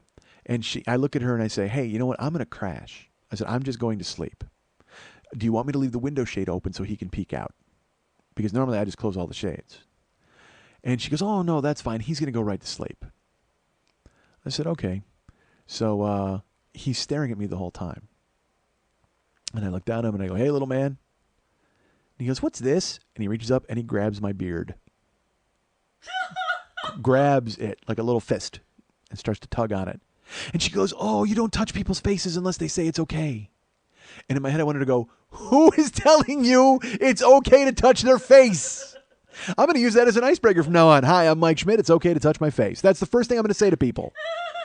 You don't touch people's faces unless they say it's okay. And also, she should go, you don't touch strange men, ever, ever. I don't give a fuck if they say it's okay. If a strange man comes up and says, hey, touch my face, you tell them no. But that was just what she said. And look, I like kids that aren't shy. I like kids that are friendly, you know, because I don't feel so awkward because I'm just stupid. You know what I mean? So I go, that's a beard. And he's tugging on it. And she goes, oh, Anderson, let him go. And I said, his name's Anderson? She said, yeah. And I go, oh, okay. And he goes, I like your beard. I said, you're going to have a beard someday. He goes, no, I'm not. I said, yeah, you are like Santa. It's going to be crazy. And he goes, no, I go, you know Santa Claus? He goes, yeah. And I go, you know he has that big beard? He goes, yeah. And I go, you're going to grow one down to your knees. It's going to be so long. And he goes, I don't want a beard. I go, but you said you liked my beard. He goes, on you. So I went in my head, I'm like, good point. So he's sitting there and he starts going like, ar, ar, ar, ar, ar, ar. He's making noises. And he's rocking back and forth and he's kicking the seat in front of him. And then he's rocking back and forth and he's ramming into me. He's just hitting me because I'm giant and I'm right next to him. But I don't care. Again, I'm a giant guy and I can sleep through fucking anything. So we're not even off the ground yet. And he's kicking and he's punching buttons and she's going, you know, and it reminded me of the Cosby fucking routine. Jeffrey. Because she's like, Anderson, no, Anderson, don't touch his beard. Anderson, no. So he turns the TV on and he's trying to flip. He's just flipping the channels. He doesn't know what he's watching and she's trying to help him.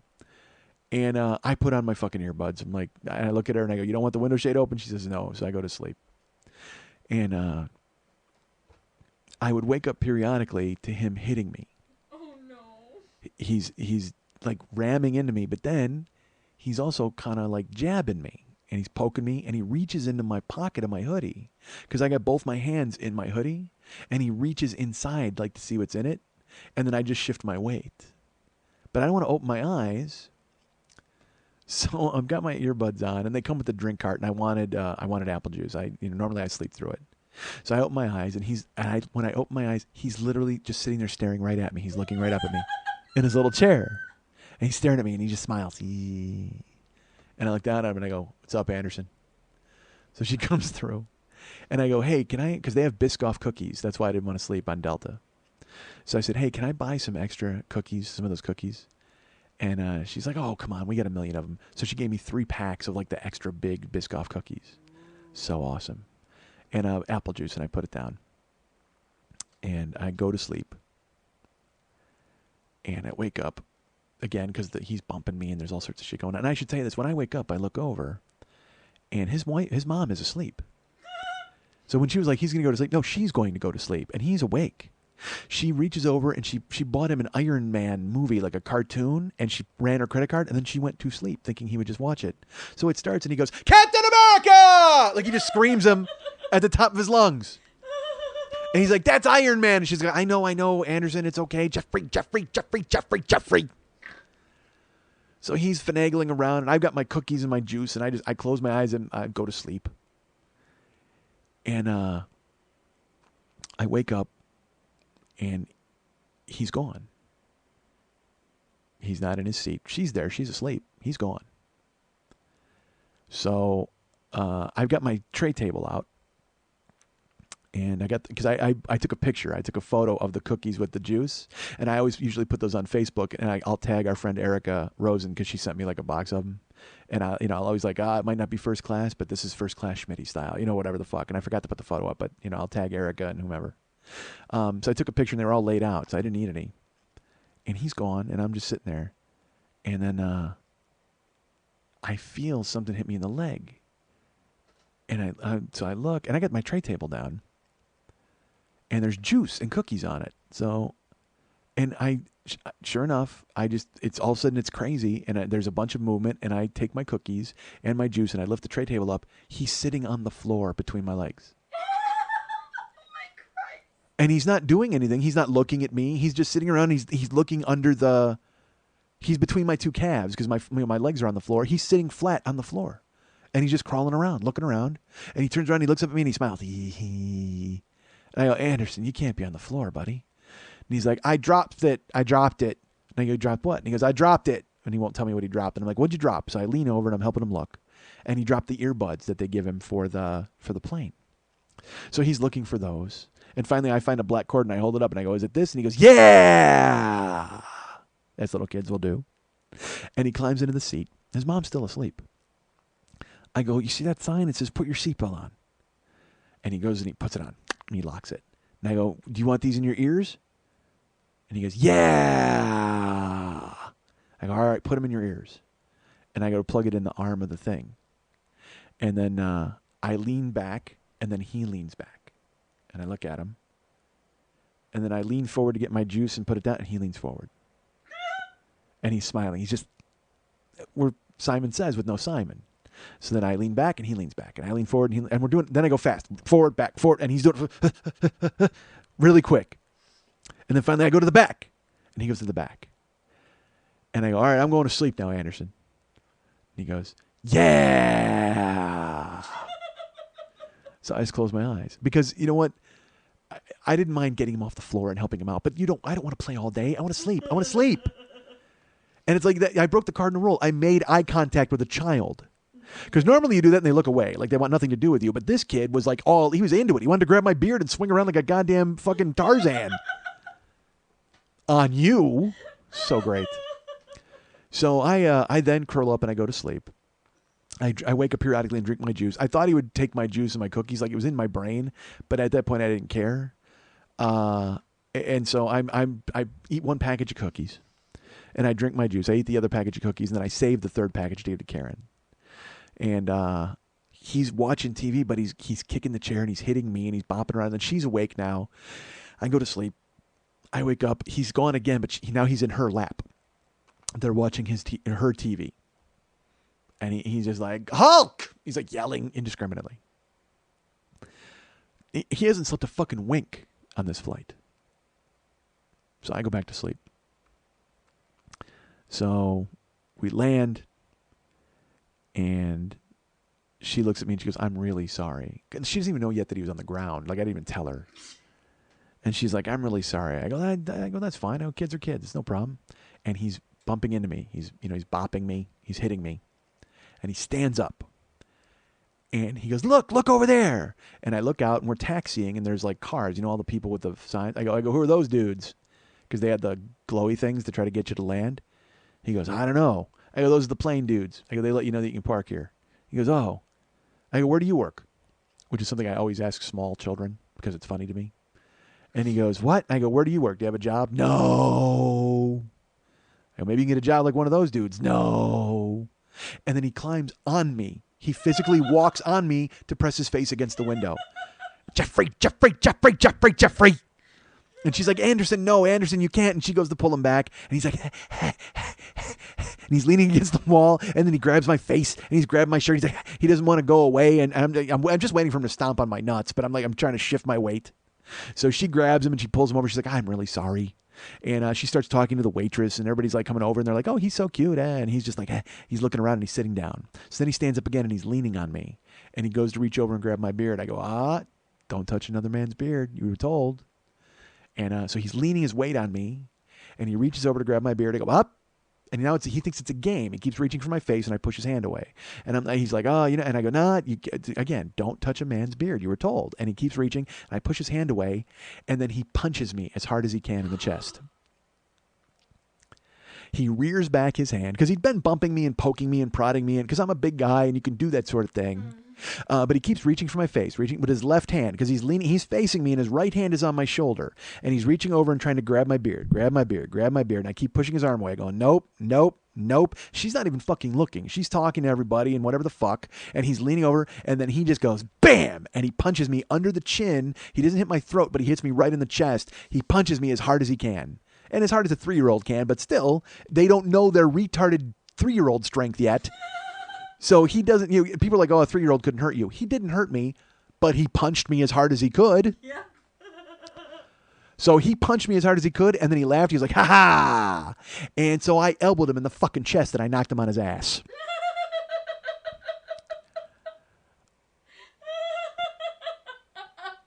Because you don't punch a fucking stranger, Anderson. He's leaning his weight on my shoulder. He's grabbing my beard, and he punches me in the chest, and he's like, ha ha. And I got my left elbow. It's right in his fucking midsection, and I just went, bam. I just fucking gave him a shot, and he fell on his ass, right on his own fucking chair. His head hit his mom. He sprawls down, and he just was wide-eyed and looking at me, and I went, yeah. And his mom looks and she goes, oh, Anderson, you can't be falling all over the place, Anderson. And he's looking at me and he just starts cracking up laughing. He's laughing and I'm laughing. And I go, ha ha. And he goes, yeah. And I go, yeah. And she's like, oh, Anderson, you shouldn't be jumping. And she goes, I'm really sorry that he's jumping on you. I go, it's weird. He was just jumping on me. He fell down. It was crazy. But he knew. He fucking knew. And I knew. You don't touch a guy's beard. You don't lean on him. You want to stomp on me. You want to jump on me. You want to be underfoot. That's fine. But eventually, we all get an elbow in the chest. Better to learn at 3 than 30. You want to fuck around on a plane? You want to fuck around anywhere? That's the thing. You're going to get in somebody's personal space over and over and over your whole fucking life. Would you rather learn at 3 than 30? At 30, you get in somebody's personal space, you're going to get fucking wiped out. You might wind up dead in a fucking sewage drain. But at 3, you do it on a plane. Hey, man, you take one shot to the chest, you fall down, and the guy grins in your face, and you go, you know what? We're good. We're good. That's good. I got it. That's a life lesson I'm never going to forget. Next time, I sleep on the fucking plane. That's what I do.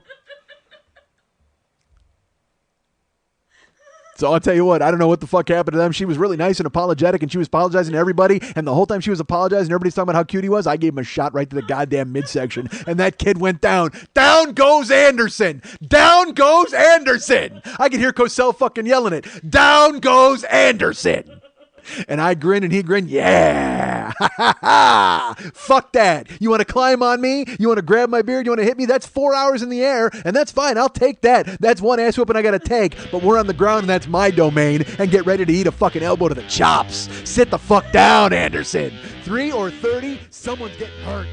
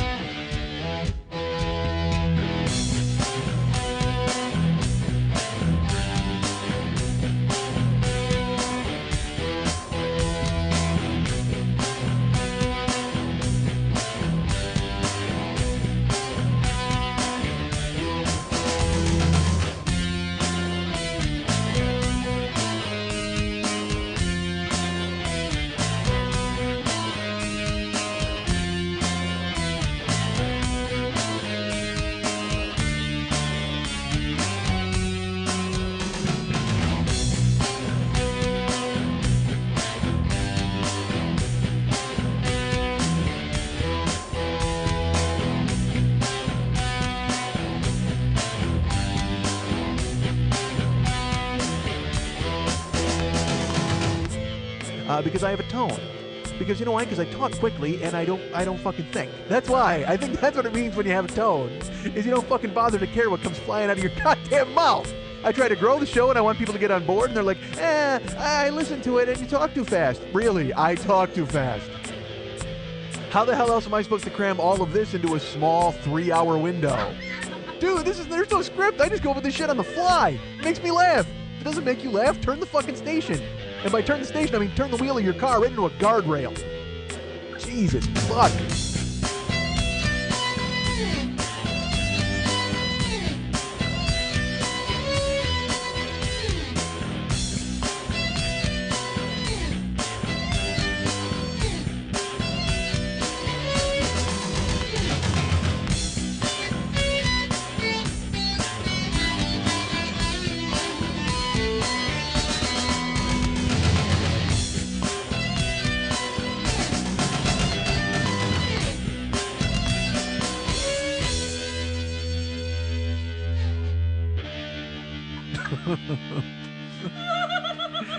Hey, where you going, boy?